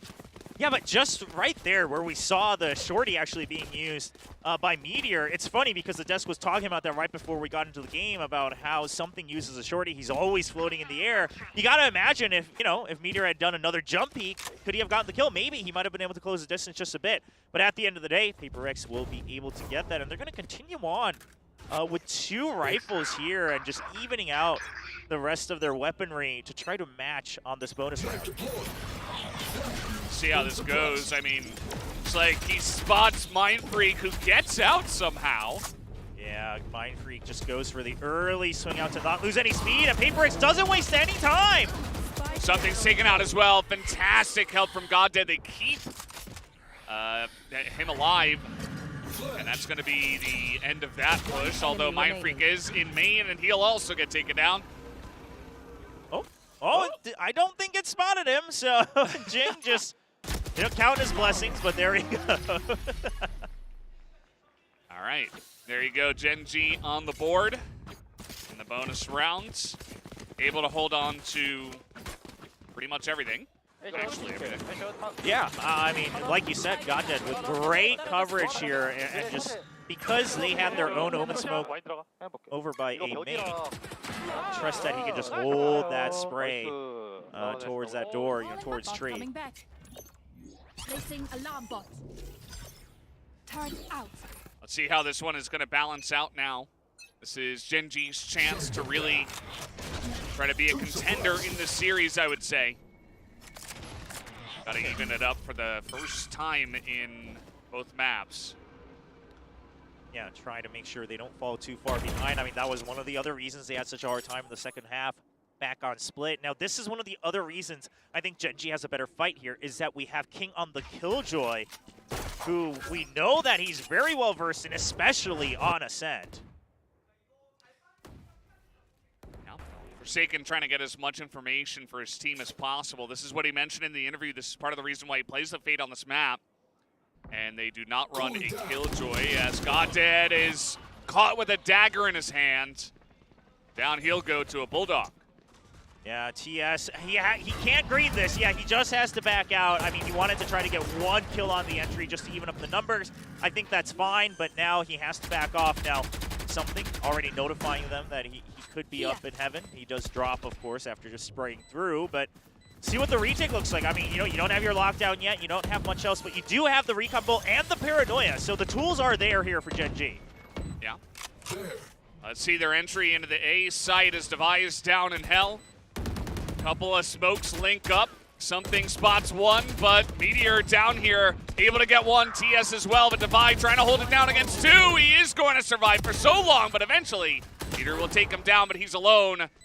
And he does not have much health. He does get cleaned up by Mindfreak, who will take a 3rd round for PaperX. Yeah, a nice try from Gen G. It wasn't as explosive of a retake that as we might have seen from other teams, but still very methodical, even making sure that they can set up that crossfire against the switch, right? We first had King kind of looking down from the far corner of heaven, and then Meteor drops down next to Gen. But the problem being, of course, that they're not able to win the duels immediately, and Meteor left all alone to try to fend the eventual 1v3, only able to get one of those remaining 3 members. Yeah. Well, don't tell Achilles at home about Eco and his gun choice. But other than that, it does look like, wow, Mindfreak with a first blood this time. Don't see that every day up there on top of the wall. Yeah, just counters the potential play here with their own util, and they're just pushing through again. Meteor in the smoke, he's gonna get one. King also there as he's up on heaven. He takes down 3. As that was almost as many kills as he had in the last map. Jeez, you didn't have to do it dirty like that. My goodness. Well, I mean, a great hold and some great reactions as well. Now, Mindfreak, oh yeah, they didn't even spot him. It wasn't like the haunt was used there in a main, it was used deeper. And it was taken out immediately, but King's already here and just a nice reset on for the 3rd kill. Very nice. Now, I expect this to be the pattern. If PaperX continues to try to push through within the first 30 seconds, I mean, especially if they accidentally choose the site that King set up on, it's not going to go as well as it normally does for PaperX. I mean, Ascent in general is a much harder map to just push through. You're working off of a single duelist, and then you're, okay, going up against King on the Killjoy. There's a lot more difficulties. Ooh. It's not able to hit any of the knives, so Meteor's like, well, I guess I'll just back away then with my poor little classic. Yeah, but it's a pretty classic. True. I mean, yeah, not very poor, I guess. As Something able to win that duel. King not able to get it this time. And that's unfortunate for him, as Something now showing that aggression on the Jet. Yeah, now Paper X, because they didn't have any further setups and they're currently waiting on another smoke to recharge from Mind Freak, they can't fight for mid control, so they just have to gamble that they will be ahead in the rotation. Gen G, they're playing for retake on B, and they actually intercept the spike. Down B. That's pretty huge. They're trying to take down top of mid as well. Devi is alone here with the Sheriff. And he's not going to be able to get anyone as they get onto the site, but they don't have the spike. But they have the Omen ultimate. Now he he just gets off of that debuff, and they're all trying to crowd around it. They couldn't block it. I mean, that's one. Yeah, that's one way you can try to do it. Make sure that the Omen can't place close enough to it. But alas, all right, his own ultimate here from TS just to get a crossfire. I like it. Yeah, and enemy remaining. But weapons recovered here. Okay, TS. They're going to play it safe. They're going to wait on the site here. We got Something in Boathouse. He is not going to get picked off. TS very low. And down he goes to the Phantom of Jing on the site. Man, I mean, Gen G even aware of the fact that the Omen could use their ultimate, doing what they can, but here's the thing, that the initial weapon from King able to be recovered, and then Eco not able to stay alive, in that connection to defender spawn, gives away another rifle, and then Jing standing on top as well. You can just see, him kind of smirking and saying, yep, that's how I expected it to go. Yeah, I mean, Paper Thin mentioned the TikTok angles with the Sage wall. That's definitely one of them. You're not going to expect to see a Sage flying in top of the air on the B side unless you know about that specific one, as, it's not the first time we've seen it, but definitely kind of messes with your brain in terms of what you have to check. And man, I mean, this is just so PRX, right? Meanwhile, teams like Gen G or other teams like DRX, they'll often use all their utility within the first 30 seconds to gain info. And Paper Rex, what do? They say, okay, let's change up the tempo. Let's just cut noise and then break into the site, because at the end of the day, we're going to go in as 5 anyway. And now they keep main. They have another high angle. I mean, at this point, you got to expect it. But even then, it's still such a hard angle to choose because you don't know exactly which railing he's going to peek out from. Exactly. And they are getting so much value out of these pushes on the B because of this as well. As trying to redefine the VCT Pacific meta, and Divide just pops out, and Meteor is alone, and Market gets taken out by his opposing Jet, and Paper X's dominance does not end with Split. They are coming out to play here on Ascent as well. Yeah, I mean, I think that last couple duels just shows once again that Paper X is absolutely much more dialed in here. I mean, that kill, sure, it's the position, but and Divide with the surprise on the first kill, sure, but not able to get traded right away. The peek from Something onto Meteor. Paper X is just quicker right now, and a lot of their duels just a bit more accurate, and it's starting to show. I'll find you. Yeah, now they're going to go fast on A, really mixing with this, as they do have the Fade ultimate. As Something gets in, and he gets the kill with the shorty again. And that was the only thing he was given to do. His one mission was to, okay, break open the site. Now God did with a spam through the smoke. It's still a little difficult because of the operator. Okay, Rez just straight up on the site here behind the box as they are protecting him as Jing. He will not be denied. This lands on the A site. Now you gotta say, I mean, you had a chance when it was 3v3, but the Rez came out. You could not deny it. And in some ways, I mean, Jing with the very proactive Rez actually basically using it as bait, right, to get an extra kill here before the plant. Yeah, it's really good stuff. And that's going to be another clean round to the side of Paper X. Got Dead nearly able to stop them in their tracks, but again, we keep saying his name and pretty much his name alone. King had the one round. Yeah. Gen G don't really have an answer. Oh, Something's coming for the op.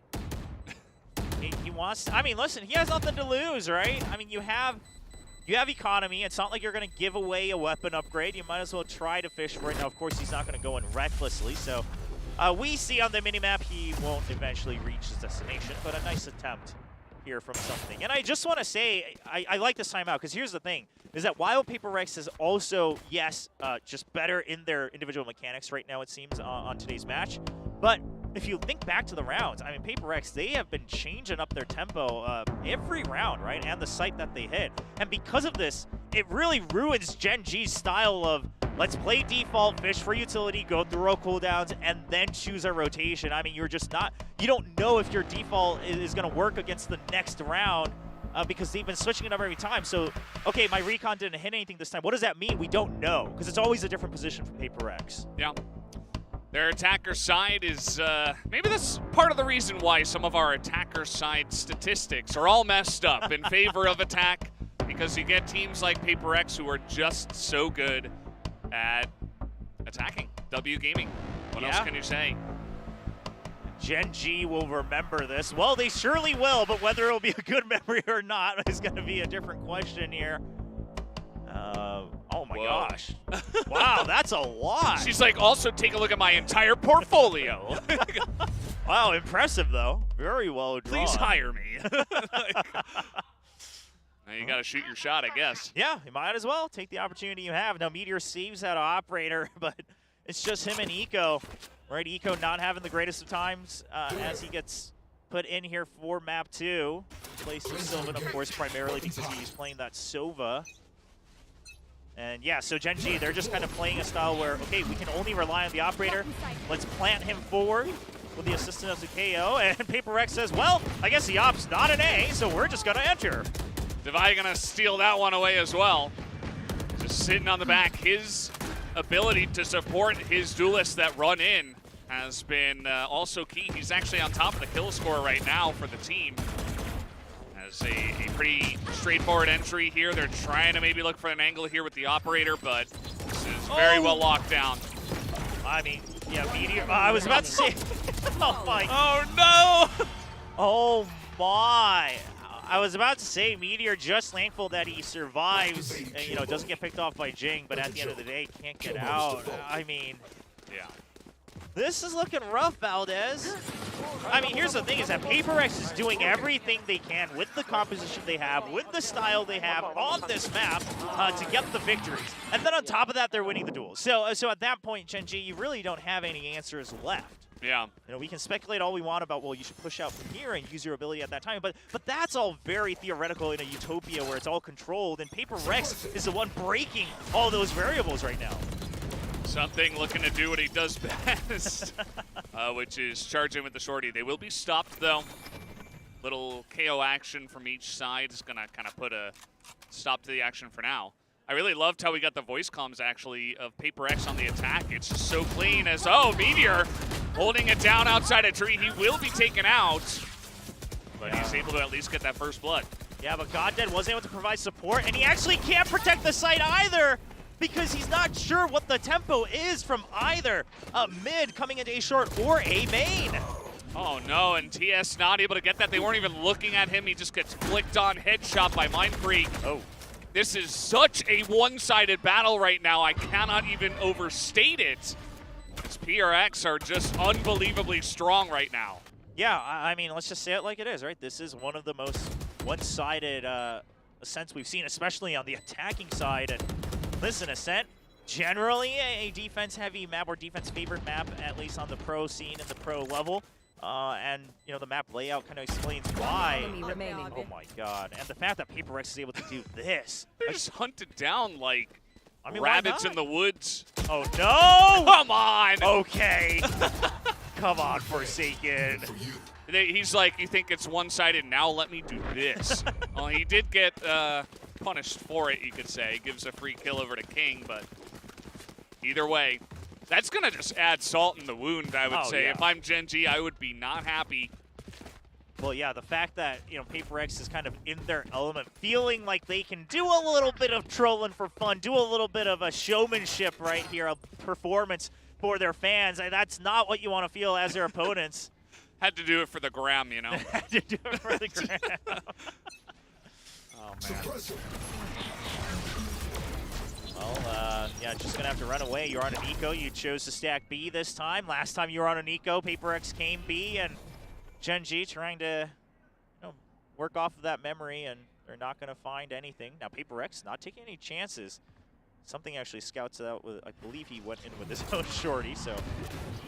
He's doing the same entry again.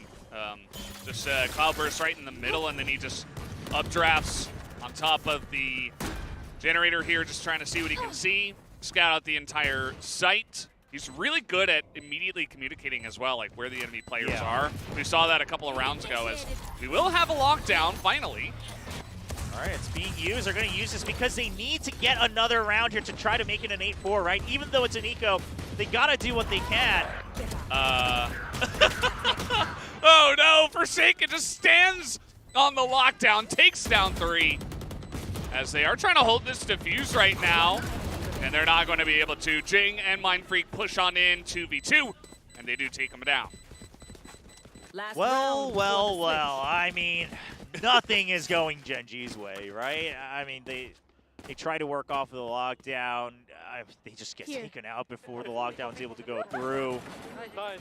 I mean, here's the thing, is that Gen G, that's the theoretically best way to play with the lockdown, right? As the last 2 seconds, you peek out, they're probably exiting. But Paper X just says, hey, we got better weapons. One of you guys just sacrifice yourself. And Forsaken says, gladly. Yeah. I will get some free kills. Yeah, if there's going to be one guy who does it, probably him. Get out of my way. As now, don't show Achilleos again. We got a Odin set up here as Forsaken. Trying to see what he can see through the wall. Not going to really clip anyone here. Yeah, I'm Gen G. You know, they're just, again, they've practically just ditched mid, right? They said, okay, us trying to play this 2-1-2, go with all this util, it's not working out. And then this happens to be the round where Paper X says, ooh, let's explore mid. It's the last round of the half, might as well. Yeah, you know, unexplored territory. We haven't had a lot of market fights, anything like that. Oh, and look at this. They immediately go towards A. They send in the Fade ultimate, and it draws out TS's ultimate to come help on B, but it's the wrong site. Yeah, the rotation, I mean, this is what happens when you have total mid control. You can go anywhere you want. Goddead desperate to try to hold the site. Meteor is here. He's going to pick up 2, but he's alone and shot down through the box. That will be the site won by Paper X. I mean, this is just outright dominance, right? Left. Not only in the mechanics, not only because it's W Gaming, haha, but they're also just messing with Gen G's calls. I mean, they are absolutely picking apart this team. It's disgusting. I mean, cover your eyes. God. It's a 4K for Forsaken. As again, he is the hunter, actually. It's not Sova. He is the one that is hunting him down bit by bit. And note that he's doing these crazy, you know, Instagram plays, but actually it's Devi who's 15-4 quietly, like, on top of the scoreboard. I mean, everyone's popping off right now. I mean, in terms of aim, no one is slouching today on Paper X, right? I mean, earlier we even saw Mindfreak doing quite well over on Split. They're having a good time. Yeah, I do like listening to Paper X's comms after the round ends, because they always have something to joke about or kind of ask each other, like, was that real? Like, did that happen? They're always having fun. Yeah. And, you know, they're having a lot of fun. They're on a winning streak here in VCT Pacific. Gen G is the exact opposite, right? They are on a losing streak, multiple series in a row. This is looking like, I believe, number 4 in a row that they might lose. Yeah. And it's rough because I think they hit their slump at exactly the worst time. Like, they couldn't really afford some of the losses that they took to some of the other teams, and now they have to face off against one of the strongest teams in all of Pacific. I mean, I think at this point, the only team that really compares to them is DRX. Like, we'll have to see what T1 has, but they are a pretty clear top 3, and Paper X just seems to only get stronger and stronger. Yeah, they're hitting their stride, right? I mean, yes, I know a lot of us, we miss Benkai's walkouts and the style of play and calling he's had, but clearly Paper X has figured out how to make it work, and the fans begging Gen G for a win, but here's the reality. If they lose this map, I believe, not only is it their fourth match loss, but it's their 7th map loss in a row. Their past 2 have been 2-0s. And then, you know, they of course lost the last map of the match before that as well. I mean, Gen G, like you said, Valdez, they are hitting their low point. They're discovering their low point at the absolute worst time. Yeah. They're not out of playoffs yet, but keep losing and find out, I suppose. Yeah, anything's possible here in Pacific. Yeah. You know, other than DRX, no one guaranteed a spot just yet. There's all sorts of possibilities depending on how these go. Now, Paper X, of course, just 2 steps, 3 steps away here from locking themselves in for playoffs, and I believe maybe even potentially that 2nd seed as well, so getting that early bye in the playoffs. Yeah, 2-0, as always. In case you can't win the head-to-head, you got to move on to that map differential, so lose as few maps as possible. You'll feel pretty happy about that. Now let's see how this pistol round is going to go. There's no 10-2 curse as far as I'm aware, so let's see if Gen G have a chance on this map. Well, yeah, I guess not. Yeah, the sound, I mean, they heard it all, and Paper X was just waiting on these off angles to peak right after they enter the archway. The drone coming late, but here's the thing, it only spotted something. There's still more members. Okay. They're not aware of Jing, though. He can't cover both angles. Something gets a second Oh as he moves in the face of Eco, takes him down. TS gets 2. Okay, yeah, bit of a miss there. You know where he is. King. Oh my god. Oh man. That's Valorant. Jing gonna pick up the pistol round, and this is looking 1 step closer towards the 13-2. Man, this is one of those matches where even as casters, you really start to feel bad for the losing team. And here's the thing, this was, while we all favored Paper X, we did not imagine it to be in this much of a dominant fashion on Gen G's pick of Ascent. Yeah, that's true. I mean, if there was going to be a time where Gen G stood up to this team, it was going to be here, but in fact, this looks the worst so far out of any of the map losses they've taken against any of the teams. Yeah, and Forsaken's got a judge, too. He's really digging into the get hated by Achilleos club here. Yeah. Oh, there's one. There's, oh, no, he doesn't get 2, though. It's okay. Device here to lurk and take the kills again. As he often does. He's happy about this. Oh, One man. enemy remaining. What is going on? This Something. You really had to do it to them like that. I guess so. Oh, my gosh. Match point. Just dancing in the air in front of them. I mean, yeah, Paper X, they're in their full element. I mean, this is Paper X. If anyone ever asks, why are you a fan of Paper X? Probably everyone should point to this map because this is the style they enjoy the most. Yeah, this certainly has a lot of the highlights of why you would enjoy this team. That's for sure. All right, well, half armors across the board. You know, up against the wall here for Gen G. Last chance to try to continue to stay alive in this match. Meteor trying some W gaming of his own, just runs straight in. He's got some help. He's got Eco with him with the spike. And once again, look at the setup here. Mind Freak already prepared to help out a mid. Now Jing does get taken down.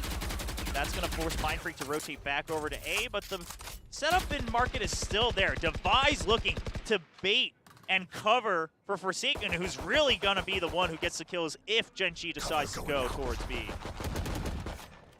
Well, you got through the wall. Now you have to get through the smoke from the Omen. Yeah, Gen G, you have your drone, you have your recon. You got to start to get information. You even have your shock darts. You got to start to push out corners because if you just go down to 40 seconds again and then start to slowly creep up, it could be bad. Now, we see that it's a 2-2 split here from Paper X, but Gen G has no idea. Yeah. At this point, what they know is kind of what King is seeing here, that, okay, well, there's not really a lot of defense in B main. 30 seconds left. All right, something just, okay, he just trusts Mind Freak to hold, and something's now going to just try to survive in A main. Yeah, Mind Freak just holds the spray, even as he's flashed, as here comes something. God, what? Come on! They just keep doing it to him. 10 seconds left. And now King is all alone. He's got 7 seconds. It doesn't matter. He pulls out his knife, and that's going to do it. 13-2. That is the end of this map and this series.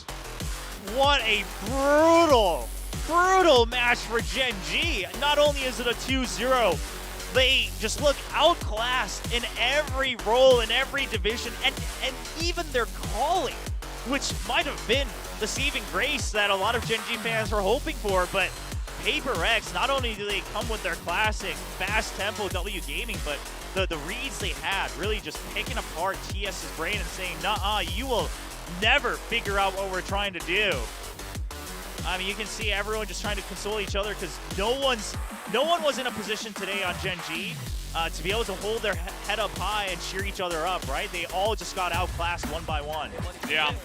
As we'll take a look at some of the highlights of Paper X, that is. There's the one round that King had. That's the one I remember from Gen G, and that's about it. God Dead some moments. I mean, that's the one clip we get from the Gen G viewing party, right? I mean, there weren't too many times to get excited about their play here today.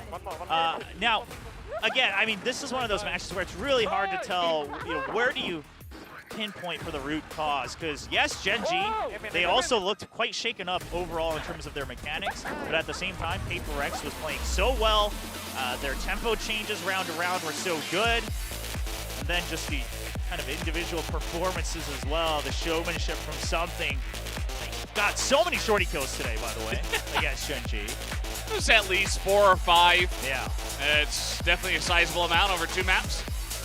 As great sportsmanship from both teams. The fist bumps, but at the end of the day, it's Paper X who move up to 6-2 in VCT Pacific.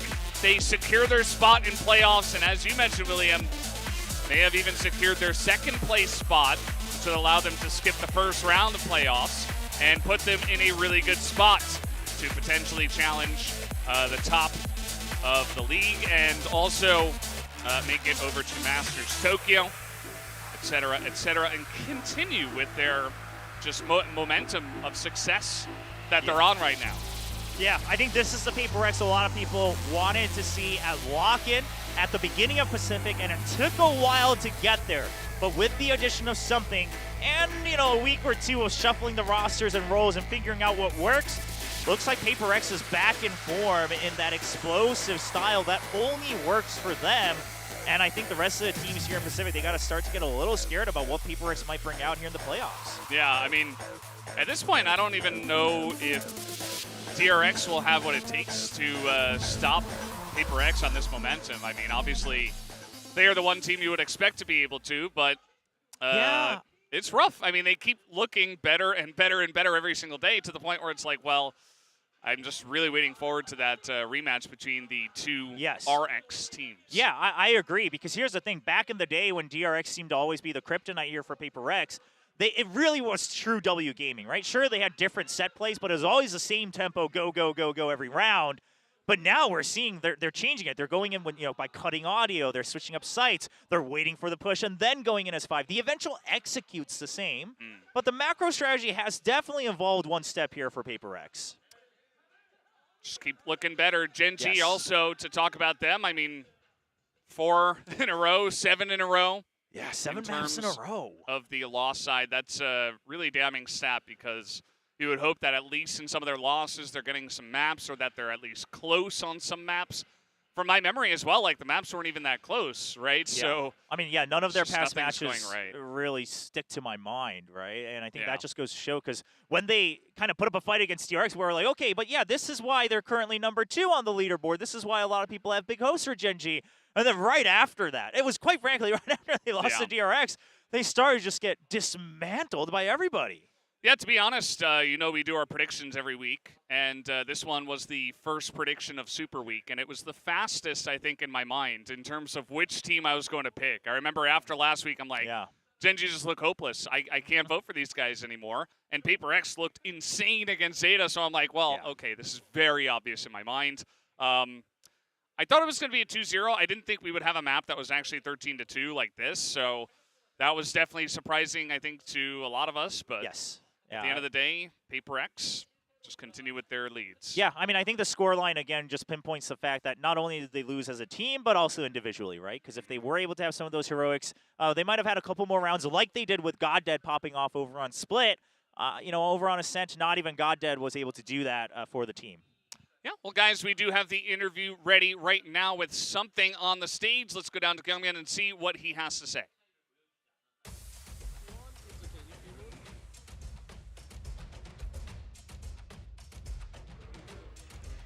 Yes, I'm on stage with Something of PRX. I'm so glad meeting him. Congratulations. Thank you. Thank you very much. Yes, you had 4 wins in Split, so how confident are you for today?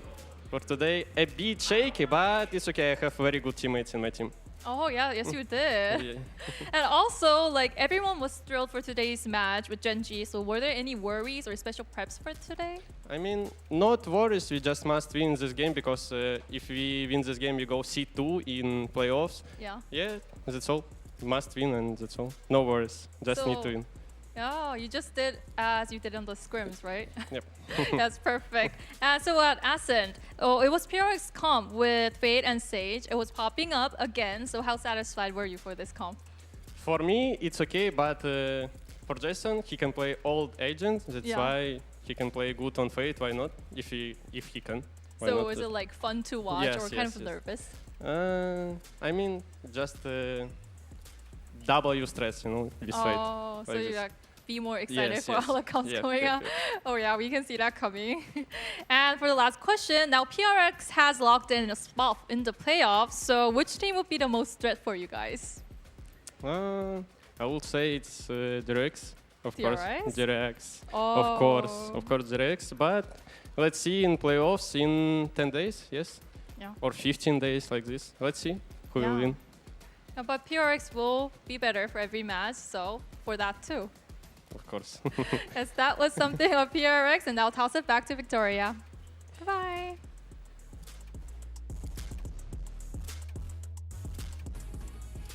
Hey, predictions, eh? 100% prediction rate for Paper X, and looks like We did it. We did it, guys. Good Woo. job. We got it okay. We did it. Good job, Twitter. Oh my God. We're so your good. back. Pat your back. Good job. Good job. We did it.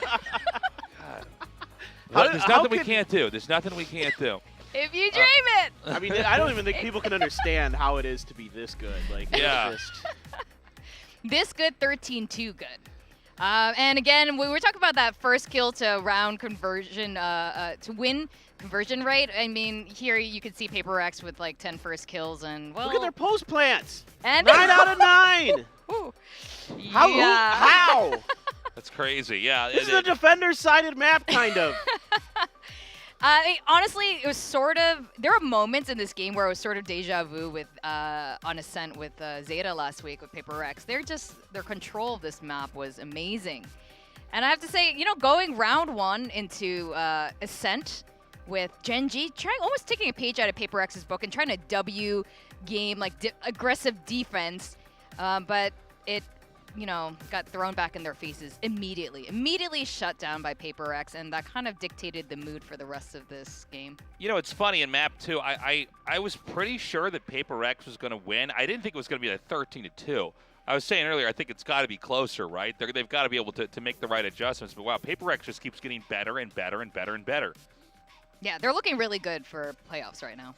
And this is scary here for Gen.G. I mean, TS had your best game and he had 10 kills. I mean, that's awful. And like King here had, you know, between 2 maps had less kills than Jing just did on Ascent by himself. I mean, just absolutely just abysmal. There's no other way to put it here. Gen.G just got styled on. It was an absolutely just dunking that Paper X just put on him. And I mean, something was doing a lot of the dunking. He was absolutely just all over the place on top of their heads and blasting them. But yeah, it's concerning. I mean, on a map that they picked, they looked even worse than the map that Paper X picked. Yeah, that's right. It's, yeah, I'm worried for him. I mean, I don't know. What's weird about it is I'm not sure exactly what's going wrong internally. Like, you know, I don't know if it's a communication breakdown, if they've been trying to lab out some new styles, if they were resting on their laurels. I don't know. But for Gen.G, we got to see something stronger here. Yeah, no, you're right. I mean, it's not working out. This is yet another week where they've lost their match. On the flip side, another week where Paper X, not only did they 2-0 it, the map, the differential and the score was even higher than last week. They're just literally getting better and better every single week. But Gen.G did have some, like, you know, again, they had 1 or 2 good moments in this game, some good ideas. Why don't you bring us through that, Clinton? Yeah, I want to give credit where credit's due here. On round 5, I thought Gen.G handled themselves really, really well with the way that they responded to a bad start. So you're going to see that there's a bunch of utility dumped by both teams here at the beginning. You know, it's both knives from the KOs. Mindfreak gets up right on top and somehow, some way just blasts Goddead through the smoke. That's nuts.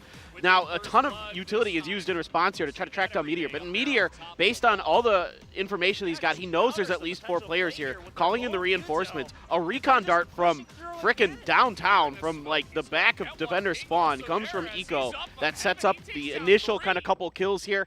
King comes in, gets a couple big ones from Heaven, so it's a good response here. It's good delay by Meteor, and like good communication there between Gen G.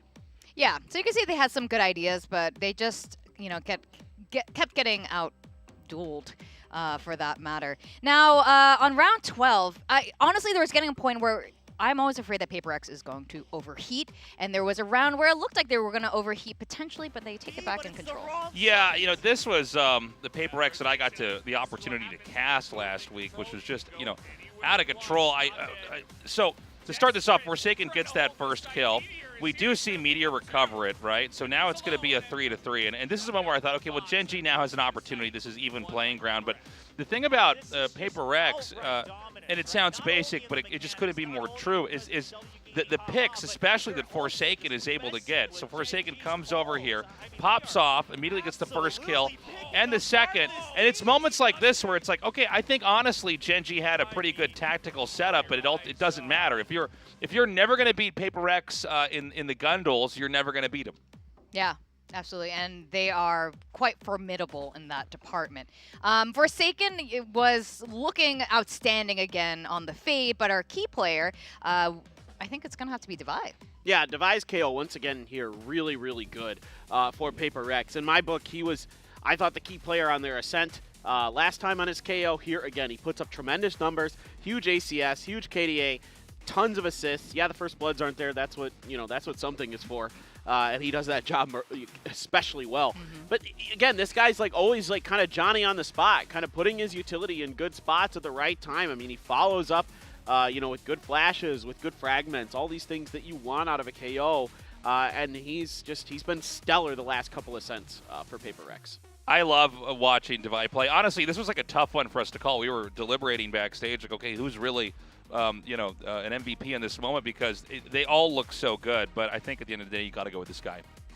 Yeah, he was fantastic on Ascent. Now for the MVP for the overall series for today, that was also a tough pick, but we've decided to go with Jing. Yeah, I mean, well-deserved here. His Raze performance on Split was kind of almost what we've come to expect from, I think, our best Raze in the league. Absolutely just dominant, and his Sage was, at times bailed them out from a couple bad rounds. With that resurrection bait, he, used something and got a couple big kills. So a couple good placements with that too. But in my book, you could have picked anybody. For me, I thought Forsaken maybe the MVP here today. I thought, again, he's showing us that he's so flexible. He plays Fade just as well as he does just about any other agent, apparently.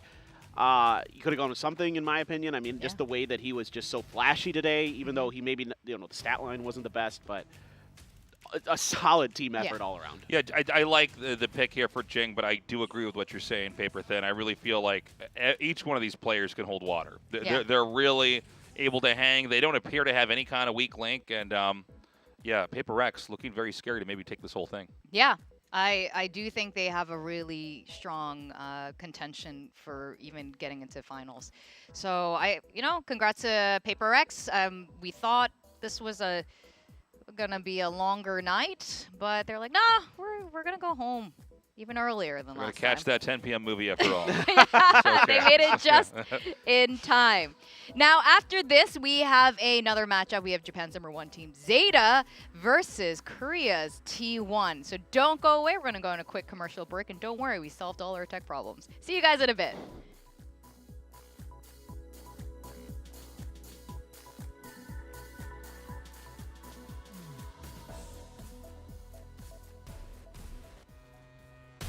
To it! Oh, no. Okay. Does not lose any speed, and Paper X doesn't wait. The end of that push, although He'll count his blessings, but yes as well, but Divide trying to hold it down again. Throw again. Meteor in the smoke. He's gunning also there as he's up on. And now they keep reeling. He's going to peek out from. He's trying to redefine the VCT. Divide just pops out, and Meteor is a lead ultimate. As something gets in, and he gets. Yeah, Meteor. I was. My support, and he actually can't protect. Why? Okay. Do what they can. Oh, the side meteor is here. Balls. I mean, they are absolutely picking them. They had only spotted something. There's still more Both angles, something gets a second as my he moves. God. Okay, yeah, a bit of a miss. Has King. Oh, yeah. Oh, well, there's yeah. one. There's. He's happy about this. Oh, man.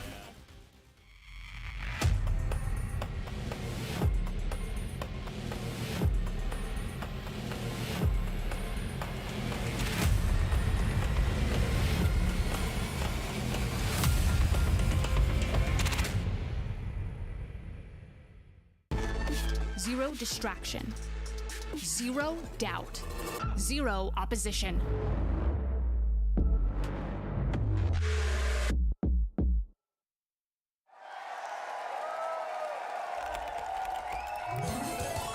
Red Bull gives you wings.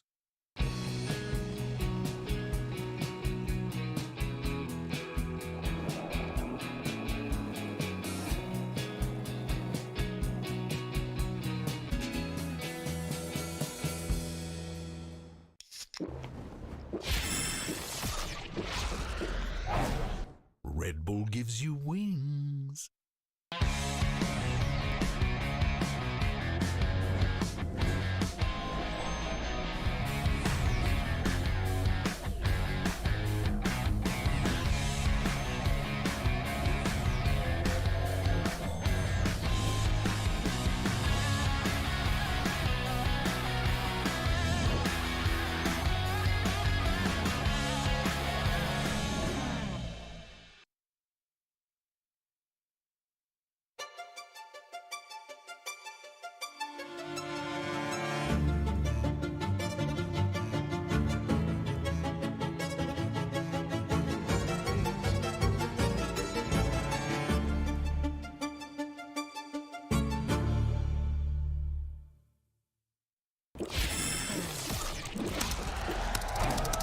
Red Bull gives you wings.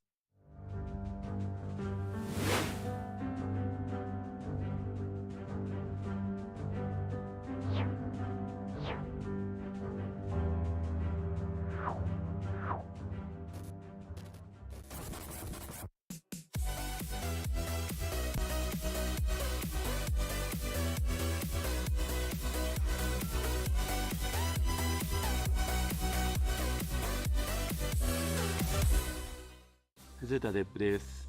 T1 は僕が過去にやってたゲーム出身の人が多いですね。ZETAもちらほらいるんで頑張りたいなと思ってます。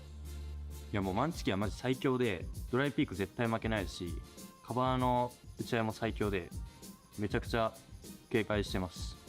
カルペさんは僕が唯一勝てないと思ったオーバー打ちプレイヤーなので、集中して気をつけていきたいなと思います。カルペがオーバーウォッチの時のすごいところは、車線管理がうますぎたのと、ウィドウのゲームが俺よりちょっと強かったです。T1 戦の意気込みは 2-1 でも何でもいいんで、とりあえず勝てたらいいなと思ってます。応援お願いします。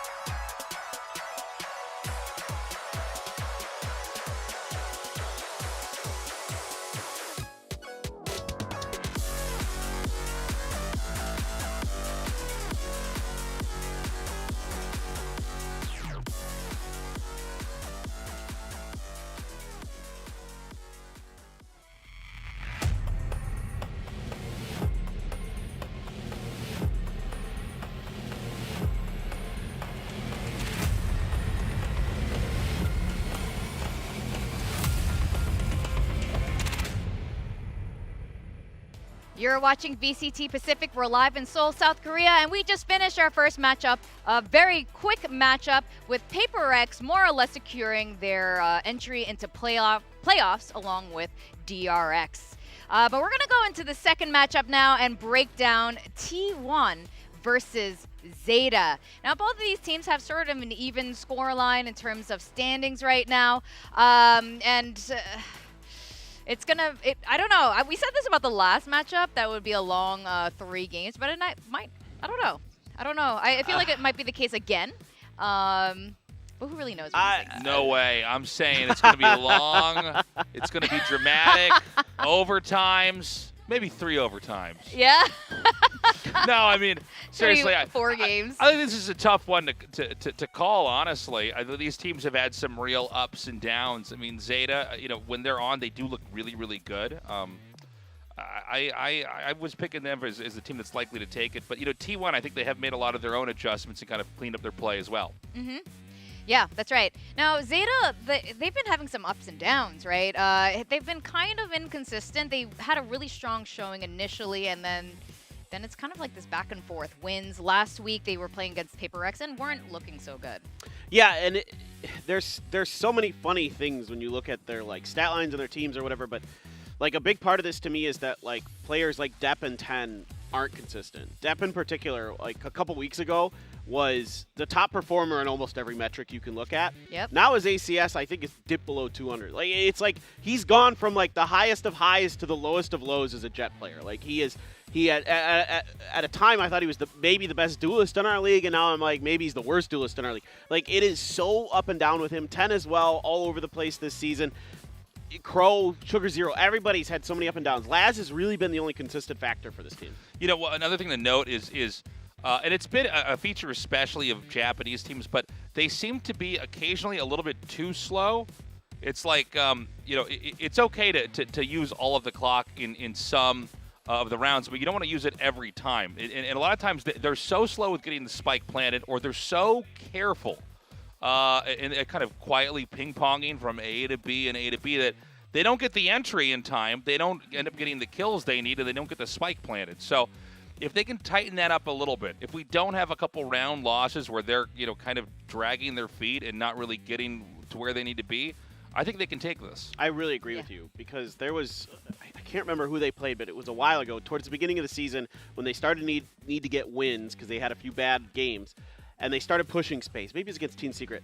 But I remember on Haven in particular, right? They got confident and they got aggressive. Depp was all over the map. He was pushing so hard. They were reading their opponents really, really well. And they were just, almost WK gaming. I mean, they were literally just, full forward, full throttle. Yeah. And that's why I love what you're saying, Tasteless, because it is truly, as basic as it sounds, something that needs to be a part of their gameplay if they're going to be successful. 100% agree. And part of Haven especially, ZETA on Haven is pretty fun to watch. They always push out on defense, and the Depp gets his kills. Last week was the complete opposite. It was almost like Depp was uncertain almost going to site. So as long as they can keep those affairs in order, they could secure that win for today. Now let's talk about T1 and their lineup.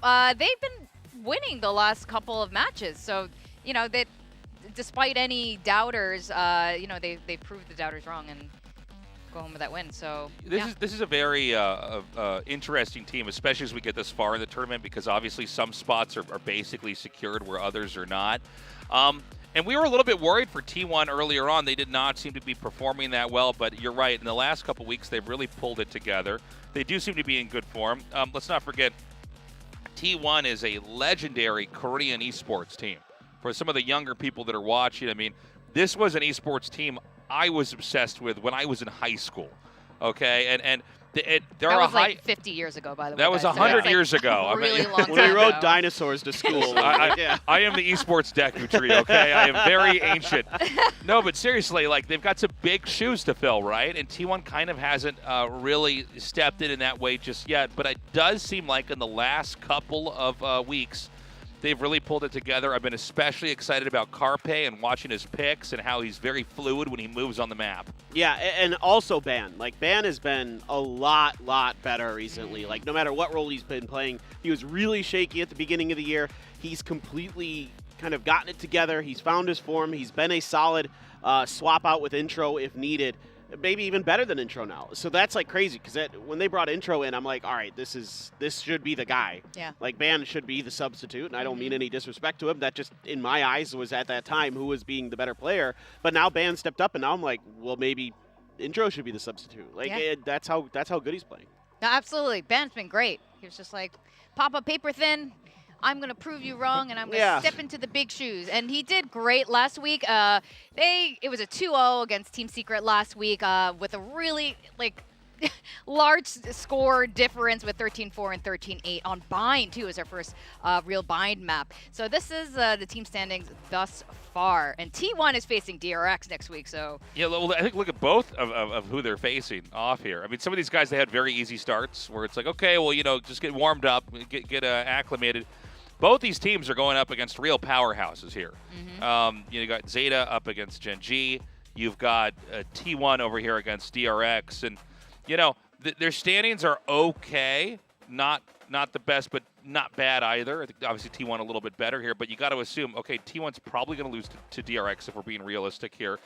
ZETA, I think they can beat Gen G, but, who knows, right? So each of these, for both these teams, the next two matches this week and then the match they have later on, super important if they're going to make it. Yeah, that's right. I mean, right now, this game, right now and tomorrow, everyone's going to be vying to just stay in playoffs. Just now with Paper Rex and Gen G, they're pretty far along. They're secure. Their spot is pretty secure in playoffs at the moment. And you'd really like to secure that number 3 seed because that means that you're going to be in the bottom half of the bracket coming into the playoffs if you're the 3 seed, which means you get to play the 2 seed the next round, and that's going to be Paper Rex. So you'd rather play them than DRX. Let's just be honest about it. Yep. Let's just call it like it is. You'd much rather be playing Paper Rex than DRX. That's right. Taking a look at these scores, I'm trying to parse through and find something interesting. Did they just copy paste it? I was literally I was literally about to say, I'm like, I think that they just this must be a mistake. Yeah, I was like, well, I guess they're perfectly even. So the 3 overtimes, I was actually right about that. No, but yeah, I guess at least for some of these starting stats, post plant win both at 69%, pistol round win both at 53%. That's wild. And Eco Round win both at 24%. It's funny because a lot of these stats are kind of skewed because it's been so up and down for them. Like look at T1's rounds played. That's because they've either been sometimes just stomping opponents or getting stomped. It's been no in between sometimes. So whereas ZETA sometimes has been a little more consistent, but recently maybe a little bit shakier. So what's also really interesting here is I think the reason I favor T1 maybe a little bit more here today is obviously you could see by the stats. They're both really similar in terms of how they convert their rounds and all those other things, but the map pool here for ZETA I think is a little bit weaker. T1 has a few maps that they're just a little bit better at, and whereas ZETA has no map that they have more wins than losses. They have 0 maps where they have more wins than losses. Okay, so that's a problem. Whereas T1 has a couple maps where they've been on the positive side of things. Yeah. No, that's a great point. And let's talk about some of the key players that we wanted to highlight today. That is Laz and Carpe. Carpe is interesting. I mean, Depp even said it himself. He's the most worried about Carpe, having faced off in previous titles before. Clinton. Yes. Tell us why these are our key players. Well, I think Laz here, he's been a consistent, rock-steady foundation, doing the IGLing as well, mostly for ZETA. I assume he still is, unless I missed something while I was gone for the last couple weeks. Okay, good. Yep. So he's kind of but the reason I wanted to compare them is they're both info-gathering, initiating players. Carpe, a lot of Sky, and now we saw the Gecko. Laz, a lot of Sova, a lot of Sky. So both these players have to have positive impact in ways that aren't necessarily always visible. Laz in particular, I've seen some shaky Sova utility usage. I've seen some good utility usage. I want to see him step it up a little bit more, not just leading the way with his gunplay, which we know is phenomenal. I want to see him, if they go on maps with Sova, be able to really make sure that his timing and his placements are good. Yeah, Laz is a really exciting player. I like Paper Thin that you pointed out. He's the most consistent player. on the team. Carpe, I think we've all just been more recently excited about. Carpe is just looking so good, so put together. Assuming Laz can hang here today, I think he is in good shape. The question is going to be, can the rest of ZETA really show up? Because T1, especially in just a week ago, they looked so strong. Yeah, and I think Carpe here, I think the really interesting thing that really intrigued me when I was catching up on the VODs was that, the Gecko was like more about him being selfless, about using his utility to set up his teammates than it was about anything else. I mean, the way that they did it was very smart. I could talk about it a lot, but I don't really want to because it would take a long time. But he really was, a good guy to kind of clear space, set up hits, set up, first bloods and those kind of things for his teammates. So he's a selfless player on top of being a mechanically gifted player to kind of back you up behind the front lines. Yeah, that's right. I mean, with the Gecko last week, that was, I think our first real showing of Gecko and how Gecko can effectively support your team. We haven't really seen a lot of that at all in Pacific, to be honest. So seeing how T1 utilized them in Bind, very cool. I wonder if we're going to see more of that today because T1 was just rock solid on Bind. Now let's talk about our predictions. I know despite what I've said about T1, I've decided to go with ZETA, and so did you. Me too. I think ZETA's got this. The only thing I'm watching for is can they not have these weird kind of fizzle out rounds where they just don't, they're like, okay, it's 12 seconds. I guess we have to go in and plant the spike. If they can just make that adjustment, and I think they know that they're doing it, right? I mean, it's a very to anybody who's watching, it's self-evident that this keeps happening. If they can just zero in on that and just not even be in that situation, and I think speed up some of the tempo in some of their rounds here where they actually just push in and have just kind of almost random moments of explosivity, I think they can do it. I think they have really tightened up their play. Yep. And for you, I know all the talent, we're kind of split on this. It looks like a candy cane the way it's divided on our predictions on Twitter.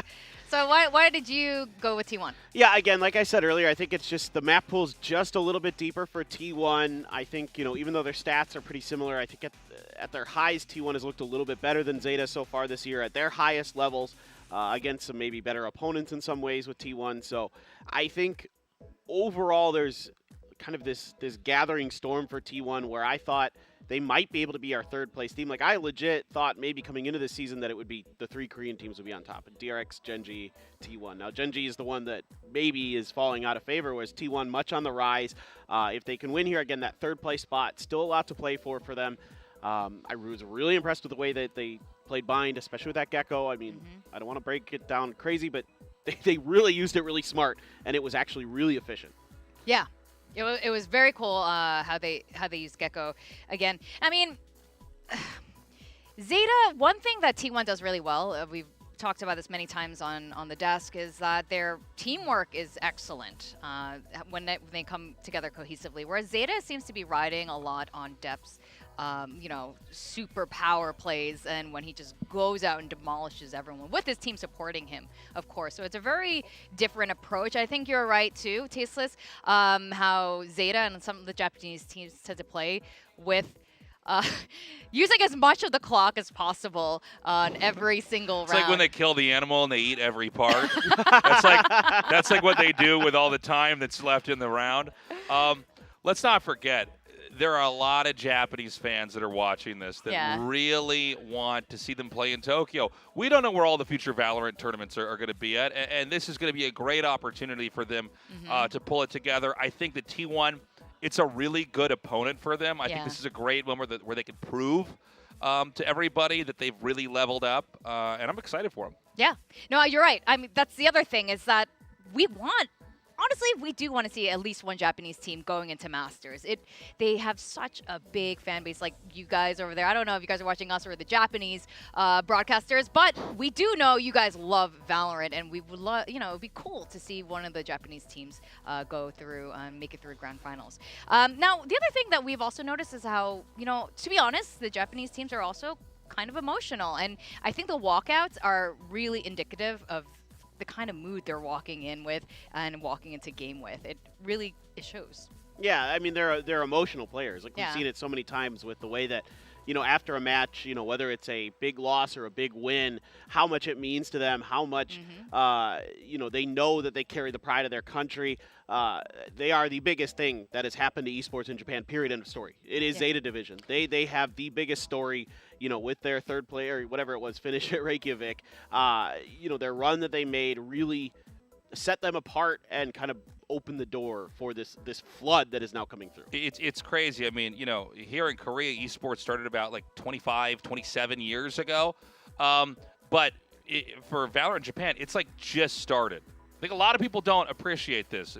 Esports in general was not that much of a thing in Japan. And now we're seeing stadiums that fill up. So they really want this. They feel that love from the fans, and they're hoping to bring it here today. That's right. Now, the stage is ready, and we are on day 1 of Super Week. This is the very last weekend before we go into playoffs. So let's go over the stage, see what mood they're in today.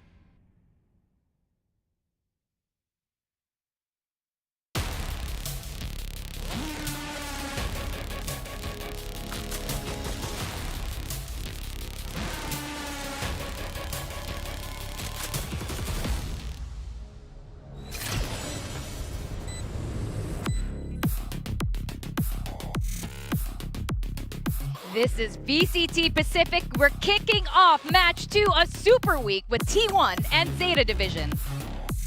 That's wearing a hat. Yeah, that's different. That is different. What does it mean, guys? What does it mean? But how will it affect his play? Oh, man, this is going to be exciting. I'm looking forward to this. We're getting each of our players to come out right now. Yeah, I can never get a good read on the emotional state here of Crow. Team ZETA. Yeah, Crow especially. Actually, with some of them, maybe, but Crow, I feel like, always has the same expression, which looks uncertain. Hey, Super Zero's looking happy. That's nice. Both of them, ZETA too. Yeah, ZETA always looks happy. I mean, he's just perpetually this, smiling. He's just one of the nicest guys in the world behind the scenes, and I don't know what that was. What was that? They both did it. Mini flex? Neither of them have flexible arms. I'm sorry, boys. It was one curl. I don't know. Scion players kind of gotta look flexible. Well, like, but he doesn't have muscle though. I mean, like flexibility is one thing. Okay. We saw Laz come out. He touched his heart. He also touched my heart. I think ZETA's got this. Oh. Yeah, Laz does have that effect on many people. I'm sure there are many people in the audience right now who feel exactly the same way. All right, coach is out. Got to give a ton of credit to Autumn here, the way that he's been able to make adjustments throughout this season to kind of get T1 back to a really high level, back to a level that I think a lot of people expected them with the caliber of player that they had on their team. There were a lot of questions about them at the beginning of the year. Could they get this thing cohesive in time? Could they kind of put all these pieces together from across different regions and different teams and all these kind of things? And certainly it did look shaky in the beginning, but now they look like a well-oiled machine. Let's not forget that not all of these Super Week matches are created equally. This is a really important one for both of these teams. They're in okay standing, but they're not out of the woods just yet. So a win here would be huge. And they are both going up against powerhouse teams in their next match. Yeah. And I think for both, this is going to sound weird, but bear with me. I think for these guys on either side, this is more doable to win than the teams they're going up against down the road. Yeah, that's very fair. I mean, stat lines are very even emotional line, very even right now. But it could also come down to the coaches, as you mentioned, Paper Thin with Coach Autumn. and you know how critical he has been to some of their their new strats and their gameplay. Last week I was commenting how we never see Autumn speak on the coach cam, but then last week he was all about that. Didn't they call a timeout like after they won a round and he was all fired up? Like, it's brilliant. It worked. It did. All right, split gone. Okay, Fracture here for ZETA is an interesting pick. I mean, it's hard to predict what ZETA is going to do because they're all kind of all over the place. This is, the one map where they do have, they have a better win record than loss, but it's because they only played it once and they won it. Got a set banned here by ZETA. I think it's not surprising. We've seen a lot of games from them on that. And Haven's going to be the next one here that T1 decides to kick out. So fine. That's surprising. That's great. More Gecko, please. I'm surprised ZETA's allowing this because T1 looked amazing. The executes were so good with that Gecko. The way that they used the Harbor and the Toxic Screen is what I've been talking about for freaking a long time since Gecko came out. That the way to use Gecko is to abuse the walls because that makes it a lot harder to deal with his utility. So love the way they played it. It was the way they controlled the space was great. The way they set up the rays to kind of like blast pack over onto things was just brilliant. Again, you could break the great video down on how they played that. Now, Pipperton's absolutely right, but I wish you guys could see him because he was like pounding the desk just now. He's so happy about this. What if they aren't using Gecko though? I'm sorry they're not using Gecko. Well, Donna, this is Fracture, so it's okay. It's okay. Yeah, we're not there yet. I was so like looking forward to buying. I'd have just thrown my headset off and laughed if it. No, that would have been crazy. Yeah, but with Fracture, ZETA's won one game on Fracture already, and yeah, nothing out of the ordinary. Double duelist there. And then Laz on the Fade. It's kind of the difference. So.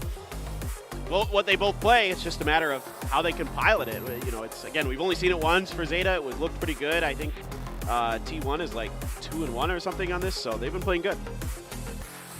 Yeah, we've seen already Laz be so consistent before. I guess the question is going to be: is all of ZETA going to bring it? T1 looking to be in great shape, especially just 1 week ago. This should be an exciting one. This should be going to Game 3. It should be long maps, I think, for each one. It's going to get crazy. Yeah, it is going to be crazy. All right, with that, we're going to go into Game 1 with T1 and ZETA. We got our casters. I almost said Tasteless. You're here next to me. Our caster today, we have Valdez and Will. Let's go into the Game 1 of today. Thank you guys on the desk once again for that wonderful breakdown. I'm Valdez, with me is William. No Tasteless here. You will get more of him on the second desk segment. If you do, we all want a bit more of Tasteless. You can find him there.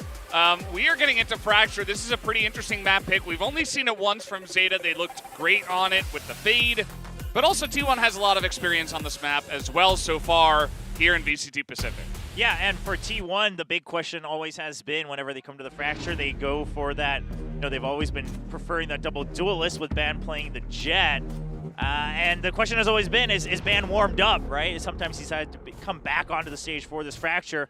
Of course, now today going up against Depp, who has been farming a lot of kills. Now, I know the Death said, maybe he's fallen off a little bit in the last couple matches, but overall, though, he has been the biggest factor here for ZETA in their potential playoff run. Absolutely. He is the hard carry of this team. If there is any team that I feel like gets kind of individually carried by one player, I would say it's ZETA Division. When this guy is on, though, sometimes you only need him, right? And that's not to discredit some of the other players. I think that's just that Depp is really extraordinary in his play. So we'll have to wait and see if they can do it.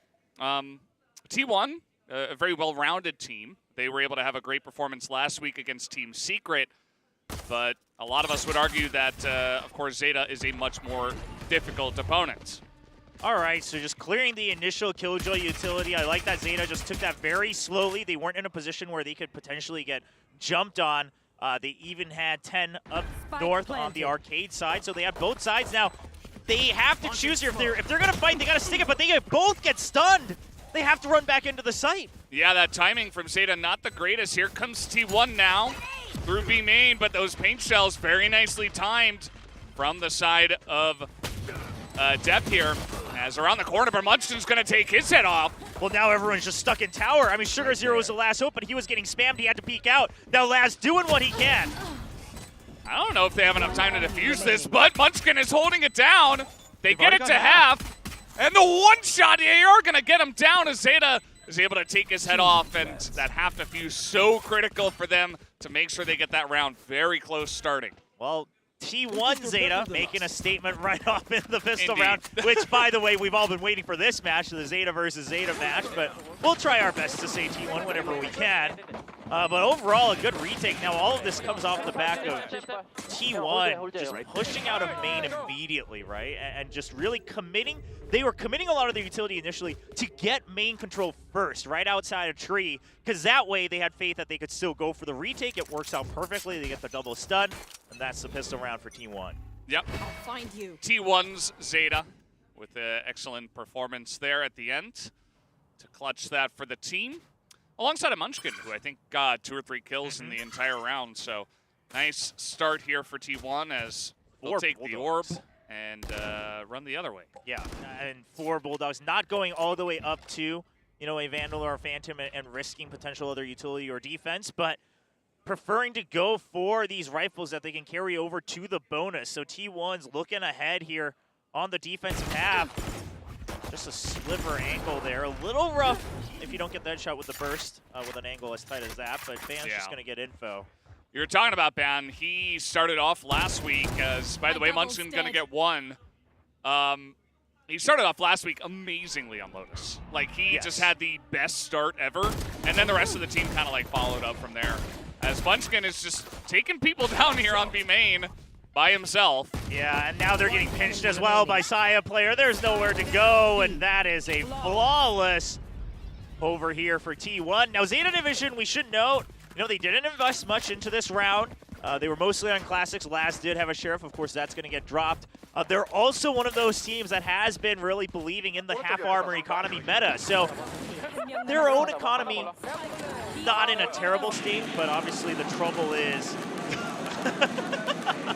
We're only in the second round, guys. A little early to get too happy about it, but you know the problem now being that T1 had a flawless. They can now all upgrade up to full armor as well. Munchkin only 3 points away from the lockdown. Those are the things that ZETA Division has to watch out for. Yeah, absolutely. That guy in the middle, I have to say, he was putting on a great face, a very, very happy face after that second round win. Pretty straightforward stuff. Let's see if they can sneak away this bonus round. T1 have been incredibly clean since last week, but do ZETA Division have what it takes? Yeah, the stun comes in. I like the setup here from T1. Even though the stun doesn't connect entirely, they were purposely using Saya player to be the scout to then guarantee a fault line to win that duel. Saya will eventually get the first one, but of course he goes down. But in the grand scheme of things, if it's a 1-for-1 trade in this round, T1's happily going to take it. Yeah, absolutely. ZETA Division just grouping up now as a unit, trying to hold all the long angles with their upgraded rifles here. Let's see exactly what angle they want to take on the attack, as we do have 3 members of T1 kind of angling over towards B, but they can rotate if necessarily. Nobody's in tower or anything like that, as the slow push from ZETA coming in through the door. They're going for A. Yeah, and now T1's fairly well prepped for this. They somewhat expected, but the haunt is so good. They know one's on the second floor. Carpe's not catching anybody by surprise here. But he survives? Okay. Okay, took a little while, but ZETA now very nicely able to trade one back. But Laz, it's a 2v1 in favor of ZETA Division. I mean, this is already somewhat disastrous here for ZETA Division. Now a crossfire, they should be able to secure this one, but they dropped 3 weapons. Meanwhile, T1 on the bonus, right? They're taking away 3 of those rifles, the Vandals and the Phantoms. T1's going to be just fine with that round 3. Yeah, absolutely. And, you know, we could see a lot of rifle and half-eyes once again. It was a good start for Saya player, but then Depp is on the ropes, just comes on over and swings in like Superman to save the day. Eventually, they push on to A and take it down. That haunt, as you mentioned, on a Carpe was huge, because if he got value kind of lurking up there on the site, could have seen a different story. Oh, absolutely. I think that would have spelled absolute trouble here for ZETA Division. Now, ZETA Division is doing what they can to change up the tempo each round, right? The main force, they've gone through tree in the first round, and then, of course, on their eco is a little rough. But then, because they got pushed out from A main, they counteract by pushing into A main. Now they're trying to take full control of Arcade. The thing is if they're never going to bring up the tempo itself, the speed, T1 will happily stay on their defaults as they are right now. Just hanging out. Here comes ZETA Division up into the tower. So we do have a couple of guys in there. Breach and Raze already on the site as they push through main as well. But 10 a little bit slow on that one as the plant is coming in, so they already secure the site for now. Okay, so Ban was spotted by the turret from 10 as he was trying to rotate in. From the bottom side, Asaya gets an early kill, and the lockdown's now coming in. Because they don't know where Ban is, Zeta Division has to focus behind themselves as well. It's actually just going to be a 5-man retake coming in from spawn. Oh, he misses! The flash! He misses the angle! They eventually still get the kill with the Molly, but... Yeah, Molly's getting some great value right now as the defuse is coming in. Ban is trying to hold it down in the tower alongside a 2-1 Zeta as they will clean them up and the defuse comes through as Laz on 1 health. Oh, he wants to survive, and he will. Oh man, they are barely scraping by in these rounds though. A pretty critical miss there. As you mentioned, the flash, the timing is perfect to make sure that Depp cannot stop that. Yeah, and again, because they put the lockdown in, people are going to be forced out, and then they have the smoke here on main, and then because Ban had disrupted the turret earlier, the members outside a tree were so worried when is Ban going to show up that Zeta could just get these free picks looking down B main. And this has been happening round and round again already here in the first half as Ban has been pushing out so aggressively once the rest of his teammates get first contact. And then he races the other half of the map. Once again, right? No signs of the enemy. And now they spot the turret, so we already see Ban and Munchkin pushing out once again. Munchkin's going to stay in range of his utility for A site, but Ban's going to push out. Zeta expects it this time, but oh my goodness. Yeah, T1 just playing really cleanly so far. That's going to be a first blood now over to the side of Ban. And it gets him some great information as well. Nightmare will come through. Zaya's just going to hold this. He has the better angle on that close smoke. The only thing, he's concerned about is tower. Now his teammates get taken down, so Zaya is stuck. Finally gets spotted. 10's doing a great job. Oh man, the 3 people on the site just mowing them down. Span and Munchkin trying to take this back. They weren't aware that Ban was already through. Ban is online today. Yeah, the guy is insane. Both he and Munchkin, I have to say, the most valuable members you could potentially have up for T1 as Ban gets another headshot. He's 1 away from the ace. Munchkin's going to secure it, but they'll gladly take the round win for sure. And Ban single-handedly just opening up this round for T1. Yeah, playing the Jet here on Fracture, he has been critical to their success. You see that Munchkin as well, 7 kills so far in 5 rounds. That's a very nice time to take a timeout if you are Zeta Division, because so far, you have had some good moments, actually. Zeta Division getting onto sites, but they're just not winning those post plants. Yeah, I mean, this is starting to potentially look like a repeat of our first match, right? Where Zeta Division, they're trying to adapt. They're trying to adapt to Ban pushing out. And they're doing what they can as we listen to some of the comms. But at that point, if you're losing the duels anyway, you're still going to always be on your back foot. Even there, I mean, they expected Ban to push out once again. You lose that duel, they're like, okay, well, we just got to kind of push through B, right? We just got to go to arcade because we already, got our turret taken out over on tree. We don't have control of that. We can't go through ropes. We're kind of stuck here. Yeah, and there's a lot to go over. If you're XQQ, try to figure out kind of how to get your team back on the right path. As, of course, we do have many fans hoping for a Masters Tokyo visit. I can't read the Japanese personally, but I caught the Masters Tokyo bit. I know a lot of people are hoping that at least one Japanese team can make it there and perform there. Just, home crowd and all that stuff would be very hype just to watch that. I mean, yeah, listen, you can cheer for your own teams and such, but the story would just be so good for Zeta to play an international tournament. I think, I actually don't know. I haven't seen the headline for this, but I think that sign might have said the tickets are going. No, the tickets are already on sale, so I don't know. The time was tomorrow at 10 a.m., but not sure what it was pointing to from the fans here. Yeah. Well, you see once again Zeta kind of doing this thing where they just kind of hold on to the spawn, and it's actually T1 that are charging into them. Yeah, but okay, so Zeta, once again, clearly the command was given, to watch out for these pushouts. But the thing is if you're not winning these duels, if you're not set up to counteract this, you're just stuck in A main. Yeah, I mean, this gives so much information now to T1. They're like, okay, they're in A main. We know exactly where they're going to push from. As 10 is holding it down. He was on 17 health. So for him to trade is actually pretty good. Yeah, but now the Nano Swarms, yep, they're going to pop off. It buys a little bit more time, and Saya's closing in with the showstopper. I mean, T1's got a great position for the retake. Ow. Yeah, Def does get hit by that. Oh! What? Yeah, Saya was just way closer to the wall than Def expected, and Def not able to drag it over in time. It looked like he was flashed too, and Saya was still able to hit the shot. We're going to have to see the replay on that one, but T1 are dominating them on the site right now as Crow is going to be taken out. Munchkin, yet another kill on the board for him. And what we just saw there, too, right at the end, like, this is how we can tell T1's really starting to find their consistency in the way that they set up the baits and the crossfires and the trades, right? Their tempo and who peeks out when, who's swinging out wide to just draw out the crossfire. They all understand their role. No one's greedy for the kill on their own. Oh, he does dodge it for the half flash, but man.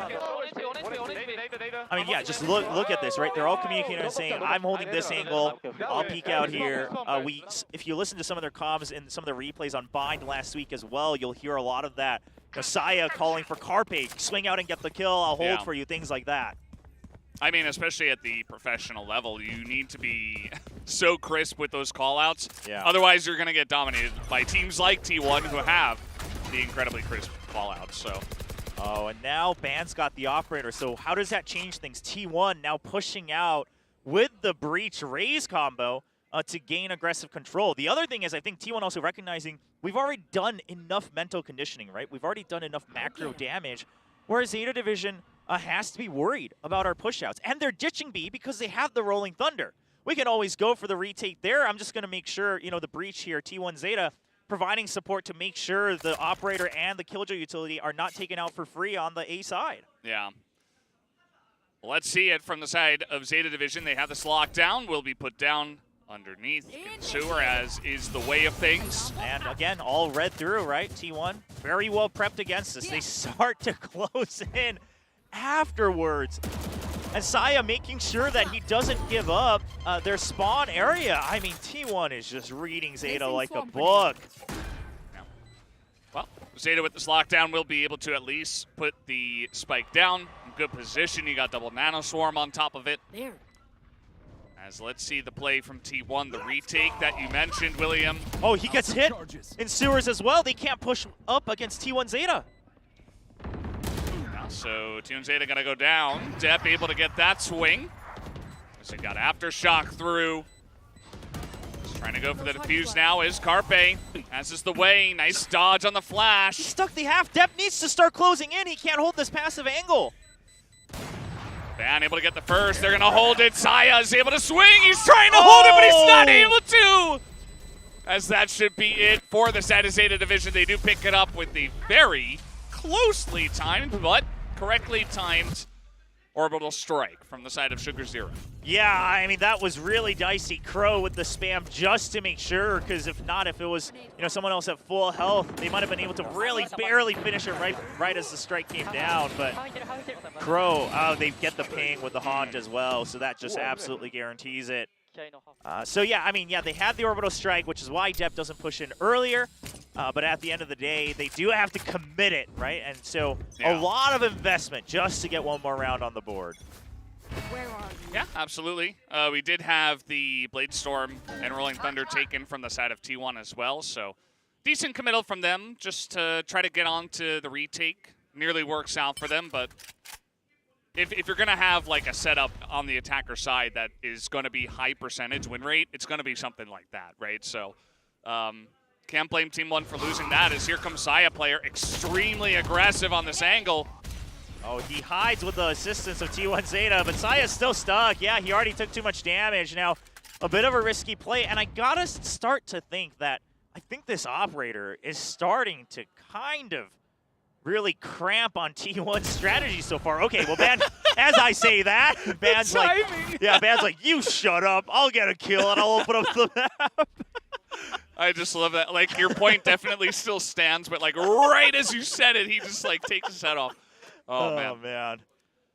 Well, timing is everything. But yeah, overall, right, it forces Saya to have to take these aggressive stances if T1 wants to gain more control of the map. So it's been a little hard, but Ban, if he can still get these kills, it shuts down one part of the map. ZETA cannot get taken out by Munchkin here. Well, he's Oh no! Oh no! They didn't communicate he was in the corner. He's able to get one. The plant comes in, 15 seconds. Depp is so low already. Now, because it's an operator, this is a little risky on both sides. Of course, ZETA Division much lower on health. Now, Zeta's, yeah, they simply need to not get picked off by the operator, right? They have to draw them in close. Depp's just acting as bait, really. The real thing is Laz over in main. Sugar Zero holds for one. He's on pretty low health, but he's hitting the shots as he gets an ace at the end of it. Sugar Zero popping off and getting ZETA Division back in this map. Well, the timeout certainly getting its value from ZETA Division earlier, really bringing them back in. And, I mean, even though Ban got a kill, I got to go back to the point about this operator, right? It's starting to really force T1 to have to play a much more passive style or commit so much utility on the side of the Rays. Of course, this time they're just going to have to save up anyway. But the tempo change, if you had won the first round with the operator, sure, it might even actually work on a macro level to really pressure ZETA Division out. But ZETA Division figuring it out one step at a time. T1, I'm curious now when they get creds enough again, do they buy the op again or do they hold off on it? Because surely that's part of the discussion. See that 10 is just doing his job, holding down that one as, Munchkin gonna take a head off of 10 with the Sheriff out here, out of B main. Here. Okay, so I like the aggressive orbital strike here, right? Because you got the ace earlier. Just use it earlier. Now, because of that, the lockdown can be used for free. ZETA Division has to push in. Yeah, they're going to have to. Okay, well, this is working out for them. 2 kills for Depp. Well, okay. Another for Sugar Zero. And, all right. Ooh. Yeah, well, Crow, he might as well act as bait at this point because everyone else is still fine and dandy. Nearly able to get that Marshall kill, but not meant to be. Depp with the 4K. And now we have ourselves a map. The beginning of this map was certainly looking very one-sided in favor of T1. Not anymore, as things are nearly tied up. Yeah, I mean, I like it. I like the, somewhat overcommitment with the early orbital strike, because in some ways, they actually draw out the enemy's lockdown as well on their eco. I think ZETA Division just having faith, even if the lockdown goes down, we have the better weaponry. As long as we group together and don't give away weapon upgrades for free, we should take the round. So they actually get everything they would want. Now orbital strike on the side of T1 is available. But I think ZETA Division, they might go for another fast push. Again, they have Rolling Thunder and Showstopper if they really want to chain things together. Ban just biding his time. Has the breach to try to help him out, but now he's just in position to peek them here as a lot of members down in sewer for ZETA Division. Yeah, now you gotta expect the Rolling Thunder. That's partly why Ban also trying to hold an off angle over on tower. Of course, he also spotted that the Prowler was coming out of sewers as well. So, Ban, if you're sitting in the middle of the site, yeah, your teammates better be ready to cover you here in the form of T1 ZETA and Carpe, because the Rolling Thunder is a very real threat. Off your feet! Yeah, well, he's going to give his position away at least, as he is in the Cloudburst. Step takes a little bit of damage. As it's not the cleanest entry, a little bit slow, and now Ban is in position to try to stop this push. A huge flick, and he gets another 3K from Ban as he holds the site by himself. Make it 4, and Crow is alone. They're not going to, well, now he's got an opportunity for the ace, and he will pick it up. Our second ace already of the first map. Ban gets it. Wow, I mean, we've always posed the question, is Ban warmed up? And he says, yes, absolutely I am. 14-6-1 after 10 rounds here in Fracture. And here, oh my gosh, here's the thing, is that when Depp first flew in, he didn't actually get sight of Ban, he just got shot at. And I think maybe Depp assuming, did I get spammed through the smoke? But he was too afraid to peek out because otherwise he would get pinned down and maybe get taken out. And at that point, no one's checking that potential corner. Absolutely. Well, now we got an aggressive entry here from Depp. He's going to get stunned up, though, and Showstopper doesn't get much value.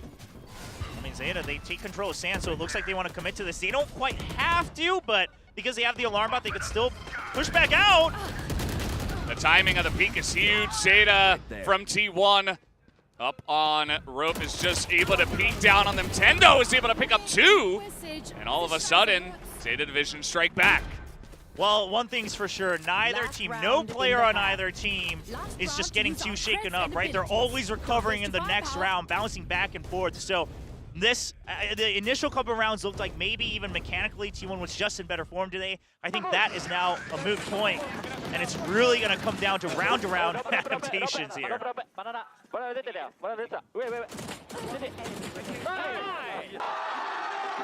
It's pretty insane aim from that angle as well, from that range.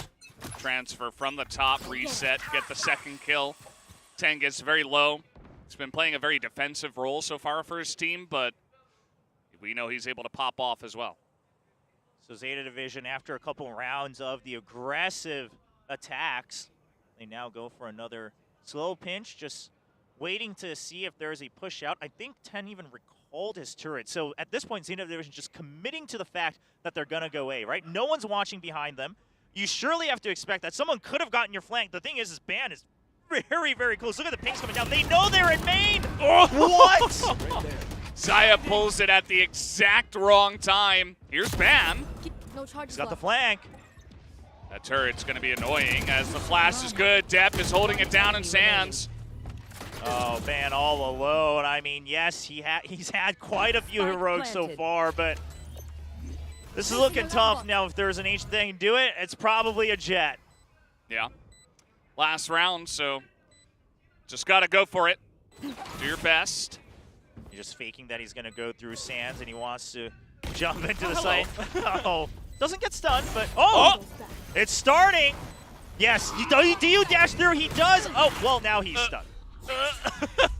Well, now he's out of time, I think, but you know, obviously still doing what he can. It's the mental game now. Just wants to take him out. Nope, Depp gonna take him down. 3 kills for him on the round. 6-6. And we got ourselves a map.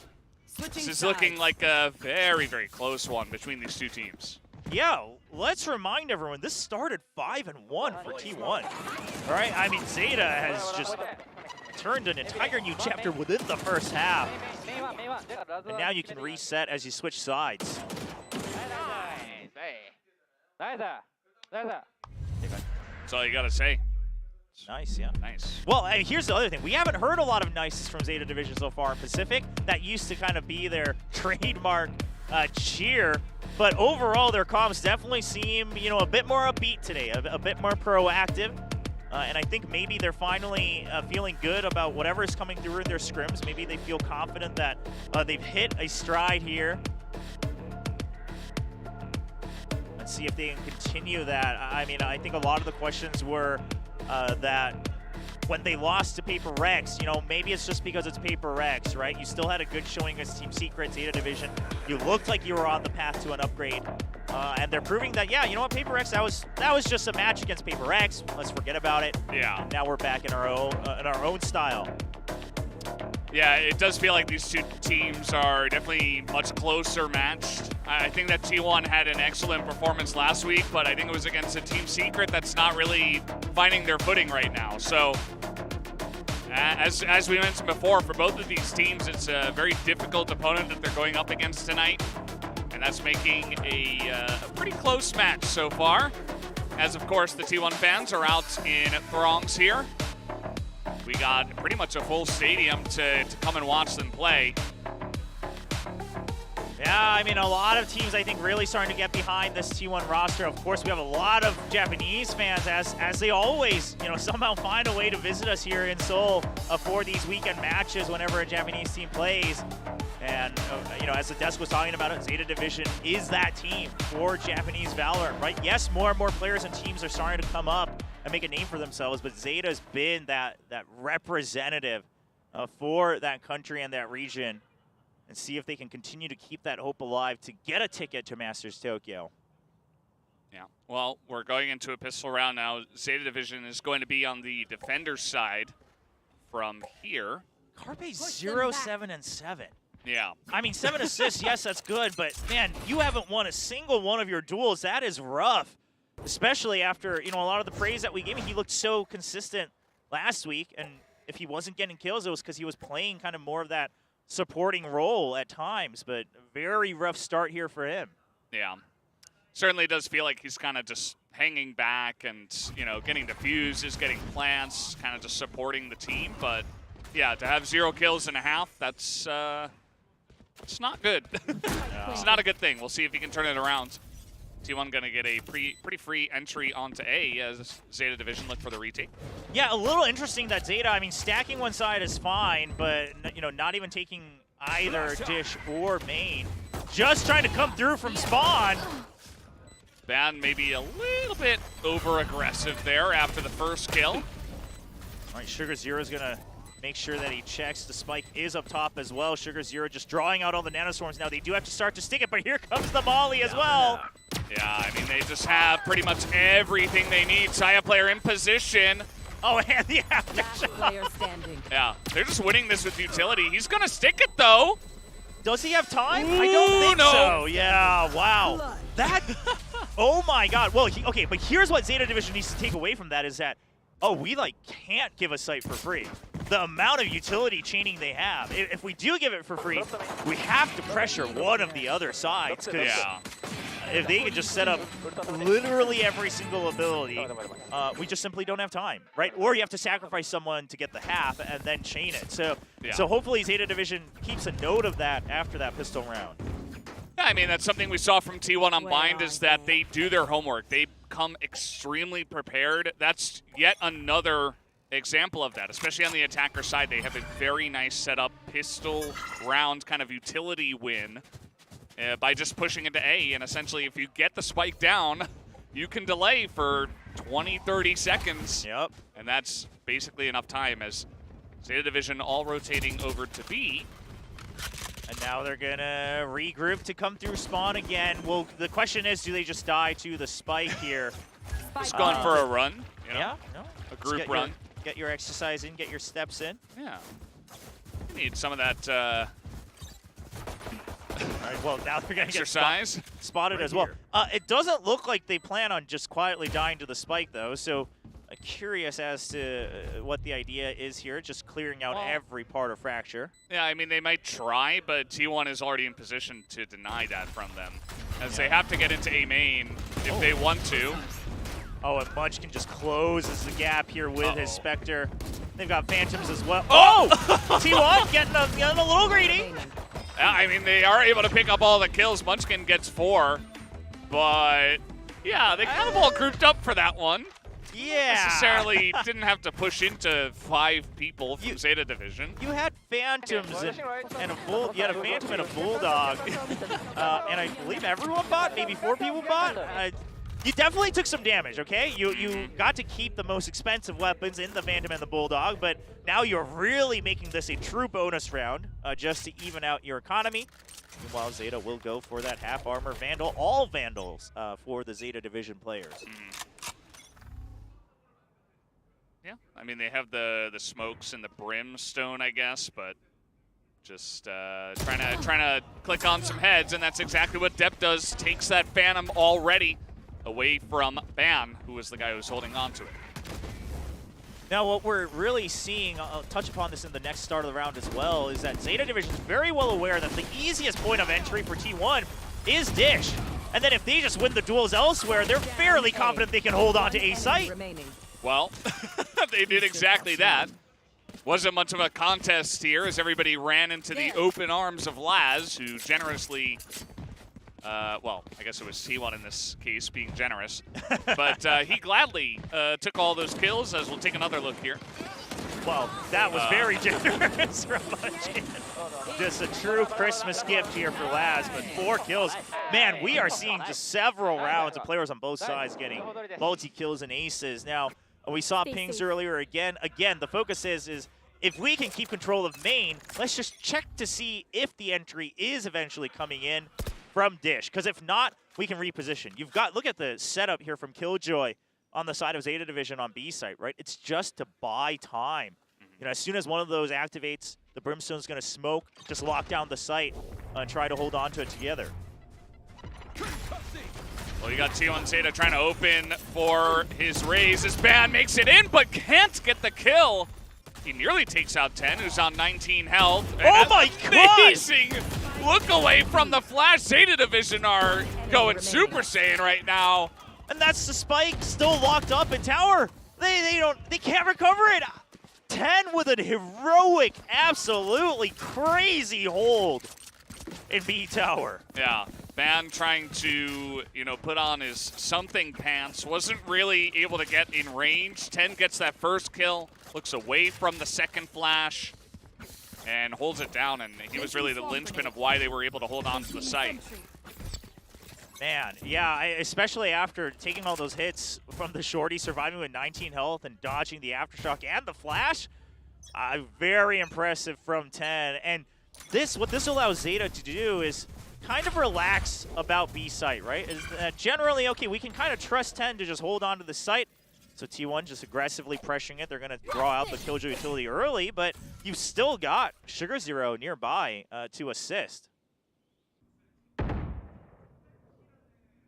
Curious to see how this entry is going to go.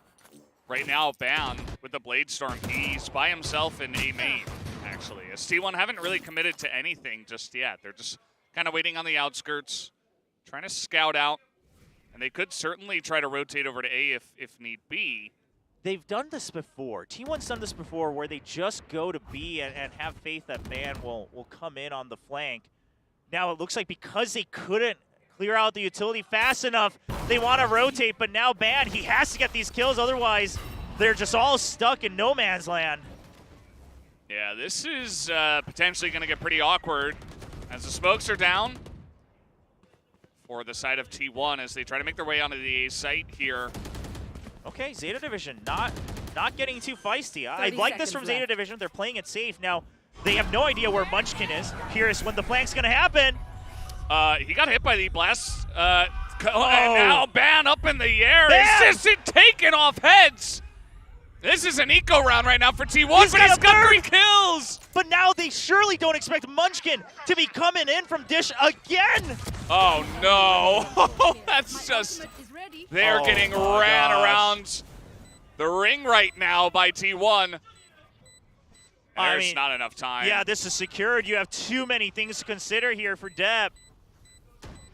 I mean, Munchkin really, yeah, the reason he jumped down is, you know, at the last second, maybe I can get a free rifle upgrade, but my God, Ban! I don't know how they didn't take him out either. I mean, he was in there so aggressively, but the timing of when he went into that smoke on Dish, yes, I think was the biggest thing. Yeah, so right here, he gets hit by the Fade Ultimate and just crosses paths with Dep. Gets a triple, and that, I mean, yeah, that at that point, you're like, surely there's not another member of the band looking confident today. Yeah, I love that little shake of the head. He's like, you guys can't. You can't beat me today. He's got 21 kills already. This is a performance. And let's remember, this is what Ban was known for back in Challengers in North America. Munchkin is kind of like, okay, well, I'm going to get the job done now. I will not be outdone. Oh, I'm sorry, Munchkin. It's already happened. But I really liked that play. You should bring them down. ZETA, I think a timeout's in order, right? More than anything, I think they're not able to kind of group up about trying to get a read into T1's ideas. Oh, boy. All right, Crow going for the high risk, high reward, right? Let me just sit here and even the numbers out before I go down. They even still had 10 get detained right at the edge. Yeah. So maybe just see if you can spray someone down, but they are just going to run away. And yeah, I think you're right. We need to see a timeout now. Yeah, I think more than anything, I think the players in the server right now on the side of ZETA Division, they're not able to collect themselves in time before the next round starts. And so they're just kind of going for these passive ideas of, okay, let's hold the site with Killjoy utility and just wait to see if we get contact. If there is, let's rotate. But T1, they've now figured it out. We have double duelists. As soon as we get contact, ZETA's continue to play their safe and sound style. As long as we're not getting stuck in close quarters with Killjoy utility like B-Tower, we can just break into the site. 10-8, current score. Doesn't look like anyone's going to peek anybody over there around Dish, so that's the end of that. And I don't see any timeout called by Zeta Division, so they're going to try to win with this one. Okay. I mean, yeah, you still have one more, solid opportunity in the next round before it goes to match point. Now, of course, your economy, I guess if you go for the half armors, you should be okay in the next round as well. Now, you do have ultimates that you can trade, so Zeta Division, their goal should be, let's push out one side, try to force the ultimates initially from T1, and then use ours for the retake. Zev kind of misses the top, but a lot of spam comes through as already here comes T1 in onto the site. They're behind them. Oh, because of the showstopper, yeah, now they're concerned about Saya player. Originally, they wanted to pinch Munchkin, but right now, Zeta Division is the one who has to watch both sides. Oh, Munchkin gonna get pinched over here. Getting from two sides, it's now Saya here in main, trying to hold it down. Gets one, gets two. An excellent flash from T1 Zeta, and now with the stun as well. And an aftershock just to buy time, and now they know where Sugar Zero is. Carpe finally gonna get a kill here. Yeah, I mean, he uses Orbo Strike as well just to eliminate everything, and T1. I think, again, T1's just in the minds of Zeta. The fact that they use the showstopper on top of the Rolling Thunder despite Zeta Division having pushed out of B main tells me that they wanted to counteract the push. Right? Use Munchkin as bait. So this is from the round before, actually. Yeah, this is from the round before. Because this time, of course, Munchkin does get taken out by Death, but I mean, what an incredible round. Yeah, see that guy in the middle? He expended all his energy cheering in the first two rounds. He's tired now. He's like, oh, wow. Good job, T1. Yeah, second time out here for Zeta Division.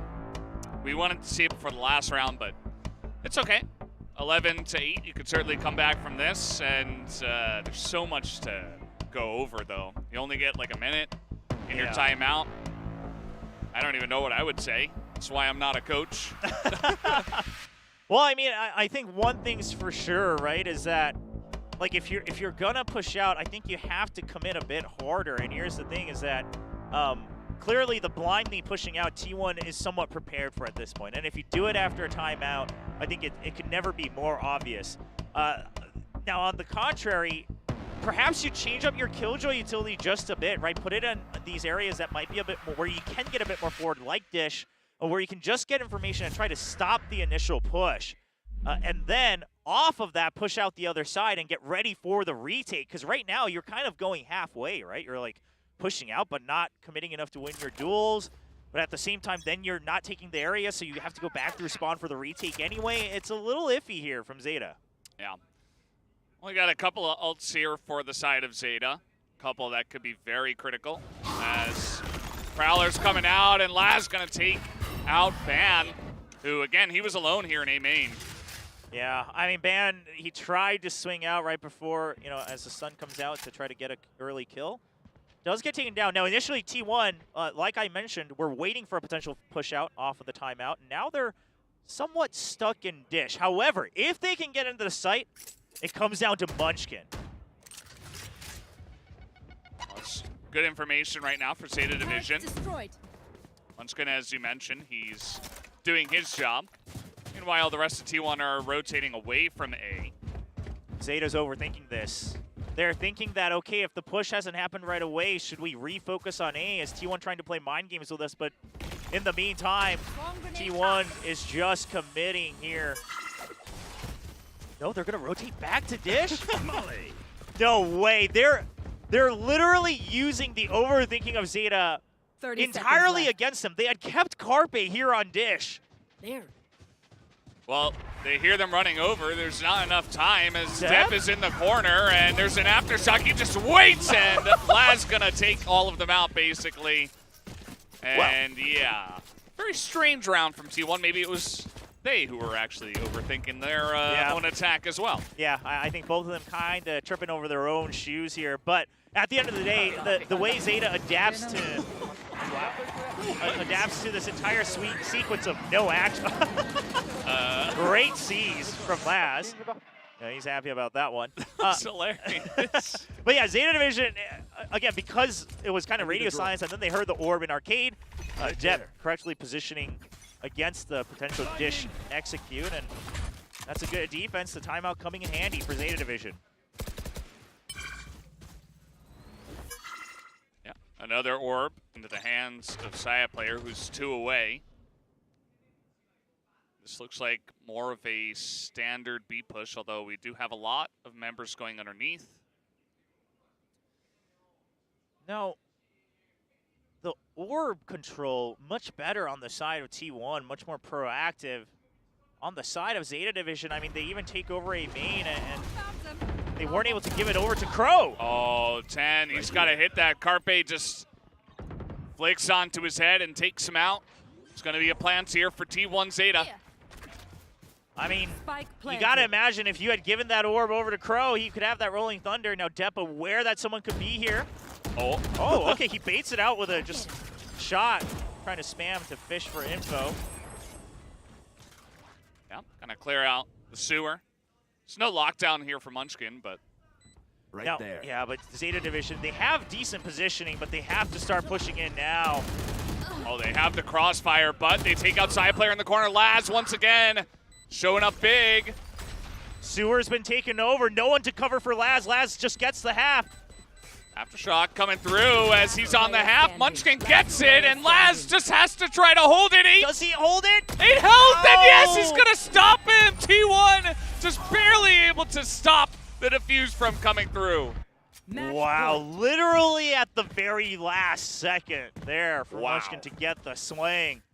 I mean, just having confidence about the timing.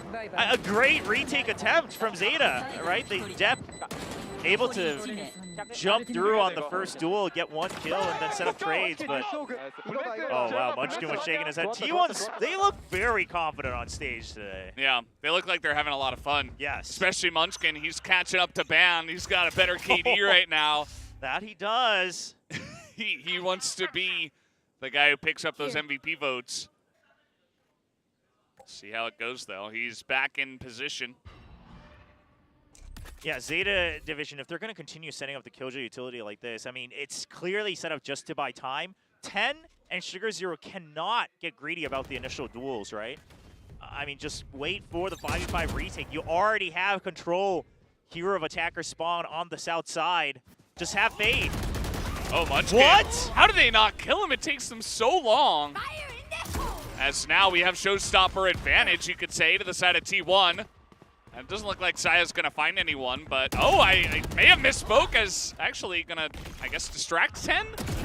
No. Very weird round. Yeah, Zeta Division able to come out on top on the trades there. Seems like players on both sides a little slow on their triggers in this round.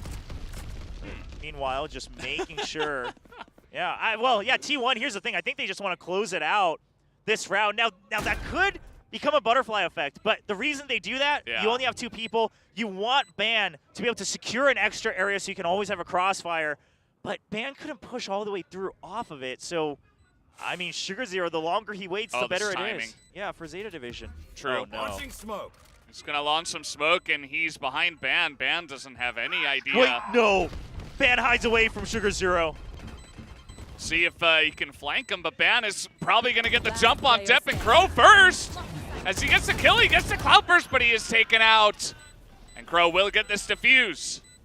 I know, almost crazy twist of fates there, but Zeta Division able to get the retake, and all because, you know, they were just 1 man ahead, right? And that initial trade over on B side. And now it's T1 who called the timeout. I mean, I like it. You know, when we see these teams just calling for these timeouts, it really just goes to show that the players are kind of expending what they can to try to keep the lead. And then it's also forcing that you need that extra brain power, that extra kind of timing maybe just to cool things off.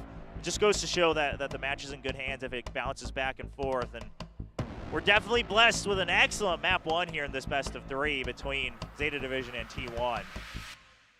Yeah, Tasteless was talking about 3 overtimes. I don't know if we're going to get exactly that, but we're getting closer to at least 1. Do you think Tasteless would be upset if there was 4 overtimes instead of 3? Like, is it a 3 or more scenario? Because I don't know, with these teams, I think it's possible. I think it's possible. It's a very shiny sign. Yeah, I've been actually seeing that sign from afar. Oh, some of the Japanese fans bring these custom-made signs. There's one for Depp out there as well that's very bright. Yeah. And surely those, even the players kind of spot in between the games, and it kind of makes them happy about it because you can absolutely see it from far away. Yeah. This is getting interesting. I think that ZETA Division are actually in a really good spot here. The next round is going to be critical because this one, yeah, you're up a couple of ults, but T1's kind of like on a half buy round, so not really getting much. Van is hoping to get his Blade Storm for the next one. So we'll see how it goes. If they can win this round ZETA Division without blowing either of their ultimates, I think they could potentially force the overtime. Okay, well, ZETA Division, they've cleared the north side just entirely as we were opening up that round. Now they do have... what? Well, that was not in the books here. Yeah, you don't really prepare to get shortied in the face in the tower the second you pop out. So Ban is going to get T1 in an excellent spot. Well, yeah, he just has to accept his fate that he's going to get detained. Just needs to get whatever kill he can. He's trying to just buy time here. He's trying to just bait them out. And he has to drop. Get out of here. I mean, he was just buying time for his team. Yeah. Speaking of buying time, it's the orbital strike. The aftershocks coming through. And there's really not that much time. Yeah, but if you hold from here, you can get it. He's holding it. Yeah, they gotta stick He's holding it. He's gonna get the defuse. ZETA Division will force another round. T1 not able to hold on for long enough. My goodness. That round, just the entire time you were casting it, I just kept having more and more question marks off of each other, but it all starts with this insane kill. And then Ban's able to kind of recover his footing. Now, of course, this came at the cost of both the Nightfall and the Lockdown being used, right, from ZETA Division, because they lost their initial control of B Tower. So they had to invest all the ultimates. Meanwhile, Munchkin only 1 point away from the Lockdown. Surely, you expect T1 to maybe vie for this ult point, and T1 says, no, we're going to twist things one more turn and just go for a very fast execute. Yeah, well, he's able to open up spots for the orb to be picked up. He hasn't picked it up just yet, as in they go. Judge in position, but he can't get it. ZETA from T1 is able, though, to follow up on the breach, and now he's on this side. Saya player is able to get one more. The plant is coming in. That's going to do it. 13-11. T1 will take map number 1 of Fracture. I love the way T1 chose to play that last round, right? You think about everything that's happened. ZETA just used both their ultimates. We've been going back and forth here. ZETA Division's been catching up. We're 1 point away from our lockdown. Surely ZETA Division wants to play the slow to not give up the ult orbs, and T1 says, we have no interest, because what if we just win the map? And an explosive entry, Ban with the Judge actually just simply buying enough time by drawing everyone's attention while T1 ZETA cleans up. And an excellent win on Fracture here for T1. It got pretty close, though. ZETA Division nearly able to run it to overtime. Ban definitely my key player for this one, just for the incredible clutches that he was able to pull through. Oh, yeah. I mean, he had such an amazing, I want to say, like, first 80% of the game, right? So, yeah. I mean, single-handedly, quite frankly, really putting T1 up ahead, into a lot of these rounds, especially in the first 6 where they were leading 5-1, even picking up an ace for himself. But ZETA Division, a couple of their timeouts really helped them bring it back, and I think that's a good sign. It shows that they have ideas to recover. They're not just going to get swept away once the momentum gets out of their hand. Yeah, I know, absolutely. ZETA Division, they fought tooth and nail. Like, there were some rounds that were completely theirs. Like, they absolutely wiped T1 off the map. They just need literally just one more. And then we get overtime. It's a totally different position, a totally different situation. So I don't know what that says, but the sign is very cute. Saya player fighting as well. Well, that's a pun with Saya's name because it kind of sounds like to buy in Korea. But anyway, cheering for Saya, wanting to steal their heart. T1 Zeta as Harbor, it looks like, which he has been playing quite a bit here in Pacific. Yeah. He looks at his own sign. He's like, okay, I've used that one. I'm going to put it away now. Yeah, on to the next one. Probably has a whole arsenal of signs here. But yeah. T1 continuing to look good, right? It wasn't one-sided, but I would say their recovery and the reads they had on Zeta Division and the pressure they put on across the map looked very good. And quite frankly, I don't mean to put him on the spot, but if Carpe had just gotten a couple extra kills early on, I think this would have looked a lot more in favor of T1. Absolutely. Pretty close map either way, guys. We're going to go to a commercial, come back with the desk, and then go over to Lotus for map 2.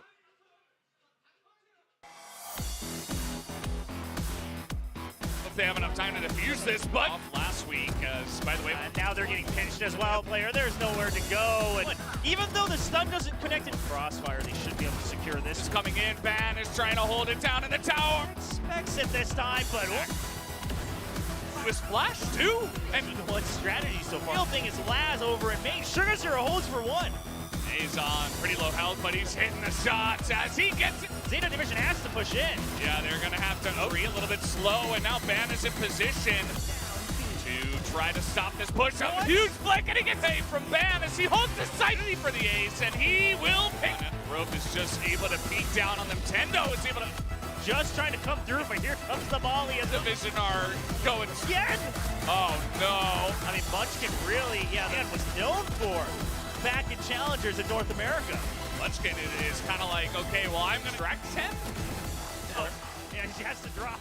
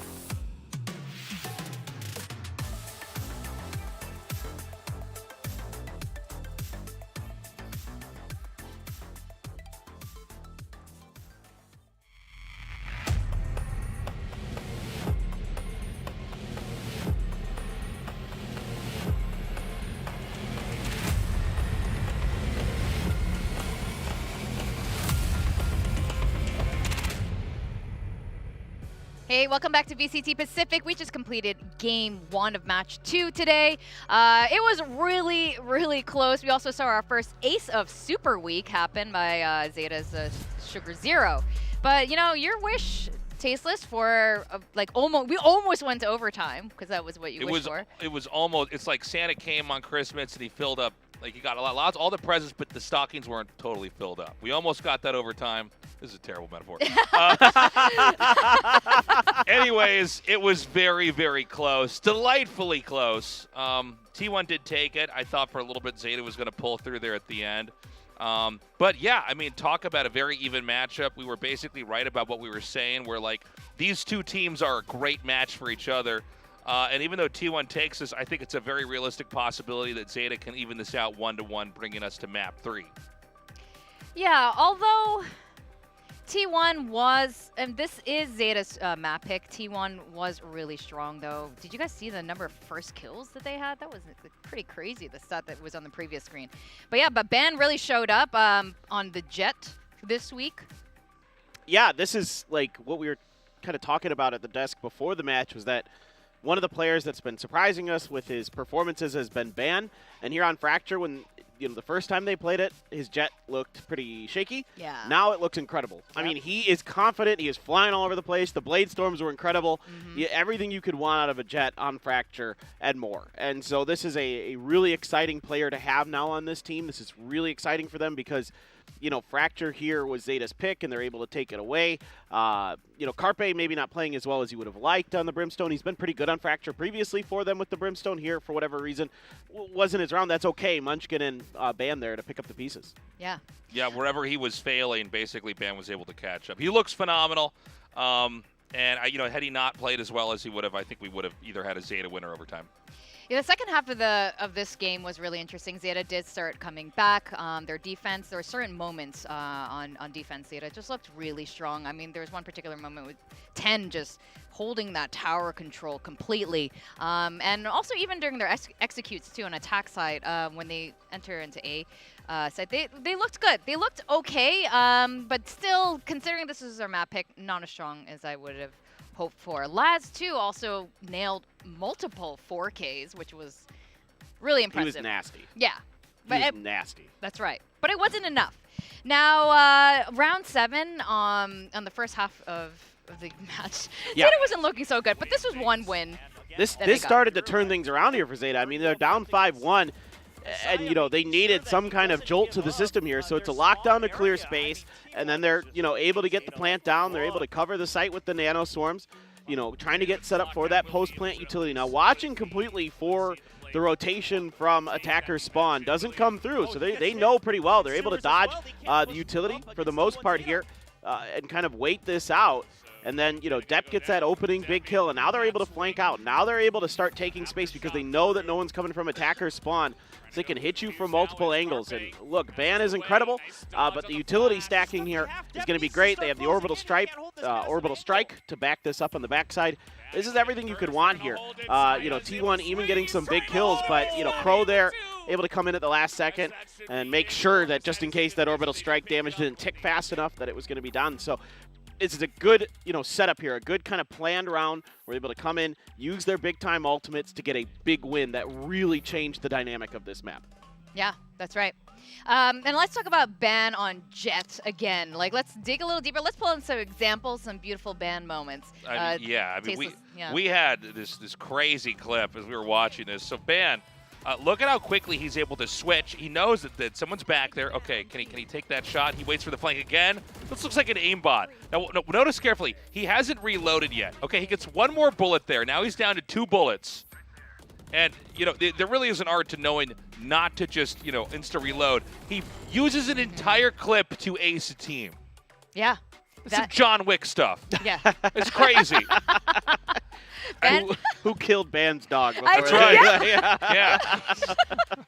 I think with that, let's pull up our key player. It is Ben, and you're right. He had a really weak showing earlier on in the season, and then something happened to his dog, and he was just monstrous ever since, especially in the last 2 weeks. I think last week he was also one of our key players, or MVP. So for this game, he is our key player again. Yeah, it's been so impressive to watch his transformation over this season.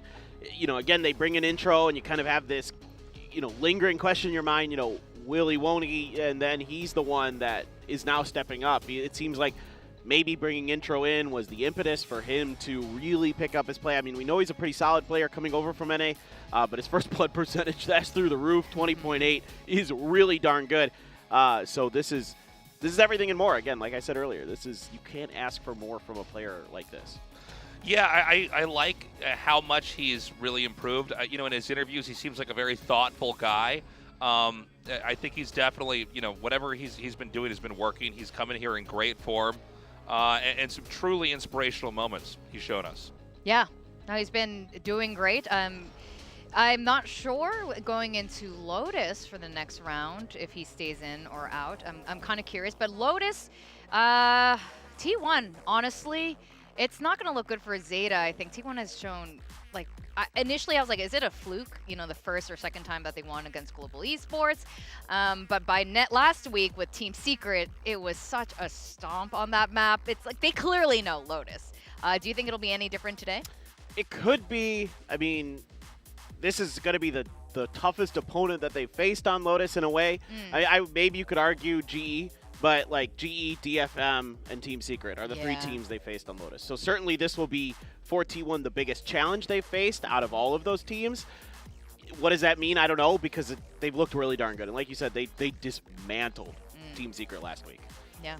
I want to point out that ZETA does seem to be a little bit better at managing their time here, which is good. That was one of our major concerns here. And it's been a big issue throughout the last couple weeks, is like they're just letting – it's like just because a spike, needs to be – how do I say this? Just because you have 2 minutes doesn't mean you need to plant the spike in the last 5 seconds. There's a better approach to this. It's okay to do it sometimes, but it was too habitual, and I think that they really cleaned that up. They did look explosive. They looked a lot less predictable. Even though we saw T1 take a little bit of a lead here as time passed, you could see that ZETA was really making the right adjustments, and we didn't know who was going to win that until the very last round. Yeah, you could see that there were rounds where they had done their homework, like where I think it was like T1 all tried to come out a drop or something, or they all just got mauled. And but there's that's something I always see from ZETA is they've always got at least a couple rounds in there where they've just read you like a book, and they're just going to destroy you that round, and there's nothing you could do about it. But like you're saying, the timing, the spacing, and the aggressiveness were there, and that's why it was close. So can they do that on Lotus? We'll see. I mean, it's definitely possible. Yeah. I'm kind of curious who Depp is going to play this time. It might have to be another Raze at this point. There was one weekend where he was good on it today. Yeah. There was one weekend where he has a really strong showing on Raze, I think 2 weeks ago. Last week, obviously, not so great. Today was Just okay. forget about that one Raze ult. Just forget that one. Other than that, it was fine. Yeah. But I don't know. Is it going to be another overtime? Fortune teller. I was almost right. Sage tasteless over here. Absolutely. Impart your wisdom. I've got my what is that ball that tells the future? Crystal my ball. Head. Crystal ball. Yeah. I was backstage. We were all there. We had the Magic Ouija ball. board out. We were like, it's going to be. Oh, is that you women? No, it's not me. Overtime, like that. Yeah, why not? I think it's going to be overtime. I was almost right. Yeah. Why not be right this time? That's right. Let's do it. Oh, ZETA and Lotus. I don't know. When you have a track record like that, I know it was Global Esports and DFM who are, frankly speaking, the bottom of the standings right now. But I mean, for ZETA, they lost to Team Secret on Lotus, right? So it's like, by law of Valorant transitive properties or whatever, I suppose that they should lose this, and it should be pretty one-sided. But I don't know. They beat RRQ on it, but that was earlier in the season. RRQ was kind of shaky, still kind of figuring themselves out. To me, I don't know. I don't know what ZETA I'm going to see, game to game, map to map, match to match. It's crazy how much has changed since week 1, right? We're on week 8. We've been watching VCT Pacific for 8 weeks right now. For those of you who don't know what Super Week means, it means each of the teams play twice. Today and through Tuesday. So the teams that you're seeing playing today, they will be playing one more time over the next 5 days. And after this, we narrow it down to 6 teams that go into playoffs. And then from there, it's 3 teams. Super Week. I mean, more like Super Duper Week. Am I right? This is a lot of fun. So dumb. It is in all seriousness pretty sick though to have all these teams out here duking it out and to have such close good games. It is really close, huh? It's been super. Well, especially after we had the PRX games, which were just so one-sided. It's like, man, it's nice to have this, be a little bit more back and forth. We've got our agent lineup.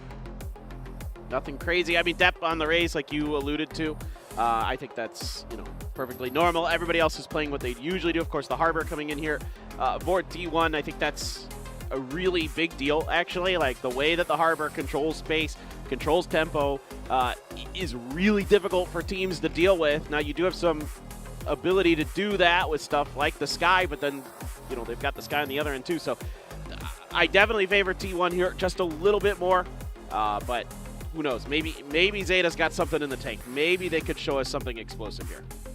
That's right. I do find it interesting, though, that T1 decided to go with Jet as their main duelist for Lotus. But who knows, except fortune teller Tasteless, who's the only person who knows. I know for sure. I'm just not going to tell you guys. I'm going to guess, but, I don't want to spoil the fun for everyone at home. I am from the future, okay? Well, thank you for that, Tasteless and Paper Thin. We're going to switch over to our casters, William and Valdez. Over to you. Thank you, Victoria and Paper Thin and the sage that is Tasteless. The sage. The truly all-knowing, omniscient being. As we are making our way onto Lotus here, T1 3-0 on this map so far, but as the desk did point out, the competition on the map not as potentially good as ZETA, but T1 very confident on this one. They were able to take ZETA Division on ZETA's map pick. What do you think, William? Are we going to have overtime? Will we have a third map? I mean, let's be honest, on paper, it does look like it should end 2-0, right? I mean, T1, the way they use the Harbor and then the Harbor Sky combo, and sometimes even with the Viper, is so well drilled at this point. Now, the only thing you can hope for on the side of ZETA is there is a lot of tape to study from T1's Lotus. But the thing is just composition-wise, I mean, you've got the Omen that you kind of have to commit to really create space, right? You have to throw your paranoia, jump forward with the shadow step, things like that. And I'm just curious if ZETA's going to have the confidence to do so as this map plays out. Yeah, I think they have to find it within themselves. As you mentioned, T1 very well drilled. I feel like it's DRX and then it's T1 when it comes to that. As Saya, he's playing the Jet on this map, which is pretty common for him. He's looking for it. That's a dog. Okay, but what Saya's done is he's really forced them to guess how many people might still be here. And just the fact that he's still alive at full health creates such a big question mark for ZETA Division. And now ZETA's trying to do the same thing themselves. Ooh. Oh, but now, the Viper duel going down. You even find Def as well. Oh, man. ZETA Division, the only one with question marks on the map now, while T1 basically has all the information they would want. Yep, well, they're going to attempt to push through rubble here and try to make their way onto the A site. We do see the talk screen is available outside of course, the door area. Asaya is still just holding down the fort here at Mound. All right, ZETA, I mean, they've made their call, right? We're just going to wait until we can try to get the jump on to Saya. Ooh. Oh! Spike down. Oh, no. Oh, wow. At the wrong time. Yeah, I mean, a nice fake with the guiding light, but a lot of damage already done. Depth's so low. Yeah. Carpe's got the perfect gun for this position as well with the Frenzy. Gonna just look to spray him down, gets the kill. So he's already on the board, much better than last time, as that will be 2. As it's all up to Depp with 15 health and 9 seconds. And it's gonna be shot down. Sprayed down from Van, who was behind. Yeah. That's it. 4 members of T1 survive for the pistol rounds. But just again, I mean, we're starting to see T1 really hit their stride in terms of overall potential. Like just that kill right there as well with Carpe. When we saw it from the enemy's point of view, the way they trade places and they're trying to really throw out the crosshairs and create a better advantageous fight. And then Saya not actually falling to the same tricks that ZETA tried as they were trying to eventually push into C Mound. The mechanics are really starting to come together here for T1, and that's one of the things they were missing to really shore up their consistency. Well, now hanging around the entrance to be here is ZETA Division. Saya with a Marshall. Not going to hit anyone there. And lots of fake guiding lights being thrown as well. We should keep note of that on the side of ZETA Division. So Saya players see if that eventually conditions him one way or the other. Of course, for better or worse, we won't know until the rounds play out.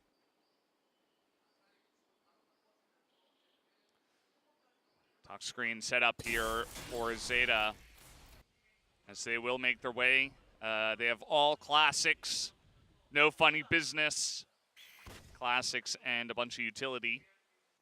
Man, T1, we just heard that second guiding light, or I think third one probably off the cooldown, go off as well. But earlier it was used to plant Saya forward on C, and then they use it to clear out B. So even though they don't have more flashes immediately available, they have all the information they would want, and now they are certain it's either A or here into Tiny Door. Oh boy, Carpe just here with the Spectre. It's perfect. He picks up 3, and the spike is there with them, as now not able to hit those shots, actually.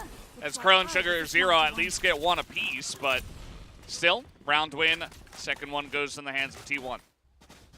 Just really good movement. And again, this is actually one of those maps where we first saw what T1 has been working on. The way that they set up Carpe to just get information so that the rest of the team can reposition. And a lot of times in the early part of VCT Pacific, it always happened whenever they have the Harbor and the Sky, because you could really push out with the Cascade, throw a Guiding Light. Push out with the Cascade, throw another Guiding Light. We're seeing that same pattern start to unravel here on Lotus. Well, Zeta's got a Bucky now. Zeta from T1, that is. And he is on the Harbor sitting back on A, so gonna play it very passively with just him on that site. This is the bonus round for them, so they'll have to try to stop Zeta Division in their tracks. And they've already stacked C. I mean, T1, they've made their call. They're just leaving the alarm bot and the turret to check for B. But here's the thing, that if they do go to B, you have the shorter weapons. You don't mind that too much. Now, they don't know that Dep is planted deep into C, right outside of the site. However, T1 has no interest. They're not going to push out. And the way they're playing this is actually eventually they're always going to stack and then try to retake. They want to get the early positions for these close quarter battles. Already, Saya within the rotating door on A. Yeah, and the Harbor wall is up. I mean, the rotations are already in. T1 are just kind of mirroring the rotations from Zeta as the door will open up. Saya player in position. Wow, well, one way into Cascade. You're already down to 30 seconds. I mean, this was what we were saying was always the concern for Zeta Division. They seem to escape it on Fracture, but right now they're running out of time. I mean, they have 20 seconds. You got to make a play. Okay, they're coming back over to C. But if they get taken out, right? If Ban gets 1 kill here, if he gets 1 single kill, this is over. Okay, Dep saves the round for the time being. Yeah, they will be able to get this plant down. 10 is waiting, lurking, takes out 2. Planted. And he's still here. Carpe going to take him down finally.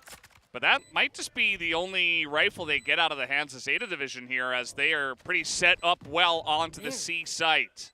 Yeah, so the round should be going, of course, in favor of Zeta Division. Now T1, Carpe could save, but Munchkin has no reason to. He can just try to greed for kills. They might even try to go for the pinch here and eventually just have Carpe pick up some kills. Ideally, Munchkin wants it because he has a Spectre. He doesn't have his ult yet. Carpe, of course, already has Seekers.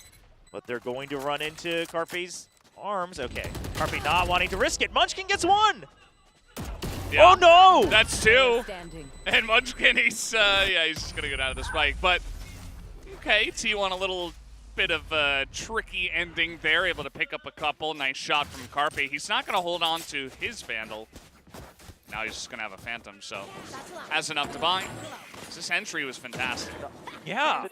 Well, Zeta Division should never have lost that many members on the exit there. I mean, maybe that 1 extra one in the site next to Waterfall, but Laz there, his teammates had already crossed mound. They didn't quite get sight onto Carpe. They weren't sure exactly where he might be. Somewhat disastrous, but of course, Zeta Division, one of the reasons they use the half armor meta is because they will eventually get an extra buy if they fall behind. Yeah. Maybe a play towards B. You can never really tell with Zeta on attack because, well, the like flow Tasteless said. Yeah, the flow chart goes like this. Are there 20 seconds left on the clock? Well, then we don't know. If it's not there yet, we're not sure, but this time it is a commitment here with a showstopper. Whoa! Okay, but not able to get the kill. Dep will survive with 41 health. Enough to get a bomb buddy out here. Well, the spike did get dropped, right? And T1's already in position. the thing is while they haven't stopped the plant, yeah, they've denied the post-plant scenarios here. Zeta Division couldn't find a good place to set up. Yeah, and B can be rough for that. They don't have really any utility set up. They're just kind of holding corners right now as Depp, sitting in the middle on 1 health, gets taken out by Saya player, and that's going to be a pretty easy retake here from T1. Oof. It's not looking good. Now, of course, we should note Fracture also looked this way in the first half, and Zeta Division eventually put up a very, very tight fight against Team 1.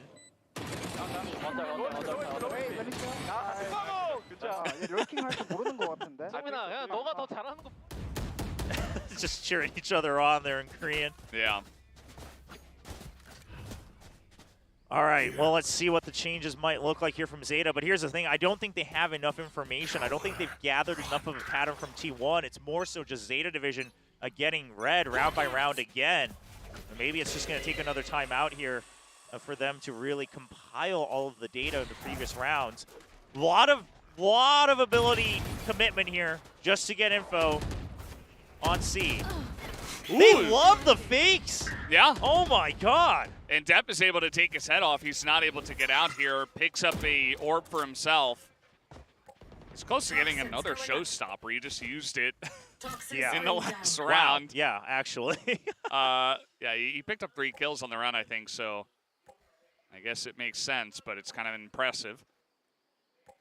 All right, well, I mean, Ban, I think, surely expects the potential that they're going to come in now, especially with the cloud and the screen. He knows he's stuck. Just using the snake fight so he doesn't get pinched from 2 angles, but they're already up above. Yeah. Maybe coming in a bit faster than he expected. Just waiting for the 20-second mark, you know? But yeah, it's a bit more hasty from the side of Zeta. And it's going to work out for them. They're going to get this plant down with 30 seconds to spare. 30 seconds left. Spike planted. It's going to be a rough retake here for T1. Yeah, now Zeta Division, they weren't able to push out of the site, but they hold tree. They even hold rubble. What? Jeff gets taken out without a fight at all. Uh-oh. Oh, no. They know. I think they know he's in that smoke. Yeah, just going to spray him down. Sugar Zero. It's 2v2, but now actually it's just Munchkin. Yeah, he has won these before, but not today. Not this time. Sugar Zero, great job to hold down there in the tree. And yeah, Zeta Division back on the board here. Some more back and forth this time around. These fake guiding lights. The thing is every time it's thrown at like a different angle as a fake, right? Before it was like deep in, going up to the sky. This time it just nosedives into the ground. But clearly that's something that Zeta Division's relying on, which I don't mind, right? Instead of just always trying to go for the surefire flash and paranoia, which can start to get predictable, really mix in these fakes. Here comes Saya player. The flash is good. Not quite able to pick up a second kill as this harbor wall doesn't allow Zeta Division in. Yeah, but look at this. T1 doing everything, investing everything they can to push away the rest of Zeta Division so that they can pick up the gun, and Saya player successfully does so. Now a Vandal in hand and the numbers advantage for T1 on defense. Yeah, pretty technical play. It's going to work out for them. Comes down to, you know, Zeta Division this time actually pushing more aggressively towards Rubble into the mostly eco round of T1. But this is, again, this is where that stylistic problem starts to come up, right? If they had already had someone push out in the lurk on a different site early on, they would have immediately rotated. But while they knew there were several members on the opposing team, B and C site have such tight corners that they didn't feel comfortable rushing in without information. And now they've allowed T1 just to reposition again and leave the Vandal that's got to pick up more kills. Just insane reaction time. Crow, though, is able to trade it back. 30 seconds. There's nobody here on the A site, though. Yeah, but Zeta Division, they don't know that. They're going to choose to rotate because they have zero information. It's going to work, actually. It is going to. He should barely have enough time, I think. Yes. 10 seconds But again, left. I mean, this is one of those times where they simply just have to stick the plan, right? I mean, the thing is if you're Zeta Division, right? You play your matches, and you're like, well, it worked. Yeah. So clearly it's fine. Crow, he can't hit the shot. He was waiting. He was lurking. They had no idea he was there. And he gets killed by a stinger. Well, so now they have to use the Viper's Pit. But here's the thing: if you lose this round after using the Viper's Pit, I mean, up against an eco, that really spells a lot of trouble for Zeta Division. Now, thankfully, everyone had to come in from a far side of the map. Yeah, T1 just don't really have enough time. Ban, though, maybe. Nope, not going to get it done. Oh, one last shot, but there's not enough time to go for the defuse, as T1 Zeta will be able to survive what they've vandaled, but this will go in favor of Zeta Division. Man. Wow. I mean, here's the thing is that because we can see the minimap, it's like, okay, well, the wishy-washy rotation was good, actually. It ends up working for Zeta Division. But it's like, in theory, that should never... A genius read from Zeta Division. I mean, it shouldn't be the go-to. I think if this is a team that has won more rounds in other ways, then we would say, okay, that was a good call. You know, we would kind of retroactively call it a good call. But they kind of always rely on this overthinking to secure their attacking rounds. That's why it starts to spell trouble. But at the end of the day, they get the win. With the half armor meta, they're able to still all get rifles in their hands, even a showstopper ready to go for Deb. He's creeping on up. Side player here once again, not going to hit that shot. Nice little peek. Okay, but now Zeta Division, now that should force them to make up their mind a lot quicker. Just trying to see if someone's in tree. They're always leaving the possibility of going to B. That's why 10 already positioned next to pillars outside of B site, so he's ready to pinch if they choose to run into that site. Blinded. Blinded. Okay, T1 used a cascade earlier for B just to buy time. And then the high tide as well. But this is T1 just understanding that Zeta's going to eventually spend the time anyway, so we might as well drag it out even further, right? Just really put the pressure on Zeta Division. So here we go, through the tiny door. And, the stun. Well, we're going to open up the site at least. Yeah, but Munchkin has his lockdown. 30 seconds left. Plan comes in, lockdown immediate.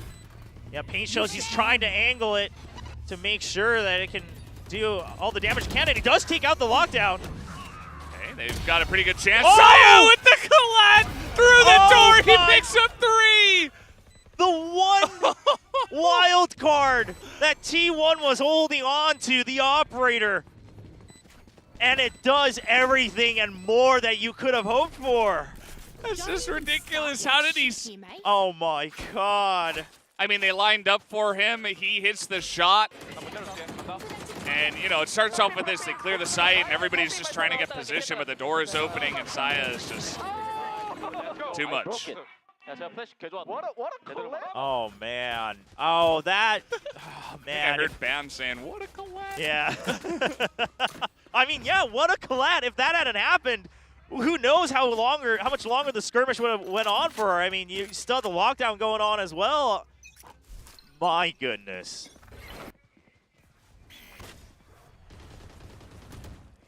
But the thing is if you're Zeta Division, right, even on the rounds you've won, you have to start to realize that T1 still expected those eventual rotations. You know what I'm saying? Like, they can't say because we won it was a good macro management of our, of the map and the time. At some point, of course, they can't see the entire minimap, not even the coach, but at some point they have to start to piece the puzzle together and say, oh, maybe the reason the rounds we win are so close is because strategically T1 does know where we're going to show up eventually. Oh, whoa. Okay, well, Marshall shot isn't going to hit, and off screen we see Munchkin and Ban pick up a kill apiece.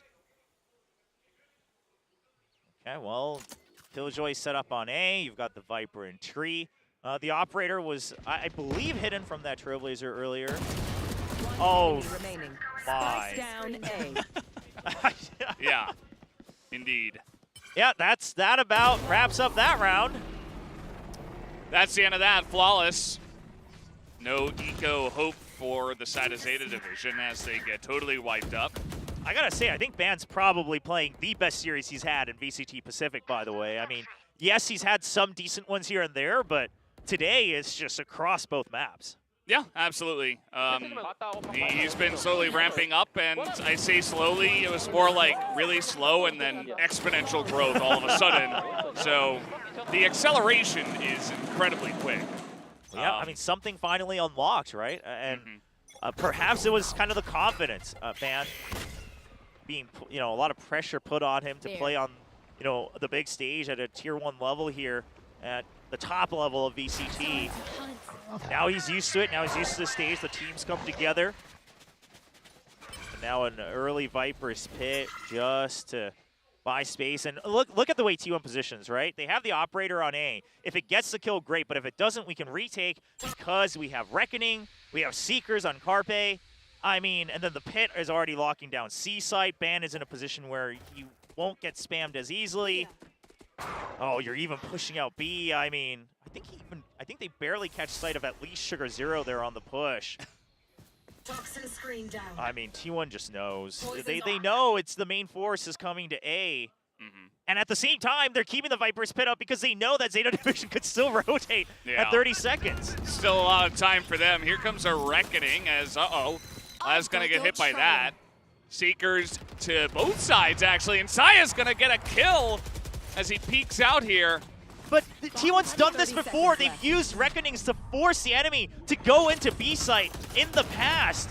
So, yeah, they're already ready for the crossfire, and ZETA Division, they have no choice but to walk into the trap. Yeah, just corralled in. And, I mean, what can you say? Depp, he's alone here. He's going to be taken out. Carpe with the final kill in that round picks up 3. Kind of a weak first map. Now he's really popping off. This is what you wanted, William. You say, hey, if Carpe can shore it up a little bit, maybe that would have been even more one-sided, and it indeed is, as he is on top of the scoreboard right now. Yeah, and here's the thing. I mean, again, that's why I didn't want to put too much emphasis on it in the first map, because as Des pointed out, he's actually played much better on Fracture specifically in the past. Also, just overall, I think his individual decision-making and mechanics and the way he's really timing his trades with his teammates has gotten up to an impeccable level. But again, would that have made things a lot easier on Fracture? Perhaps, and like you said, like you're pointing out, it's coming to fruition here. Autumn just keeping him calm. XQQ just scratching his own head, it looks like, as to what they want to do, because, we talked a lot about their rotations. At the same time, though, it's kind of like an ingrained personality trait in this team, It's like their go-to thing. So at this point, I don't think they can really change it around, as I mean, this is the end of T1. Yeah, saying that this is as far as you go. But here's the thing: I think they've already taken a step more than you would have wanted. They got the first map. That was ZETA's pick, ZETA Division's pick over on Fracture, and now T1 looking comfortable on their own pick of Lotus. Yeah, Lotus actually, statistically, the highest win rate for defense out of any map in the pool. Which is crazy, because yeah, it's a 3-site map. It's a 3-site map. We've played it 10 times, so it's not like the statistics are that insignificant. But again, T1 this is their 4th time playing it. They play oftentimes starting off on the defender side, and they're winning a lot on this map, so maybe they're kind of the ones that are distorting the stats here. Oh, absolutely. And the other thing is while it's 3 sites, yes, the entry points are a little difficult. However, the other advantage the attackers usually should have are the ult orbs, and T1 is not letting that happen on almost any of these rounds against any opponents. If you watch the way they play the Lotus, they will always put pressure where you cannot get the orbs for free. It's going to be an A-side entry. Looks like it's pretty clean for the side of ZETA Division this time. Maybe XQQ just telling them to keep it simple, just go for a straight-up push. It works out. They get the plant. Yeah, now T1 did empty it, but at the end of the day, I mean, we haven't seen a plant in a long time here, and oh my. That's a hard angle for him to win as well. And Munchkin just able to use his turret as bait. Not the first time we've seen that, but extremely effective this time. Although on the site, Pretty good stuff from Crow and Sugar Zero, but now it's only Crow on the back here with a Sheriff. He's going to try to bounce it off, but oh man, Saya's already ready. That's the end of that. Round 10 goes over to T1, their 7th round. And Saya has held on to this operator for pretty much forever. Yes, actually. An insanely long time. And not because his like teammates constantly recover for him, he's just been holding on to it. He's just not dying. Yeah. What did he say at the beginning? The mic kind of cut out, but congratulating Saya for his kills, I think. I think maybe even tell him that, you know, do whatever you want or something along those lines. But I thought he was saying like, I'm gonna love you forever. Oh, did he say 사랑해? Maybe that's what it was. I heard forever. I do agree with that, but same. I didn't catch the verb in the sentence. Yeah. Well, we caught one word each. So. All right, the Paranoia finally being committed to get space, but here's the thing: if you're using that just to get up to mound, what are you using to get into the site? I love when the little doggy's doing the juke back and forth. Yeah. That's my favorite part of all of Valorant. all of Valorant, actually, really? Yeah, more than anything else. It's not getting an ace. No, it's the doggy just juking back and forth. Wow. He's got a mind of his own. And you saw that time, Saya player was just gonna dash out of there. He wasn't, you know, he wasn't taking any chances. He didn't want to get headshot through a smoke this time. And once again, here they come onto the A site, but it feels like T1 are a little bit more prepared for this, although they do have 2 guys on C. Oh my God. Man just knows how to move around that door. He's been playing that position so much here on Lotus. And then now the one-way's back up. So A site's shut down. Yep. So surely they're in B. The turret has activated. Okay, Dep already deep inside. Yeah, Carpe couldn't quite get that angle. A showstopper just to secure the plan. Oh, but he's not covering the angle! Down B. Yeah, Dep, you know, he's holding on to the rocket. He's able to get the exit kill, but there's no plant. The spike is still not planted, and Dep, he doesn't have time. Yeah, he's going to get the kill. He's going to hold. Nope, no, there's a shorty. Bunchkins right there. He's going to take him down. I mean, so many rounds in a row. I get why Dep was hiding there, right? You had to check for all the different entry points. You're trying to see if someone kind of rushes in. I think the problem was maybe he wasn't quite sure that someone could have snuck in right under his vision and then got the angle onto the spike as well. But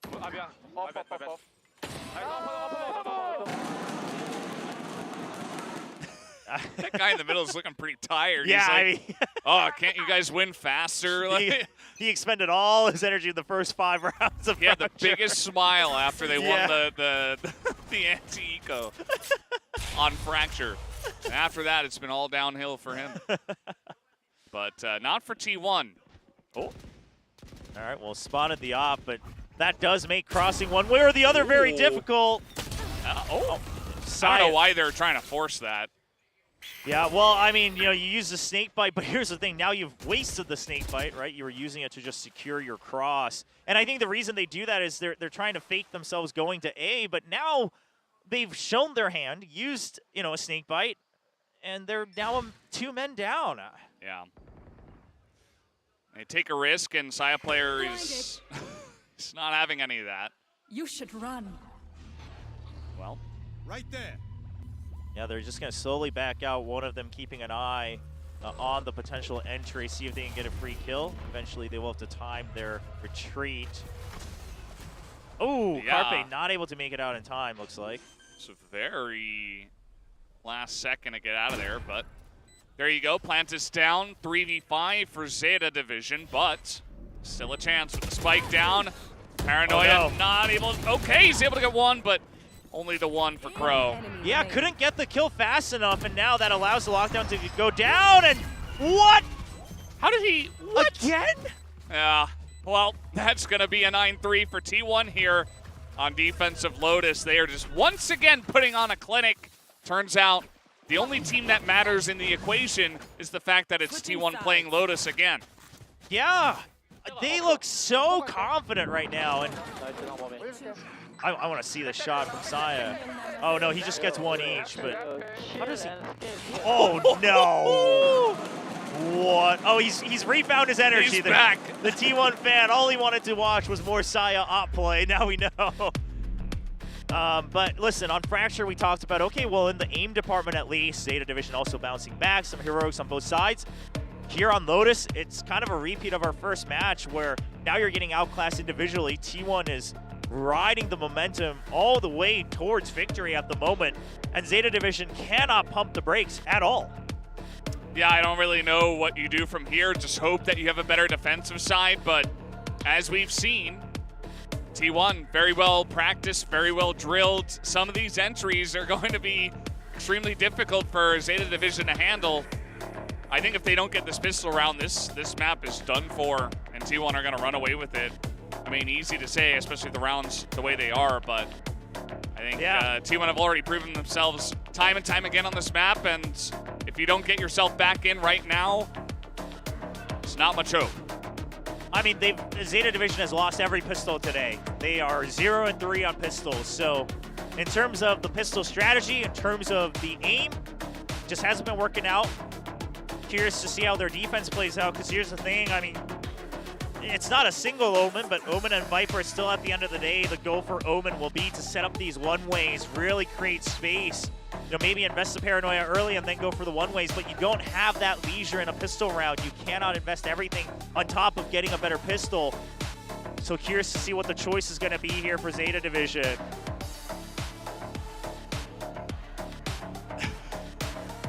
We have a lot of very Korean-specific puns today. I don't know, like, I'm trying to read them and my brain is just exploding as I try. I'm like, okay, this is not my level. Never mind. 6 rounds in a row for the side of T1 on the defensive side. It was 3-3 before that. All right, so looks like it's going to be a push out of C from ZETA, pick up the ult orb if they can. And then maybe even try to get the pinch. The thing is with just an alarm bot and the turret, I don't know how long Pro can hold on to that site. And they can't push out because the Guiding Light comes in. Now, they didn't use the Paranoia yet, so there's still a chance to do that from ZETA, but I think that ideally they want to try to save this for as long as possible. Ooh. Depp is going to take things into his own hands, he says. But at the same time, it was only Munchkin who was over there. Alarm bot is going to catch Saya player. So overall, I mean, you know, create the numbers advantage and then just go for the 5v4 retake. I don't mind that. Good paranoia for the retake as well. The paint shells here, they are holding down the site as, okay, Carpian banned somehow. Oh my! Zero with the right click, gonna get 2, and T1 ZETA not able to shore it up. And ZETA Division, okay, able to get this pistol round and make it interesting. Yeah, a much better pistol round. Finally, their first pistol win tonight. And I like the fact that they didn't overcommit with the paranoia early. They just slowly make sure that they're creating multiple angles here. And Depp coming back online, that allows them to keep things like the paranoia for the retake. And wow, just really good right clicks from Sugar Zero. Nice. It's not quite a nice yet. It's not a big one, yeah. Just a nice, yeah. Oh, nice. Okay. I see you. Well, Saya player with his trusty Marshall. We know how deadly that can be.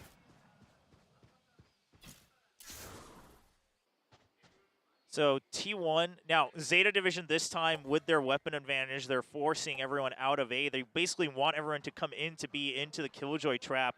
But what they don't know is T1, with Saya player on that Marshall, he's already bought enough space on C mound that they could always create a different rotation and eventually slide into either C, or quite frankly, you know, into B and then pinch from C as well. Oh my God. And both of them took a lot of damage. Yeah. But full heal now from Laz onto 10. Same for Saya player. All right, T1 with the one-way here. Ban just says, okay, well, the one-ways are still happening over on A. I don't think, we can really get through here too early. Ban actually finds an opening here off of the one-way timing. If he can win this duel, that changes everything for T1's rotations. Sugar Zero's like, no, I will not take this duel. It will not happen. Yeah, just hears me saying that. T1 in an uncharacteristic running out of time moment here. And eventually it's back to B. Okay, well, stop them from coming in. That's the spike down. This is going to go all the way of Zeta Division, you'd have to imagine. 15 seconds. Yeah, maybe don't greed. Try to fight Saya with a Marshall here. They're out of time. I'd say probably not. Van with the flank doesn't work out. Crow's going to hear him all the way, and that's going to be 10 cleaning it up. 9-5. Zeta Division back on the board. Okay, and the heavy investment, sure they drop, 2 members, but they still have a Phantom and 2 Bulldogs, so with the half armors, everything, they can get right back into it here for round 3. Good pushes here on the defensive side as there is a guy going absolutely insane in the background there. He is like just, wow. All right, well, that's kind of the support they need right now. They've got a long way to go. If they can win this one, though, they have the showstopper as well. They're actually in prime position to do so. If they can win here, the economy starts to break apart for T1. Poison's off. Sugar Zero, this time saving his one-way timings because Dep's here to support. They don't want to just constantly waste that first smoke because the Poison Cloud was here as well. Dep just spots, and now the one-ways go up. I like this from Zeta, a lot more methodical and a lot more guaranteed in the information and timings they can buy for themselves. Trailblazer comes out at the same time. It actually, I don't think, would have spotted Zeta here, but now they'll know. All right, clearing out mounds as they push in. Sugar Zero still here. Stealing sight. Might be under a lot of pressure, but actually it's just going to be Saya player running out for now. But this push will come in from T1 onto A.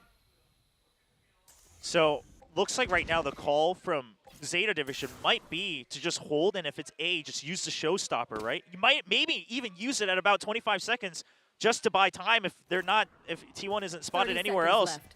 Now you hear the sound coming in. Dep's hiding. Yep, he's hiding for the showstopper. A nice dodge from Saya. He's just holding on to it, and he's going to get that kill.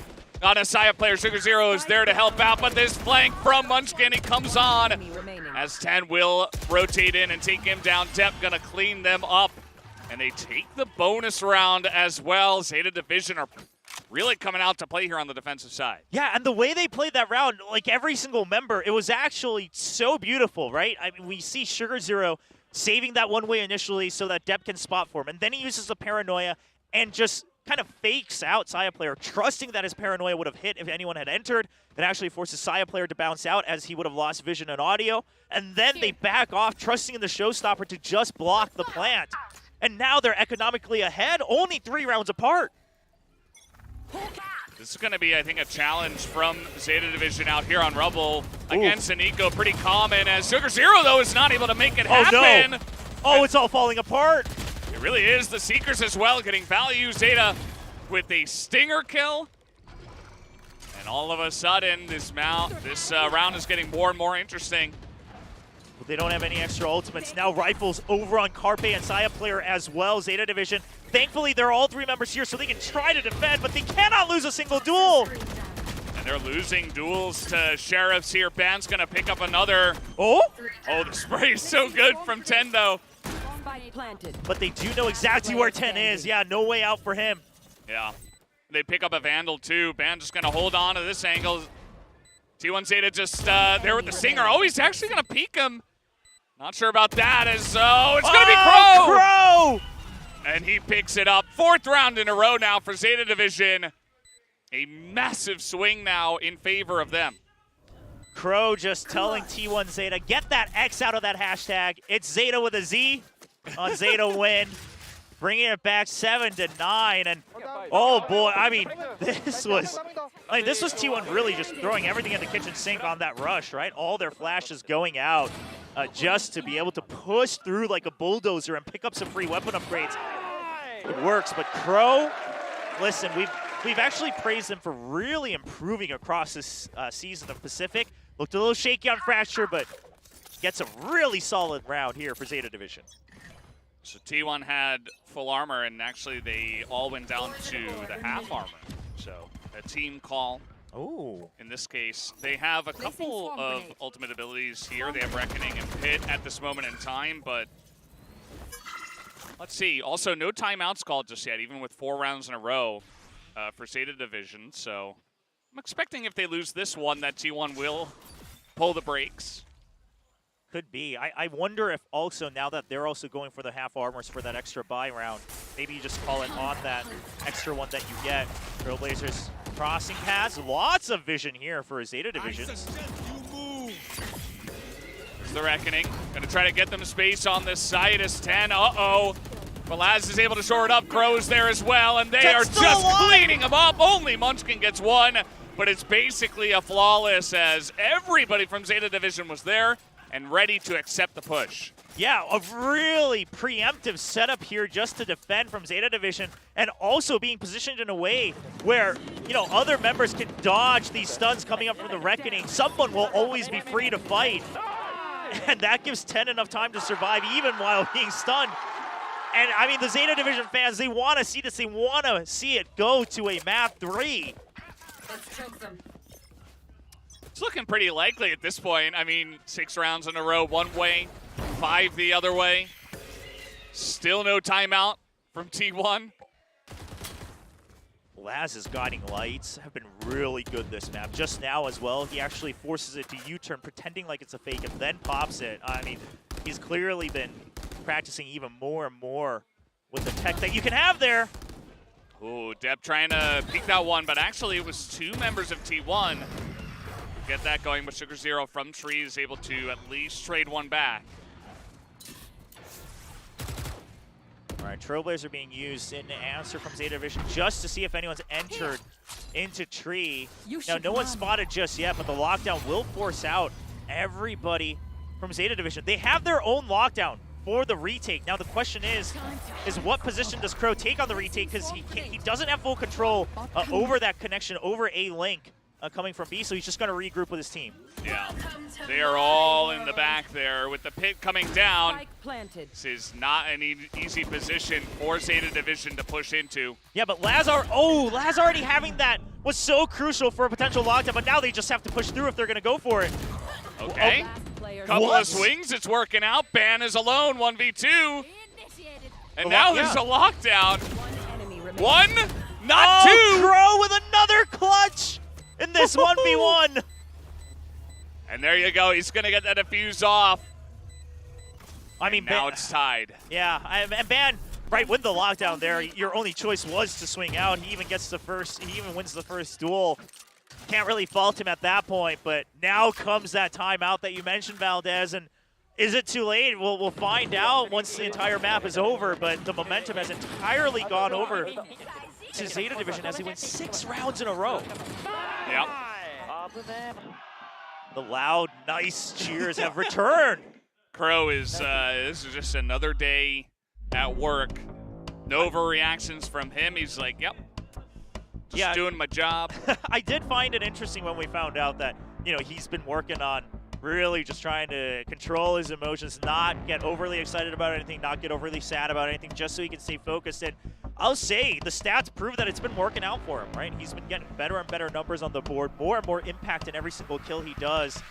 And while Depp might be trying to make him laugh, Crow's been having great control. A fan cheering for T1 to get to Tokyo. Well, first of all, they're going to have to obviously 100% secure their spot here in the playoffs and eventually make it through that gauntlet as well.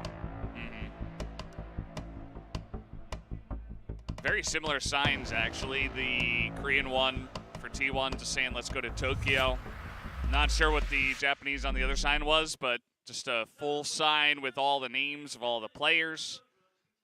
Cheering for everyone as Depp has picked up an operator. Okay. And now economy, once again, somewhat broken here for T1, even with the half armors. And so they're going to continue with the half armors, it looks like, because Ban has bought, you know, down to 750. Here. Just to have that Bulldog. Let's see how much room Saya player can make. I'm curious as to whether T1's going to buy on op in the next round, given Saya player's economy, but that we'll figure out in the coming round, as they are, of course, on this losing streak. And just trying to fish for information. They do draw out some utility, right? That Trailblazer, the dog coming out from Laz. As now they're looking to clear out the area around C Mount, but no committal as well. Seems like they've really adopted the Zeta style of just go in A, go C, go back. We're going to B now. Oh, but at the same time, Zeta Division, now they're taking a page out of T1's book and really using the sky to great efficiency, using guiding lights here and there just to rotate. And now, you know, the spike plant will happen, but it's going to be a tough position for T1 to hold. They have to push out. Yeah. Depp with some decent spray, hitting some feet. But it's going to be up to Satchels. No, I'm not even sure if he saw the guy on the left. As no, Science is going to poke out 3 kills with the knives, make it 4. And T1 will hold on to their lead just barely with a massive super play from them. Holy moly, Saya! I mean, the rest of the team as well, right? The way they were holding these angles, all baiting for each other with these crazy angles you can have on Beast. Oh, that. No. The second and third kill are insane. Let's watch it in real time. That is insane. Wow. I don't know what to say. Like, that was just crazy. I mean, that's just Saya. That's just Saya doing Saya things. And now they take the lead once again. I mean, Zeta, it took them so much to catch up, and they still have yet to get the lead itself here on Lotus. Yeah, I really loved the rotations that time, actually. They didn't wait until 20 seconds, right? They actually, once they got onto the B site, they took like 10 seconds to really clear out all the angles before they really went for the bubble plant. Now they're pushing in through rubble. Zeta actually in a pretty good spot here as Depp gonna take one down through the smoke. Yeah, I think he shot based on his Seeker's movement. But either way, or maybe he just sprayed through the smoke as he was hit by a paranoia, I believe, from Sugar Zero as well, his own teammate. But either way, a nice kill, and now they can refresh those one-ways. A-site relatively safe. They're basically leaving B-site open, right? We already see Crow focusing more on assisting C, but now that changes things just a bit. Yeah, and with the Harbor wall, you can really create space for yourself, but Depp is here. He's got a lot of teammates as well as they are running to C is T1. Yeah, but here's the thing. He can only push out of one side, and everyone's already by Waterfall. They spot T1 Zeta. He is going to get the plant down, but Sugar Zero wins the duel. And now Ban so far away from his team. Yeah, he is in no man's land. I think he's just going to let this one diffuse. I mean, here's the thing. The original plan, of course, from T1 was to go to B site, which is why Ban was positioned in a way to easily rotate and get the flank there. Oh, man. That never has there been a scarier image in Valorant than someone chasing after they tag with the Vandal, the shorty out. 10-10. Was Sage Tasteless correct? I mean, we'll find out. Do we get overtime? Yeah, do we praise him or just call him out on the desk for 10 minutes after this map? He knows, he just didn't want to tell us. Oh, that's true, yeah. And here's the thing, we said in this map as well, but actually overall in the series, Zeta Division yet to get the lead. They've only tied up the score a couple times. See if Zeta can finally get ahead. Now, okay, Side Player was saving up for that operator. In fact, he could buy it a bit safer since they won one of the rounds and got some free rifles.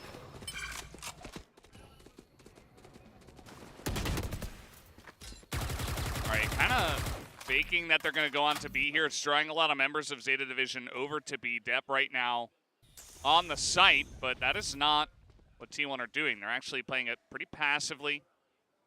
And Depp's position is hard to predict here, right? He's holding an odd off angle just in the middle of the site with the coverage from Crow as well if anyone swings close.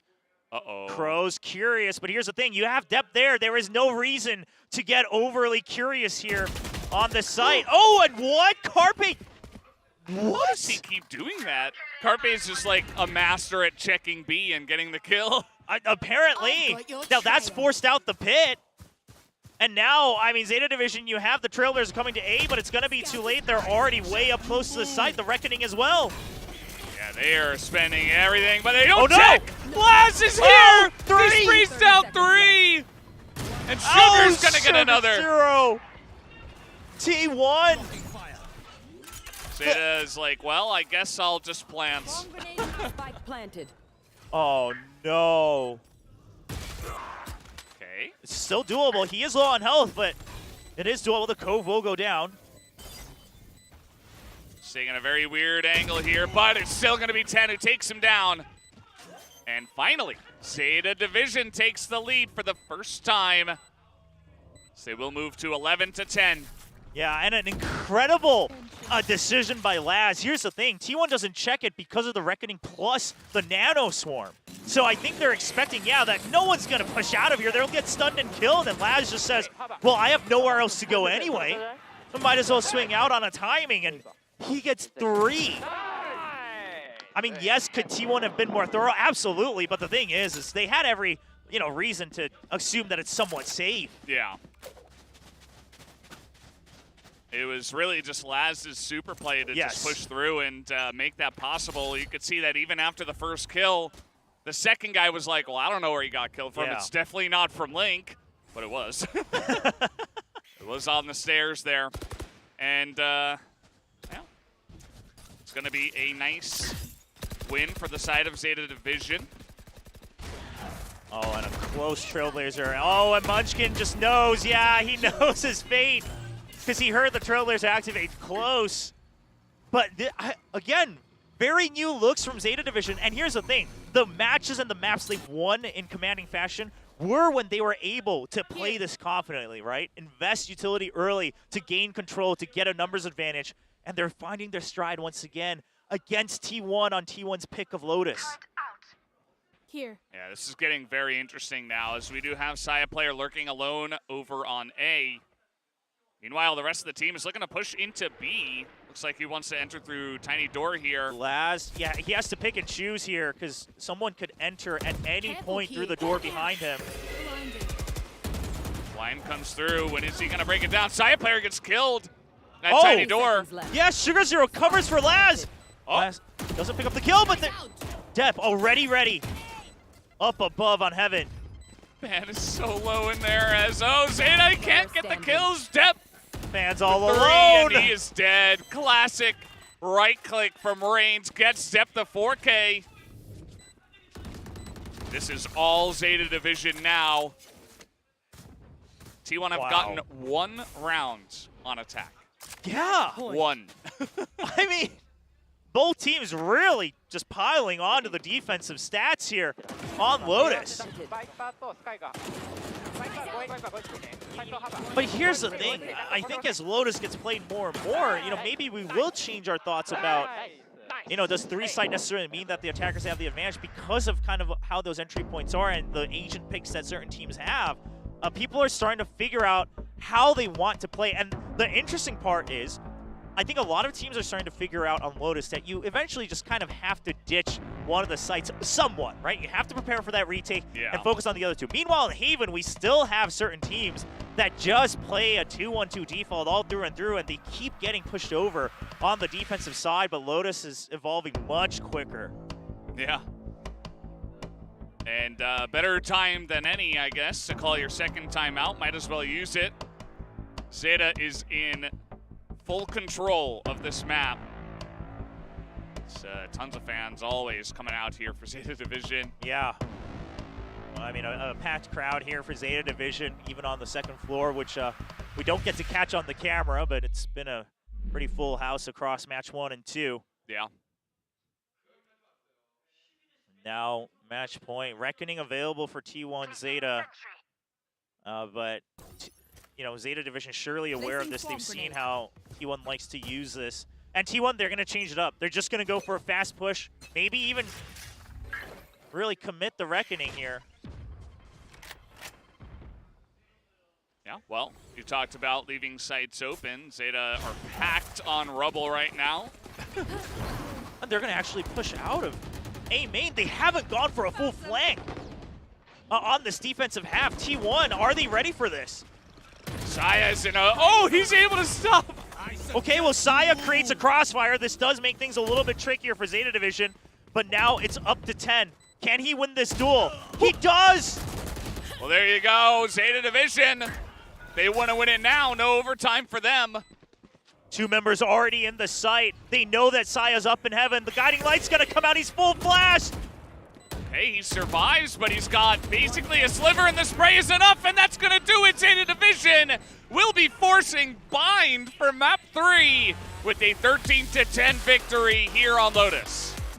There is something about this roster of ZETA Division that when they are pushed to the edge, they just grow and evolve one more level. The determination that this team has is incredible. On paper, we can talk all about how, well, you know, they don't really win that confidently. They always look shaky even on their wins. But here's the thing, if that's a continuing pattern and they're still able to win when it matters, I mean, all credit to them. Depp had 7 first bloods on that map. That's insane. 323 ACS. He, I think he's got my vote if ZETA Division ended up winning the series. And it was all T1 all the time on defense. Like, they absolutely wiped him. But then ZETA did them one better. Yeah, I mean, on the swap. The 7 first kills is insane. Out of 23 rounds, about 1/3 of the rounds, Depp is opening up the first kill, and really good holds. Listen, I was harping on them a bit on the attacking side. Their old flaws started to show. But on the defensive side, the rotations were much more fluid. They were working much more confidently in their positioning, in their utility usage to secure space. And I think that's the key word, right? Just checking for info is not enough on a map like Lotus. You have to take over a part of the map. They were able to do that here on the defensive side. Fans couldn't believe it when Saya player did that, but we couldn't believe it when Laz did that. No, not at all. I mean, impressive super play decision-making from Laz. And I mean, it's time for some. They're losing their minds in there. Yeah, sure, there's still a 3rd map left, but after the heartbreaking fracture that could have gone to overtime, I mean, there's never been a happier point in tonight's match for ZETA fans, as ZETA Division able to take it to bind now. And this, ZETA Division, they've played some good bind in the past. Curious to see what their interpretation is. And Clinton talked about it on the desk. I've been talking about it, last week as well. Even put up a video myself about how they use that Gecko on bind. If you want to check that out during the break, because what Clinton says is correct. I mean, their executes, T1's execute, mind you, with the Gecko usage is so impeccable. But now, ZETA Division, they have that one tape to study. So it's not going to be a surprise. Yeah, I think, a lot of people will say, oh, T1, it's bind. They'll get this. I don't think it's like that at all. No, I don't think so. I think the entire series has been just flipped over like a pancake, and nobody really knows what's going to happen except these 2 teams. So I guess, guys, we're just going to have to go to a commercial break, come back with the desk, and have, of course, bind for map number 3. We'll be right back.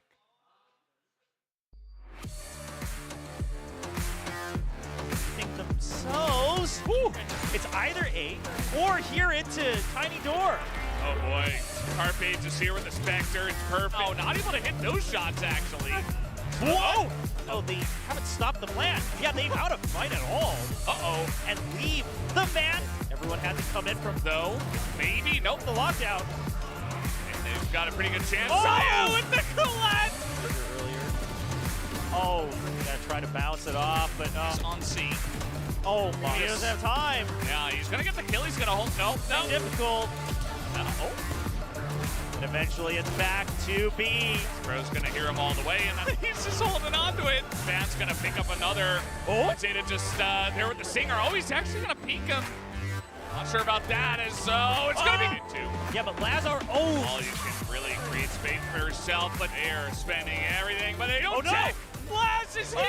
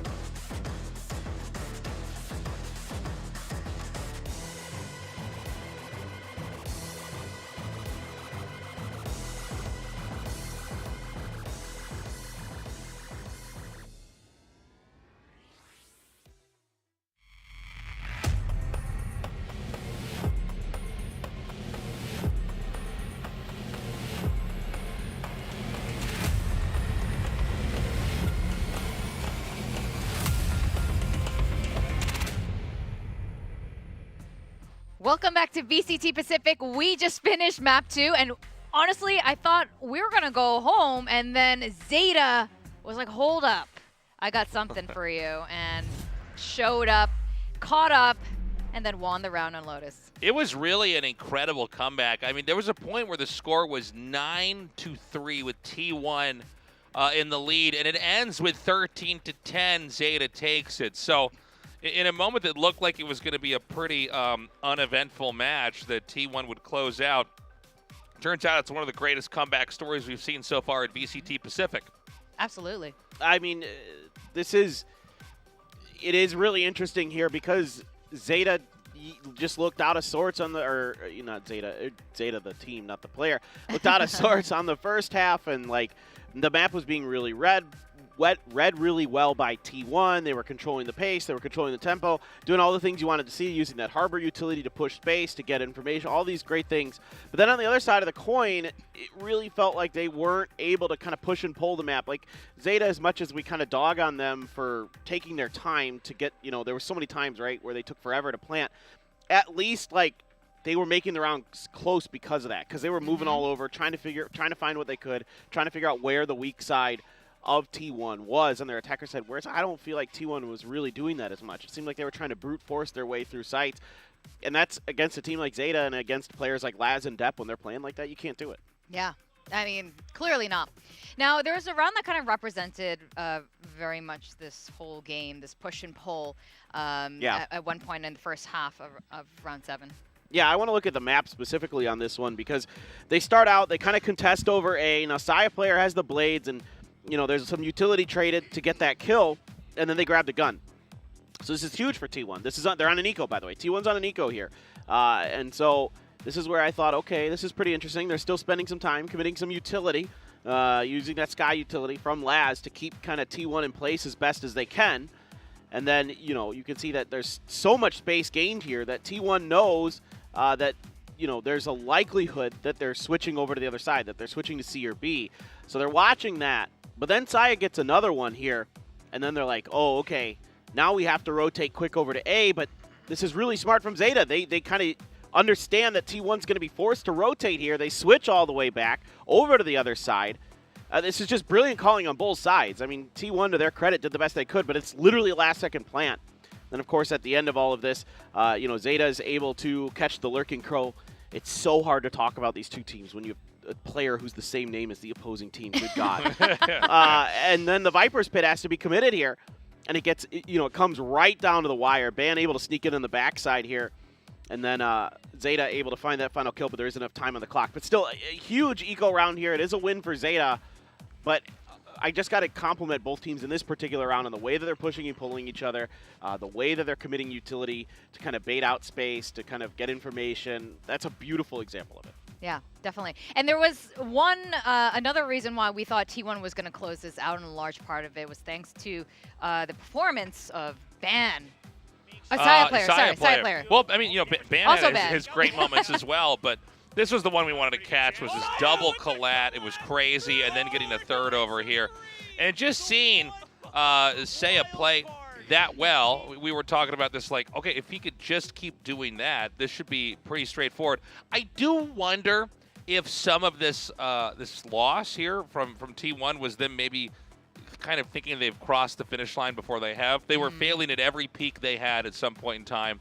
And, Valorant, a 9-3 disparity, that can look really big, but really there's, a few very important rounds that if you drop them, the momentum can actually start to snowball up. That's right. And it affects the economy and how they can come back, and that definitely showed here. And that particular clip was really incredible. In one single revolution of that door, Saya just demolishes 3 of them with his crazy. op. That was so cool. All right, now we did see the comeback of ZETA near the 11th hour. They really came back at the very end, and Laz has just been so good all of today. He's been great all year. Hands down the best player on this team. Hands down the best player in Japan right now. So you know, this is looking bad. Carpe was great for these opening picks. He had a really good map, frankly, for T1, especially on this attacker side. He was getting some opening picks that were, you know, allowing T1 to do stuff. But then this is really well read. You know, even with the Reckoning here and the utility, they don't expect somebody to still be tucked into that corner. And Laz just steps right through it, just disrespects the utility and takes 3. And I mean, this is what makes him so good, is that he has tremendous confidence, he has tremendous skill to back it up. So, like, not only is he IGLing for this team, but when he's pressured in a situation where he's got smokes, nano swarms, reckonings, he's still able to find a timing where he sneaks through. T1 can't even imagine that somebody would try to do that, and he just wrecks the round, and that changes the course of the map, because if they don't do that, their economy goes in the dumpster, whereas T1's would have been really uplifted, and it could have completely swung the way that map ended. Absolutely. I mean, like the last map and this one, he just finds that perfect moment, demolishes 4 at a time. It was cool to see the confidence, too. He comes out, he knows he's going to get him, and instead of then getting the 2 kills and going back into safety, he actually rotates closer through the smoke so that if they do try to then clear that spot that he's in, beautifully done. He sacrifices himself, but ultimately that is going to lead them to the win. And, yeah, definitely an important player. And that's why for us, the key player of this round, obviously this match, this game terminology is Laz. Laz is looking really solid. I think, like you said, Clinton, he's just been that consistent player, the anchor for ZETA Division. Yeah, while his stats aren't great, it's just like I was really impressed with his IGLing here, so I really want to give him a shout out, especially on their defender side. Like, they out T1'd T1 here on this map, where he was reading the map extremely well, putting his, you know, chess pieces in the right position, and his Carl Magnus impersonation. He had the board out with his warships. He was little brooms and pushing them across. You know what I'm talking about? Yes. But he had those clutch moments still, and he was really good on Fracture as well. So wanted to give him a shout out here. You know, despite them not getting the win on Fracture, so therefore he couldn't have been a key player here. Just a tremendous effort there at the end, and yeah, just a really smart player. I mean, I'm just thrilled with Laz. I love watching him play every day. This picture of him is almost, he's like, thanks, Clinton. Yeah, he's like, but it's like a you sarcastic really think I'm smile. the best player in Japan? Thank you. He almost looks sarcastic in that smile. He's like, yeah, thanks. Good, yeah. But look, he was fantastic today. Now we are going to go into map 3 because our Sage Tasteless, or Oracle, has predicted this outcome. I can see the future. I don't know exactly the future. I'm like those guys in Minority Report that lay in the bathtub. So they kind of know. They kind of know what's going to happen. Like I can't quite tell you exactly how it goes, but yeah, I knew we were going to go to game 3, and I think I'm going to get overtime. I think we're going to have overtime. Oh, now we're really getting it. Yeah. Okay. We've been close. Look, it could be close. We don't know how any of these teams play on Bind at the moment. The new Bind. We only really saw it displayed by Team Secret against T1 last week. T1 stomped, but that doesn't mean they're going to do the same with ZETA. No, but I definitely am curious to see how ZETA wants to approach this. So 2 things going on here. ZETA hasn't played, obviously, Bind since they played Loud at Champions. They did actually push Loud with a double duelist comp. So they had 10 playing Raze, Depp on Jet. But I really want to talk about this T1 comp if they run the Gecko again. We'll see if they get to it. I have like one kind of interesting round that I could kind of maybe explain in like as short a time as possible about what they did. But I don't know what ZETA's going to bring to the table. How are they going to counter the Gecko, assuming there's going to be the Gecko? Is Intro going to come in, and are they going to swap roles? Because Munchkin was on the Sky, so there's kind of some swapping with roles here for T1 as well. I hope they pick Gecko just so I can see Paper Thin start like banging at the desk in like joy again. He really enjoyed that. You're watching from Malaysia, right? Yeah. I'm sure you want to see it here in person, live in Korea. It'd be fun. It'd be very welcome. Again, this is a map that's had some changes to improve it, and I want to see exactly what the strategies are going to be. If there's going to be any kind of unique agent compositions. I'm glad that Bind is back. Yeah, I am too. I'm glad this is the map that we're going to close out on. And with the attacker side on A being so much easier now, and the way you can rotate with those teleporters being so much faster for the attacker side, it's really a completely different dynamic that this map brings. So yes, the Gecko. Okay, here we go. So the way that they do this is they create like pizza slices of the map with the toxic screen and with the harbor stuff, right? And then they're going to use the staggered utility from the sky and the gecko to clear out each pizza slice, right? Like if you think about it that way. And that gives them extra space for the Rays, like Saya player, who can get way deeper with the blast packs because they're able to clear those spaces. They're able to get further forward and start the blast packs later than you maybe normally would. Like they could get over the truck with the blast packs and they can get into U-Haul. Crazy stuff they can do. I'm just thinking about pizza now. Yeah, I know. well. I'm like, did they get garlic dipping sauce with the pizza slices? I mean, just... All right, well, I think you're absolutely right, Paper Thin, that breakdown. I agree, and that's what worked for them last week, and I expect to see more of that. And with Harbor coming into the mix and with the reintroduction of Vine, it's always going to be really exciting to watch. Now, casters, are you ready? We've got Will and Validus over there, and we have a question for you from the most tasteless man in Pacific. Oh, was I going to ask him what name 5 presidents or what? Yeah, Valdez has to name 5 presidents. Name us 5 presidents. All right, go. I'm not going to do it, but I'm going to tell you that I ate pizza yesterday. Why are we naming 5 presidents all of a sudden? If I understood the context, then maybe I was into the pizza thing. Yeah, I was into the pizza thing because I just had pizza yesterday at the Han River. It was a nice day. I did have the garlic dipping sauce, I will have you know. Nice, nice. It was delicious.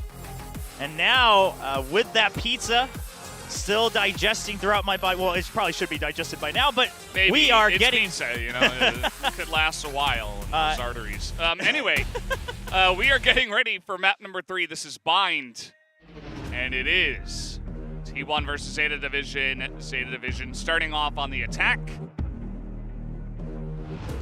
Yeah, so this is going to be interesting because we didn't get to see too many, crazy ideas from T1's defense the last time they played last week against Team Secret. A lot of the cool ideas they had were on the attacking side. And now with them starting on defense, they're going to have to kind of choose to show their hands. Now, of course, as we often like to talk about, despite the map changes, Showers and B-Long always going to be the big focal points here to hold on to those on the defensive side for potential retakes, even if you allow the plant. Yeah, it's going to be interesting to see the Sage making his way back onto Bind here. Obviously, a lot of spots where you can put down the walls. I think we saw it from Team Secret as well. Span has a shorty, and he ran straight into that. Yeah, the guiding light goes just a bit deeper, so Ban can be prepared to counter it by just looking away. Now, the Sage wall, of course, does make it a little bit difficult, especially on the pistol round for the retake. So even though you had Showers control initially, you weren't able to keep it, especially after the teleporter death here on the side of Saya player. Now they're just going to have to push through lamps. Yeah. Let's see how this goes. That's one shot. Crow's going to fall off the wall, actually. Might have been on purpose. Yeah, I think just trying to back away with the wingman approaching as well. So Yeah. the wall no longer a focal point here for Zeta Division. T1 Zeta picking up 2 headshots. They have the pop flash from Laz. It's not going to work, and that should be, and it will be, a full clear on the site as Carp able to hold and pick up the defuse for T1 in the pistol round. T1 has been doing very well in terms of pushing out of smokes, actually, in a lot of their matches. The timing they have with one person trying to jump, like we see here, to draw away the enemy fire. In fact, this time it's T1 Zeta being unspotted, and he's able to just power through. But the real problem here for Zeta Division was that they had to just kind of force the plant, right? They had to put up the wall, a classic kind of icebox composition here with the Sage, the Harbor, and even the Viper. And they can continue to get plants, sure. But can they get the post-plant position? Because if you have to wall off Showers, you're also not controlling it yourself. Now, starting to put some pressure here on their eco. Uh-oh. Oh! Wow. Depp, 8 health. He's got a Sky, though, as that didn't work out for 10. How are these people alive on the side of Zeta Division? 10 surviving with 1 health as well.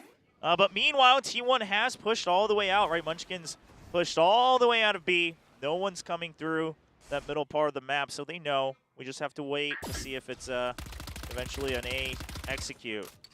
Here. I think the last bit of that spray actually caught Depp. Yeah, he's pretty low. Yeah, just trying to preemptively spam against the potential sneaky plant or the Sage walls as well. Yeah, the wall's broken. Plant does go down. Yeah, meanwhile, Munchkin is just getting in behind. He kills him with the second blast pack. The Zaya player is now pushing in. Gets blinded, does not care. And just sprays everybody down with the 4K. That will be T1 with the win in the second round. Yeah, so very close to his showstopper here for Saya player. And they're able to recover their most valuable weapons of choice. So even though, you know, they take a little bit of a hit, it's not too bad since Saya, you know, kind of reaps all the kills. And now you've got that showstopper to turn things around a bit earlier than you would have expected initially. You can see that T1 were delaying, trying to pick up the best guns they possibly could. Seems like they ended up with a Spectre and a Bulldog. Now, yeah, I'm curious, even on the attack and maybe even throughout their defense as well, Zeta Division, what do you have planned to combat Gecko's Dizzy, right? Because that's something that T1 was using very well to create pressure on their attack or on potential retakes, because you cannot turn away from it. Oh, that Soul Orb almost securing the kill there. Munchkin just happy to be alive. He is in a very risky spot. He can't get out. I mean, sure, it's a bonus round here, but at the end of the day, Zeta Division also not taking that risk. Yeah. It's a rough corner. A lot of things to check. Don't want to commit over there with just a couple of people. So big full rotation as a team over to a short, it looks like. Okay, so Zeta Division, because they didn't actually push into A short, what they're planning probably to do is 10 eventually lurks into showers as they push into the site. But if Saya player is able to get a kill or two, things would be very different. Here comes Step. In the corner, he's a bit decayed, but he's in onto the site in good spot. Plan coming down. As Crow up top, they're not able to get him. Not able to spot him either, just able to pick off 2 free kills. Sneaky wall to prevent them from coming right beside the truck, but also to get a bit of an elevated position. Excellent usage. So cheeky. Here's Munchkin, off angle, doesn't matter. Gets taken out. Yeah, well, Ten's just... okay. Interesting combo. You don't see that every day. Yeah, T1 Zeta should not have won that duel by any means, but at the end of the day, 3 rifles saved on the side of Zeta Division. Not too bad. They now have their Reckoning available as well. I mean, this is... They had no idea. Yeah, that's cheeky. That's so cheeky. You love to see it. And here's the thing. Back in the day, before the Chamber era, Zeta Division used to play a lot of Sage on this map, and Depp used to play it, as 10 was still the main duelist on Raze at that time. And that was one of those times when a lot of people would say, man, Depp's so good when he's entering. But he struggles a bit when he's playing the Sage. Now he can fly freely again as a Jet, as Crow takes on the role of the Sage. Yeah. Well, Reckoning comes in, pretty aggressive push onto B. As it stands, they do have the Viper. Zeta's still up in hookah right now with the Judge. Yeah, but they didn't clear window. They know he's trapped in here, but they have to clear, because otherwise they've got 3 different angles to fight against on the potential retake. Well, he has 3 health. Oh, Sure, Zero takes a bunch of damage from those paint shells. Showstopper coming in just to push them back out.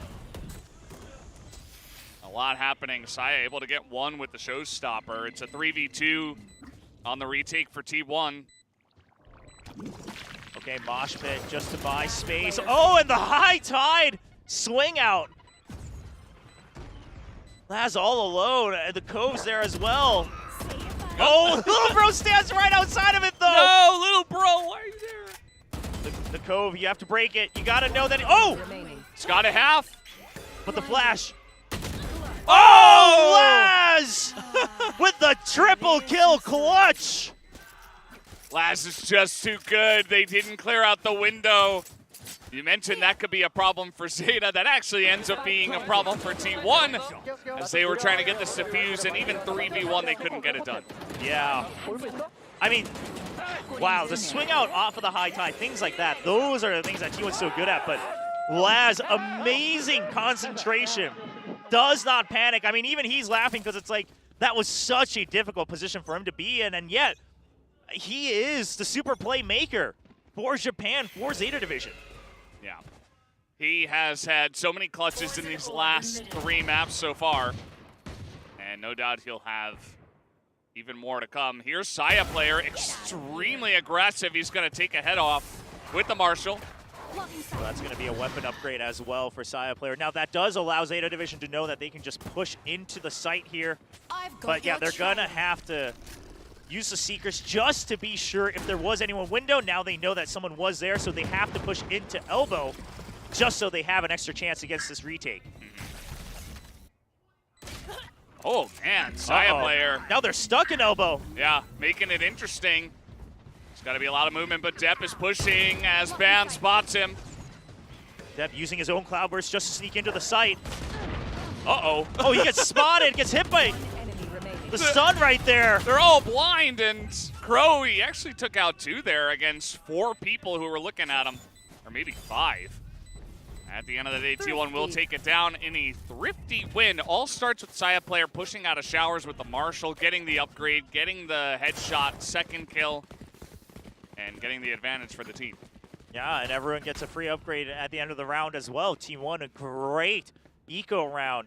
And it starts with Saya player getting the kill, but before that, right, the main force pushing aggressively out of short. It forces 10 to just really back out in a panic. Saya able to get that kill, and Crow, fist bump, gotta do the fist bump. Guys, come on, get your fist bumps together. I love that he looks both ways, like, anybody? Anybody? Yeah, but this is the type of combo, the Guiding Light and the Dizzy. What it does is you can turn away from the Guiding Light, but then you'll still get dizzied. So your options are, you gotta either have 2 people or you have to run away from it. That's how they buy space. Now the pit used on showers as well.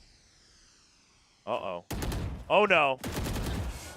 Wild sprays as Munchkin gonna take him out, and long-range Crow can't get it done. Oh, Depp panicking a bit. He knew that he didn't have too many opportunities to get that kill. Meanwhile, Carpe providing great support, ready with the mosh pit, and now Saya getting another kill as well on the A side. Uh-oh. Oh, hello. Yep. Looking a little red there. 10 is a fellow Viper. So he's just going to plant it in the face of the pit, does not care. Yeah, well, I mean, there's not much 10 can do. I mean, it's the yes. mental advantage as a Viper, you know. He does have his own pit, but Wingman just clearing close. They suspect, they suspect lamps. They had too many people on the side of T1. They could cover every angle you could imagine. Yeah. A couple of dominant rounds there for the side of T1. All starting with, a couple of picks. You saw this time over at the long orb, there was some interesting stuff happening. Yeah. T1 able to hold that down pretty well. Now you've got that Thrash and the Showstopper as well on the side of T1, so retakes look a lot easier in the coming rounds. Side player 10-4-1, and he was popping off that last week as well against Team Secret. I mean, some incredible highlights on his own, putting up insane numbers. Yeah, he is, he's evolving. Not necessarily as a player, like he's pretty much kind of just playing the same play style, but he's getting better at it somehow. And here's that comp coming into play, right? They're playing it like they would on attack.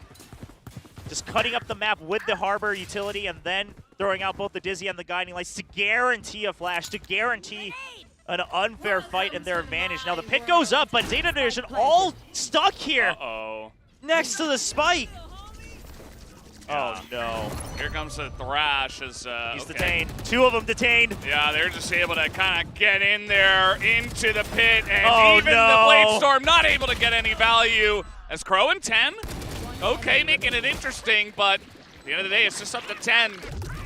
And even a showstopper here from Saya. He's like, I'll pick up more kills, but actually 10's positioning is so smart. Yeah, he's going around the other side. He's got, oh no, but the pit goes down as well. I mean, okay, well, just trying desperately to stop the defuse, not gonna happen. As Lil Bro gets it done, as Carpe will clean him up as well. 5-2, a kind of crazy round, a wild round, but it's T1 3 in a row. T1 starting to really gain that momentum and that thrash. And again, this is why they're able to aggressively push out, right? They just know, well, we have things like the showstopper and the thrash. They have ways to combat that Viper's Pit. You can see both sides kind of almost grimacing at the end of that round. It's like, oh, that was a dirty one. It was a messy one. Now, if you continue to trade Guiding Lights, I mean, T1 takes the advantage, right? They still have a Gecko on their side to push out of a different side of the map.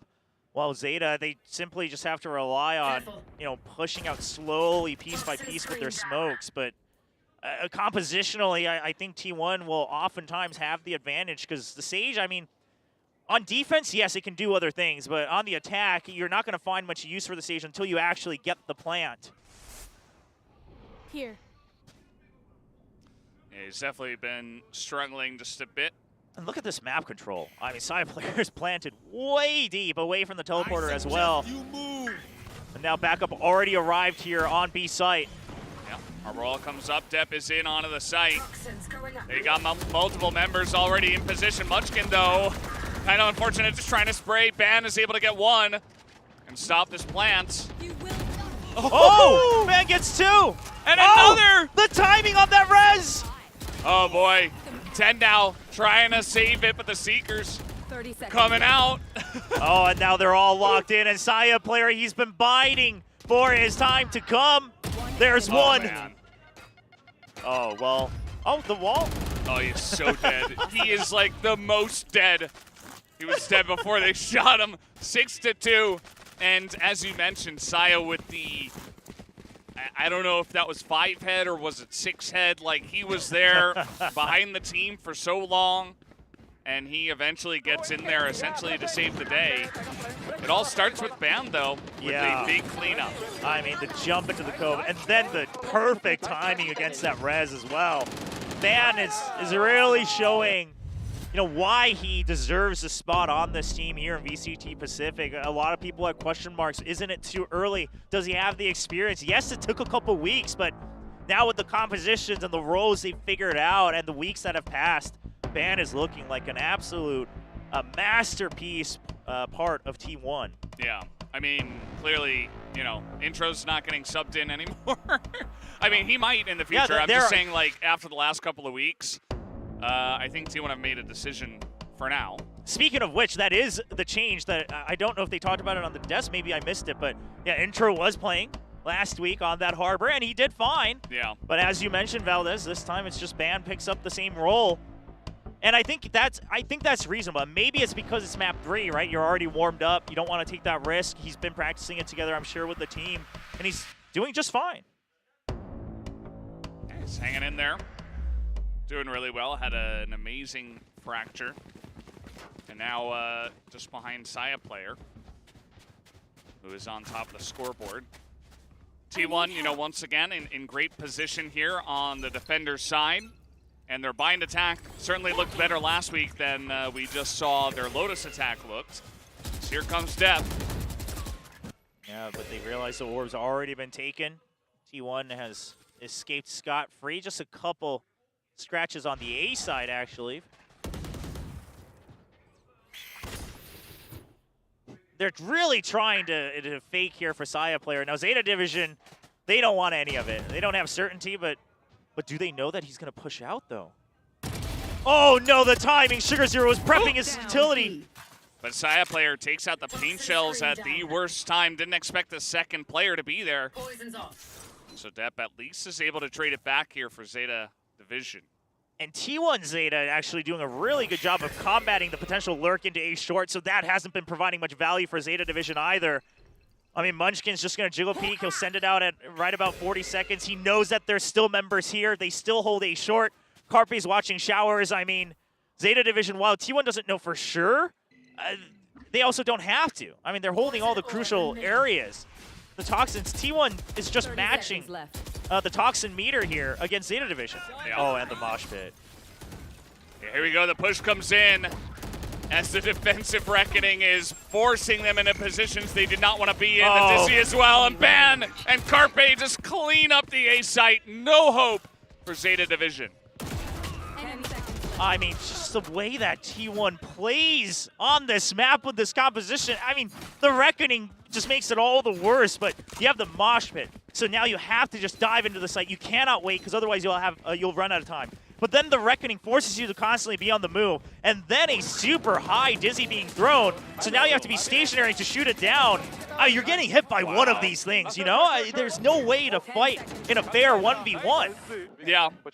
I remember last week was also casting T1 playing this on attack, and it's just like you've got so many different animals and things that are just thrown at your face. It's like one of them will land. It just will happen. Exactly. Unless you're like you've got like a crazy computer in your mind somehow. Yeah, you know, you like turn away from the guiding light while dodging the Dizzy blind and whatnot. And, oh, not the double kill.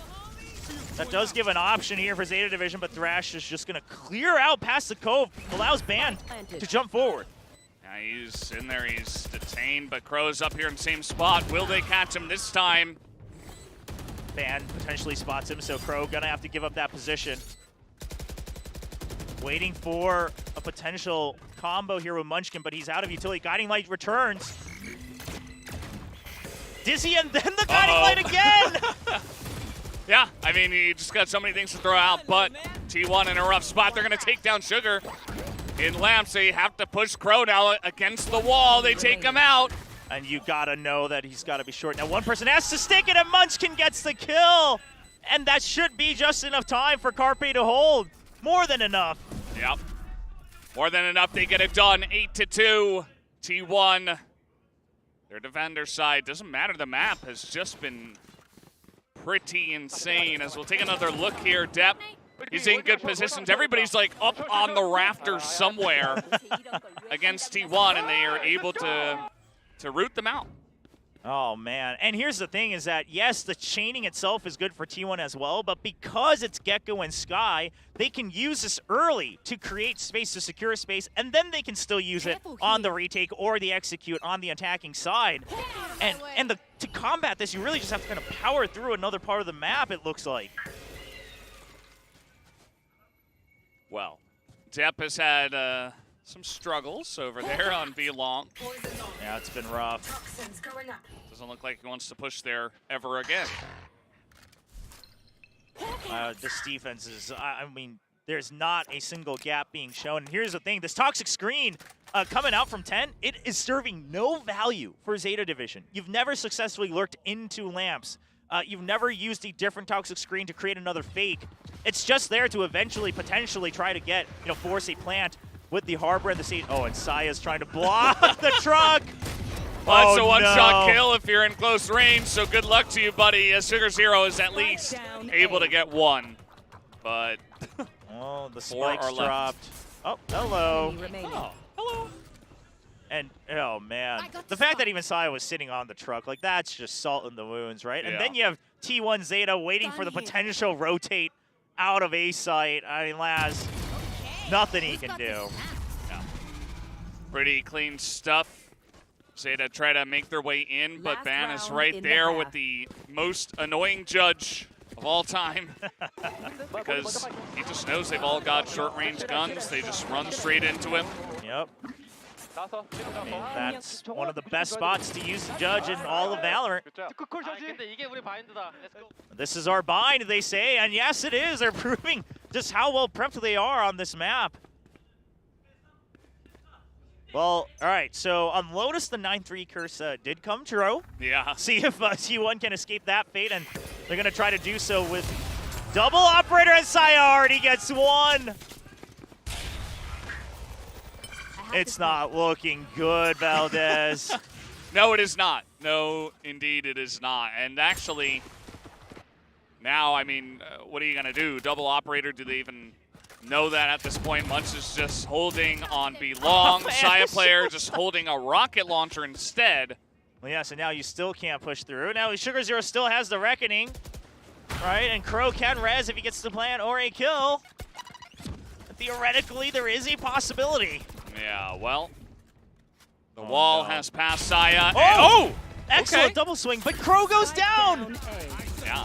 Turns out that ZETA was up there actually supporting Saya player on the operator. 10 able to get one from Lamps. That's 2. They still have 40 seconds. They have the numbers advantage as well. Yes, 2 members weak, but the pit. Now, Sugar Zero, does he get caught from behind? Oh no. Not again. Okay, he's in the pit for now, but do they suspect it? Because now they're all stuck inside the pit. Oh, well, the spray's going to give away, but he gets a kill. Pit. And that's 2. And the pit is down. Munchkin may have saved this for T1. He's waiting for T1 ZETA to get into position. They're just trying to force him out, sniff him out. They know he's in Lamps. They gain sight. Guiding light is good. ZETA has to pull off, but it doesn't matter. Sugar Zero. Sugar Zero. My God. Switching sides. At the time that ZETA Division needs him most. An insane clutch. Yeah, get that big clutch up there. 10 was also able to pick off 2 from Lamps. That time they finally got control in there, and the spray gets the Viper's Pit and a second kill, and they still don't win. Oh, but look at the way he positions, right? He goes so far into the corner that the person defusing has to peek up because they're not going to get covered in time. And he just waits super calm. There's something about this roster. When they're really pushed up against the wall, they suddenly just turn a switch on and they turn into superheroes one by one. Yeah. Well, 9-3 curse happened last time, but more importantly, going on to Defender's side on Bind. You've got the Sage. You don't have a Gecko, but I mean, that's fine. You got Sky, Viper, Harbor, Sage. You should have a decent amount of stuff to just keep T1 at bay. T1 do look really clean on this map, but I don't know. We just saw that both of these teams on Lotus were really confident on Defender's side. T1 only got 1 round on attack on Lotus. Yeah. Can they be cleaner on Bind attack? You would expect so, but I don't know. I'm not convinced. We'll see. Now, here's the thing is that with the Sage, you can somewhat combat the crazy utility chaining that the T1 composition will have, right? Because you can hold a close angle on the entry points. As soon as you hear both the Guiding Light and Dizzy come out, just put up the wall, just toss out the slow orb. So even if you do get flashed or stunned, that you'll just buy time. And I think the idea from ZETA Division has to be buy time with the Sage and then go for the flank, right? Get ready for the flank and go for a pinch as soon as the plant goes down, because if you allow 10 seconds to pass after the plant, all that utility will return for Gecko and potentially the Sky as well. And, well, they are looking that buff right now in this match because they're starting to try to go for another miracle comeback run. Well, let's hop on to the pistol rounds. T1 now moving over to the attacker side.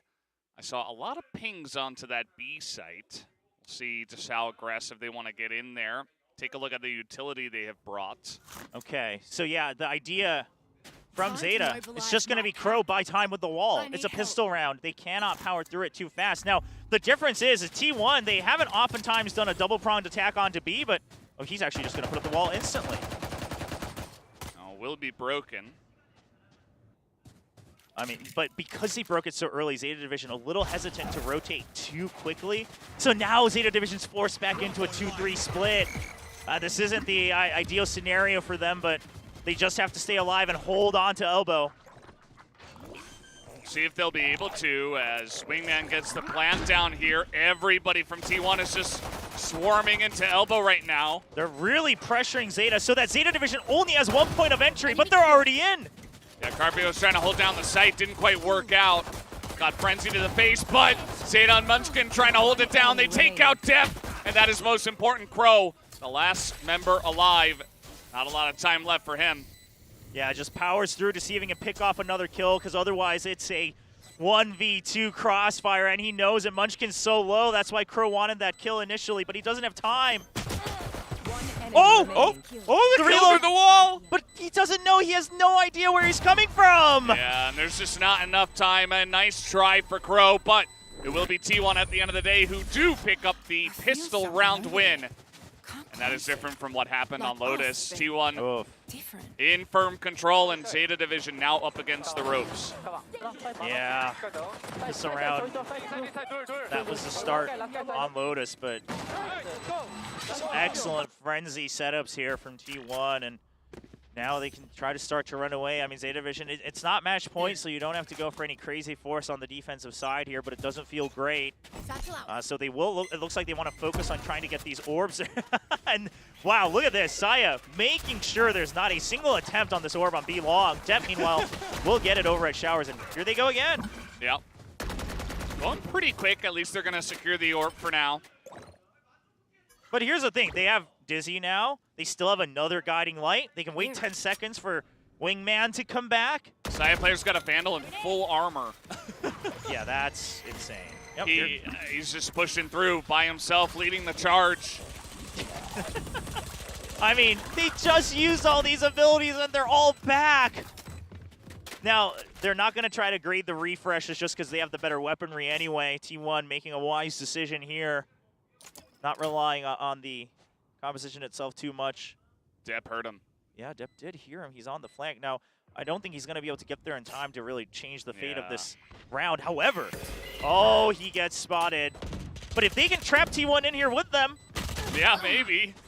Although Depp is going to go down, so that's an exit plan for T1 as 10 gets 1 and makes it pretty interesting, as that will be the win over to T1. Only ban goes down. Saya player keeps the Vandal. Now, off of the last time they played Team Secret. Did he get 2 kills through the wall? Yeah, looks like it. So back off of last week's matches and then so far the rounds, I would have thought maybe they do some work over on A, but I think what's going to happen here is T1 probably once again pressuring B long. But if they are met with opposition, they can run the clock down a bit because, again, they will always come out on top on the utility trade. I mean, if they can bring out the Sage Wall, that is exactly what they would want. Yep. Let's see it. Sugar Zero looking to peek. Oh, no!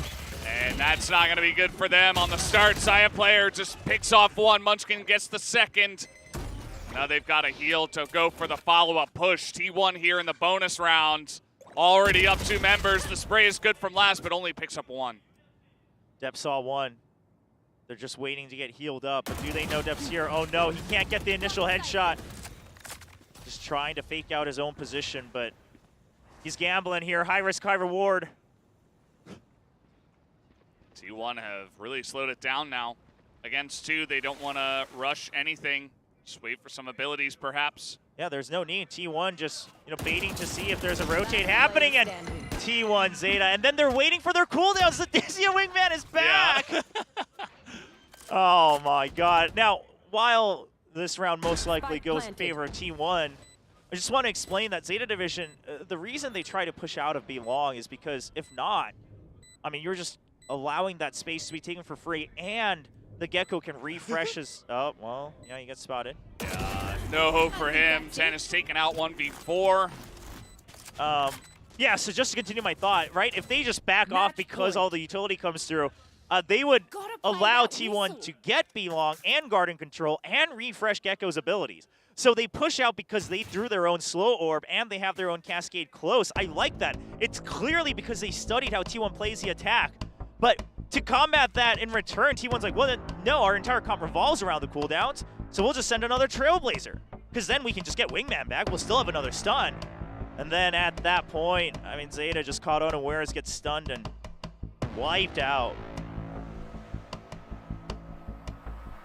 Well, if there was ever a time to call a timeout, was this the best time? I'm not so sure. Maybe the round before. I mean, I think the round before, just to maybe, kind of cool off T1's hot streak, right? Either way, it would have been an eco, so would have been a little rough, but it's match point. It's looking very, very difficult here for Zeta Division. Cheering for T1 Zeta, who is laughing his way to the bank and to the win. as T1 on the doorstep there on match point. Not just match point in the map, but also in the match of VCT Pacific.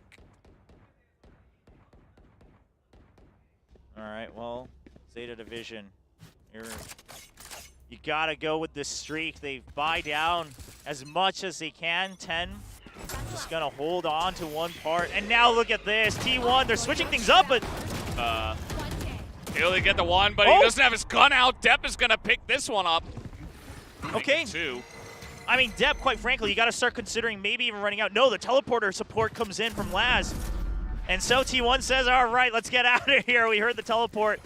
Still advantageous for Zeta Division because they'll have 2 members arrive just in time. Right, gonna try to get this plant down. They're able to hold the angle from the back. They at least corral Zeta Division into that one angle. All right, Zeta Division's got to carefully consider what the potential setups are here. You know that they came in from window. They're trying to buy time here on elbow, but they're going to slow creep into it.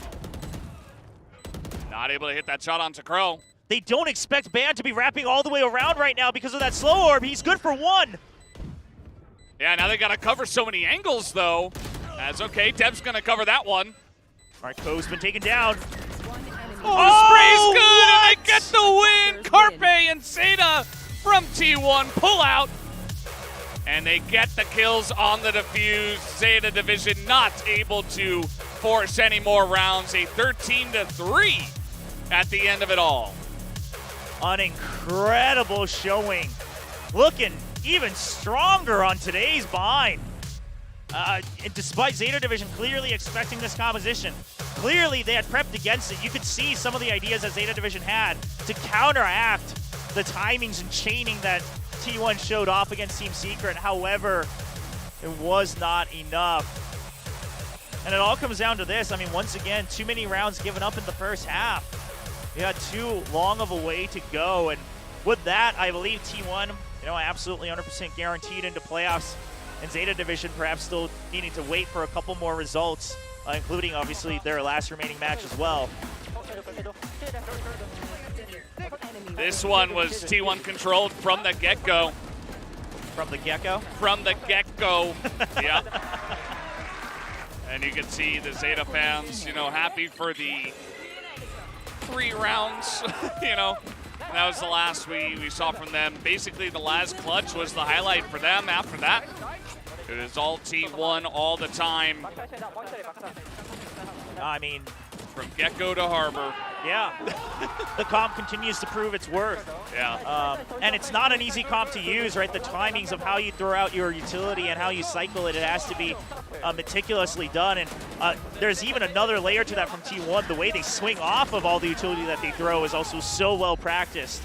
But I think we're going to have to wait a bit longer to see if anyone can dismantle that, as T1 continues to prove that they are not to be challenged on bind here in VCT Pacific. Wow. Well, this was a pretty fun back and forth, although T1 at the end of it kind of proving that they are the stronger team on the day just because of how dominant their bind was. You can always go back to the map pick ban and say, oh, well, maybe Zeta should have left Ascent up. Maybe they would have had a better chance on that. T1 look unbeatable on bind. But, it's hard to say that after the fact, right? Like, yeah. When you're doing the map pick, maybe Zeta Division has practiced a lot of this in preparation for going up against T1 to try to snake it away from them, Never really know. Yeah, I think so. And I think maybe Zeta Division even, working on that aspect that maybe T1 won't expect the buy to be left open. I mean, there's so many layers to this. And again, it's very clear that they had studied the tapes from T1. However, T1, first of all, in map 3, we finally really started to see T1 start to run away with just mechanical prowess, right? Just looking much more dominant in a 1-to-1 comparison across all players. We're just winning a lot more of their duels. Yes, there were some heroics from the likes of Laz and Sugar Zero, and even Crow, especially on Lotus, but not enough, not today. Yeah, T1 pretty insane. Really got to shout out, especially on bind, like it really felt like a team diff. Like everybody was really pulling their weight. Like I have the scoreboard right in front of me. There's 4 members of T1 that are all on top. That kind of makes sense in a 13-3 win, but their ACSs are all kind of similar, right? Because everybody's kind of doing their job Cyaplan ended up on top with 319, but well, 20 kills and 10 deaths, right? yeah, 7 first bloods. He was pretty good.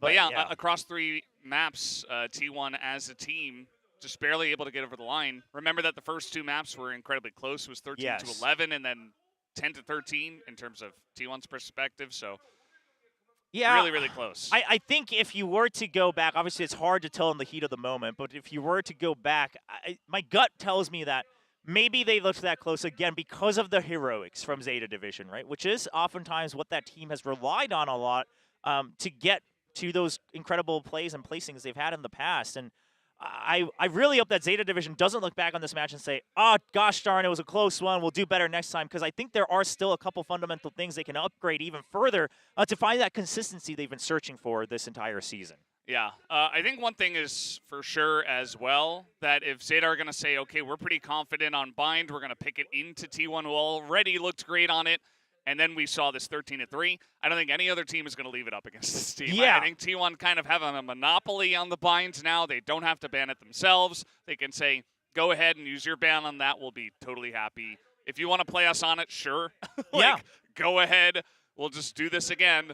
So yeah, that's pretty strong for T1 going into playoffs, where it's going to be, down to the wire. It's going to be a lot of study going into one team and potential best of fives, right? If you get all the way to the end, which of course your seeding will matter, not only in terms of your placing and your prize money, but of course going into Masters Tokyo as well, even if you enter the top 3. So I think T1, just with these 2 bind maps they've played, have already gained such a mental advantage that now they can really shore up some of these other maps that they've had to work on, like Haven, right? They can really brush that up in the meantime, prepping for playoffs.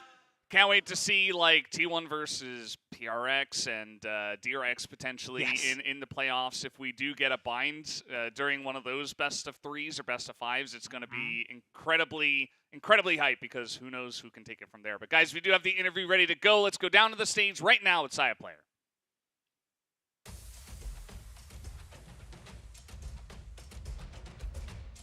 Now I'm on stage with Cyaplan of T1, and today was a close match. And going to map 3, but now you have 6 wins apparently, which is amazing. So how was today's match so far? 오늘 이제 6승을 가져가면서 멋진 플레이를 보였거든요. 오늘의 경기 말씀해 주시면 어떤 총평을 들을 수 있을까요? 네, 되게 예상했던 대로 제타란 팀이 되게 강팀이거든요. 그러니까 저희도 제타를 되게 준비를 많이 했었는데 이 제타도 역시 만만치 않은 팀이다 보니까 되게 쉽지 않은 경기였습니다. 예. As expected, ZETA was one of the strongest teams, so it went kind of tough, but we won at the end. 네, 또 이제 다음 질문으로 넘어가 볼게요. I mean, you've been constantly taking care of the team's mentality, so how did your call work today? 좀 이렇게 팀의 멘탈을 관리하는 그 역할로 유명한데 오늘 경기 콜이 전반적으로 잘 이렇게 들린 것 같나요, 선수들한테? 네, 뭐 일단은 첫 세트는 되게 아슬하긴 했지만 저희들 되게 멘탈 괜찮았고요. 로터스 같은 경우에도 9대3으로 이끌었다가 되게 역전을 당했잖아요.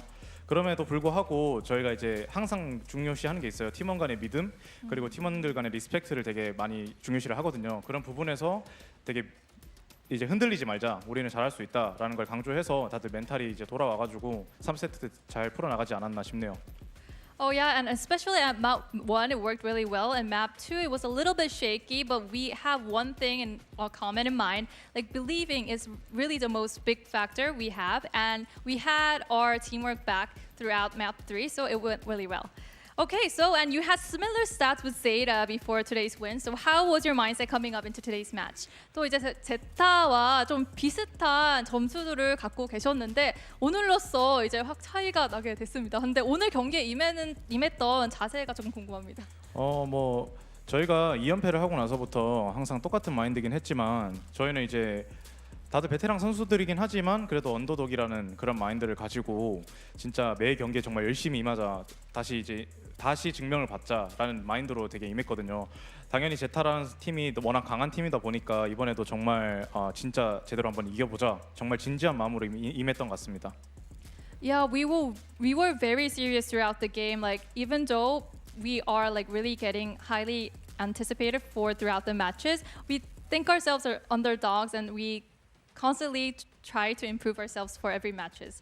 Okay, so since it's T1's second win, time winning bind on VCT Pacific, can we say it's one of your favorite maps? 이제 바인드에서 두 번째 승을 가져왔어요. 또 바인드가 이제 T1이 좋아하는 맵 중 하나라고 생각할 수 있을까요?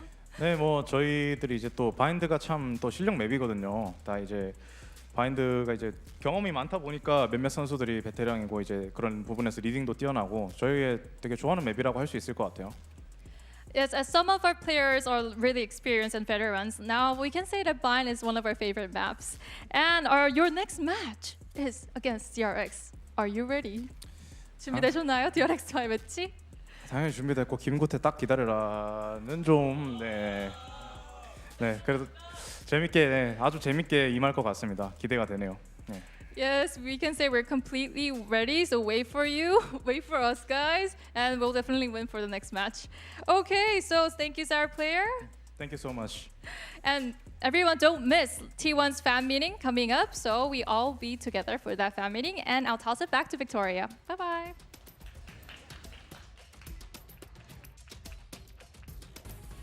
Thank you, Kyungmin and Saya Player. Woo! I mean, we won that 3 game, and it happened. And it was a lot less close in this last game, which was severely unexpected. But, you know, the Gecko showing, as you were saying, Clinton, it's a strong force and bind. And I can see why T1 now finds it one of their favorite maps.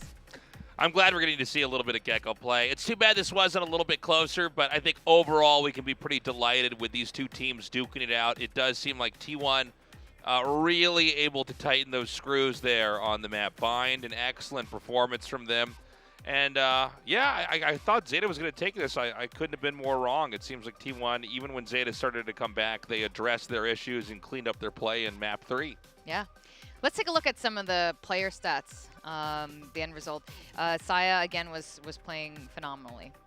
Yeah, I mean, his raise is really, really strong right now. Just a phenomenal last couple of maps for him as well. You know, Lotus and this one, really, really strong stuff. Munchkin having just an overall absolutely insane day. You know, Ban here, changing agents all over the place.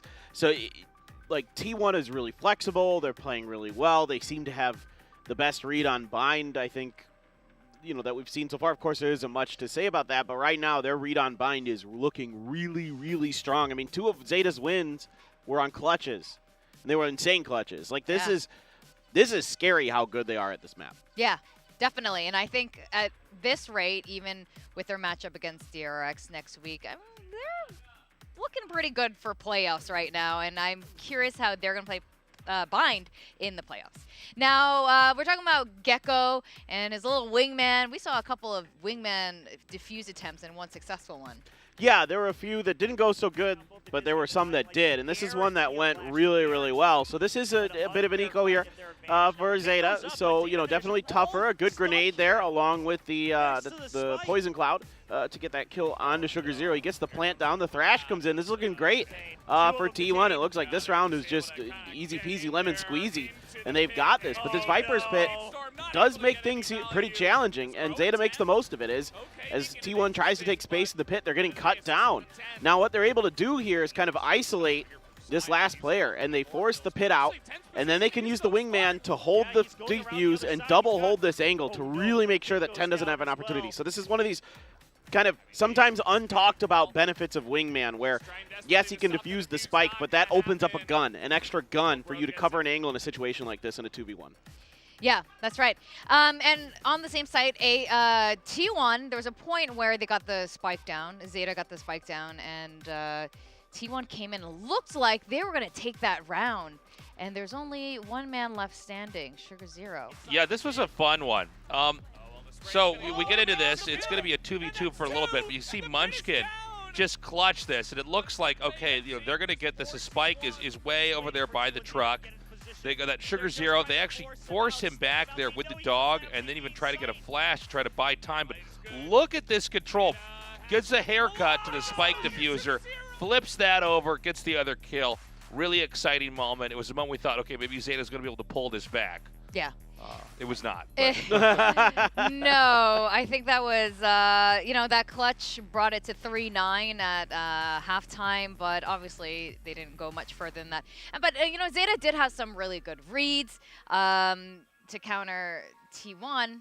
Yeah, even if it didn't quite, work. Yeah. They do their homework. I mean, again, this is something I talked about earlier that I'm impressed with. Look at the setup here, because they saw what T1 did previously in their pistol round on their attacker side, which was a big-time attack with that same toxic screen towards the A site. So this keeps everybody locked in on A here. Now, I like the idea here to set up the Sage Wall over on B, force the information there so you can get the rotates potentially quickly. But T1 wisely kind of takes their time, because I think their initial execute gets cut apart here, so they have to go to plan B. So they take some time to kind of think about this and decide how they're going to accomplish this task. In the meantime, ZETA can't fully commit to this just yet because of that toxic screen presence. Eventually, once the Harbor utility comes through from the side of T1, then the reinforcements start coming. But at this point, this gives them the ability to send that wingman, put the plant down for free, start pushing angles, start pushing through elbow and stuff like that. So it's a good opening idea from ZETA, but the reaction just a little bit better from T1. Yeah. So, I mean, good reads, like you said, but T1 was just way too prepared for Bind and overpowered ZETA clearly in that. So congrats to them. I mean, going up against DRX next week is no small feat. And ZETA will be facing off the other Korean team, Gen G. Before that, any of that next week, let's talk about the key player. Who's our key player for today? I think we got to go with Saya. I mean, Yeah. Saya looked so good. I keep thinking back to that clip that we highlighted from Game 2 where he literally was getting one shot, 2 kills, like getting 2 birds with 1 stone there with the operator. He was very on top of it overall here, but especially I think in this last map we saw so much domination from him on Bind. Dude, that first blood percentage is absolutely through the freaking roof. Just absolutely crazy stuff from him on this map. I mean, 7-1 on his first kills versus first deaths. Just ridiculous the way that he's able to create, get these entries. Now, he's set up extremely well. Like, the whole point of, or not the whole point, but a lot of the point behind this comp is, like, you could stagger that utility, like the casters were talking about. You could stagger this utility to set up Saya player to give him the opportunity for success. You use the smokes from the 2 controllers to make sure that it's not super obvious what's going to happen, and he's extremely powerful when given those opportunities. Absolutely. He's just on fire throughout the entire series. Now, for our MVP, though, we've decided to nominate Ben. Ben, he played 3 totally different agents across tonight, which is incredible. Jet, Viper, and Harbor. High impact throughout, whether it's utils or his kills. You talk about showing a lot of range here, and he's really come into form as weeks have passed here for VCT Pacific. Ben, you got to go with this guy for an MVP, but I do want to point out that I think that everybody on T1 was kind of doing their part. They had really good synergy here, and they've showed a lot of promise. Yeah, I fully agree. And this was actually a pretty tough choice between him and Munchkin and Saya player in particular. They all 3 played incredibly well. Munchkin played great across most of the maps. So did Saya. So, this was tough. But I think we wanted to give the nod here to Ban just to acknowledge how well he's been improving. Like you said, the diversity of the agency he's able to play, and at the high level now that he's able to bring to T1. And yeah, like the caster said, seemingly maybe Intro is maybe going to be riding the bench for a bit if he keeps playing like this. Yeah. I mean, well, good for T1, though. I think generally for all the teams, they've been trying to find their mojo, like that perfect, team comp or their roster as they figure out Pacific and learn more about each other, which is really cool. You can see the progression of every single one of these teams.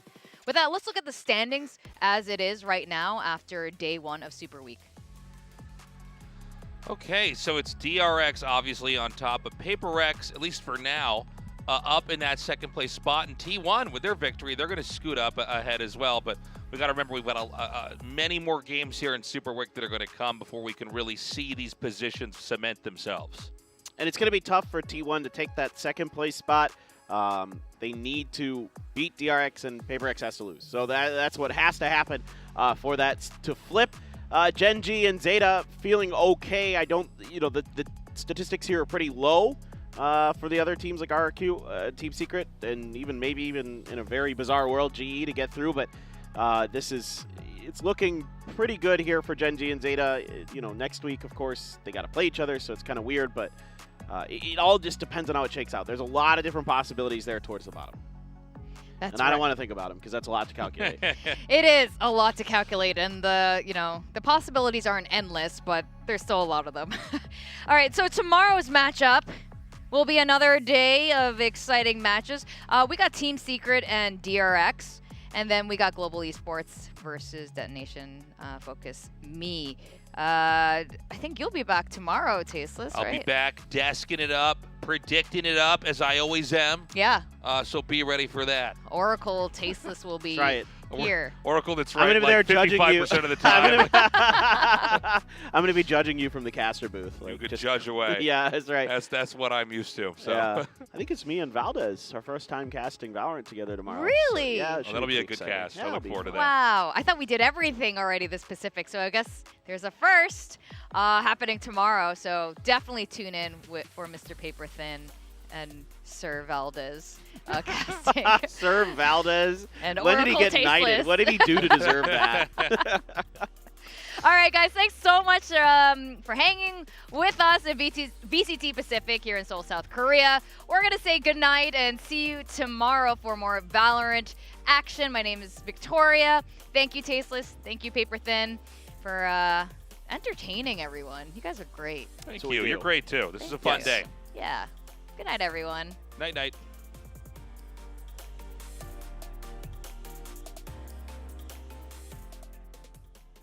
Hey, coming to you live from Seoul, South Korea. Welcome back to another Super Week. It's actually the first Super Week, and today's the very first day. Awesome matchup for today, Paper X versus Gen G. Everything apart here for Gen G because now they've lost control of Heaven in return. And okay, so right clicks come through, and Jing and Forsaken going to take out the last two members. And is just doing so much for this team, and the crossfire is duel here. Oh, he tries to check the close quarter, and King's waiting on the wider angle. See, we do have one guy on it at the moment. Might freak able to spray them both down. They are coming. Oh, and it's not him who gets the kill. Divine steals it right at the end. Just trying to bunker down in the site. For the team, as that is a clean sweep, flawless for the side of Gen G. He just trusts Mind Freak to hold. Flash says, here comes something. What? And that's going to do it. 13-2. That is the end. We just finished our first matchup, but we're going to go into the second matchup now and break down T1 versus ZETA. So let's go to the stage to see what mood they're in today. Nolas doing what he can. I don't know if they have enough time to defuse this, but Munchkin is holding it down. They get it to half. To be able to take his head off and make sure they get that round. Okay, took a little while, but should be able to secure this one. But they drop 3 weapons. Meanwhile, T1 on the bonus, right? They're taking away 3. Is coming in. Van is trying to hold it down in the tower alongside of 2 with ZETA. As they will clean them up. The defuse comes through as Laz on 1 health. Oh no! Pretty low health, but he's hitting the shots as he gets an ace at the end of it. Sugar Zero. There's T1. They're switching things up, but right now because of that slow orb, he's good for 1. Kozma taking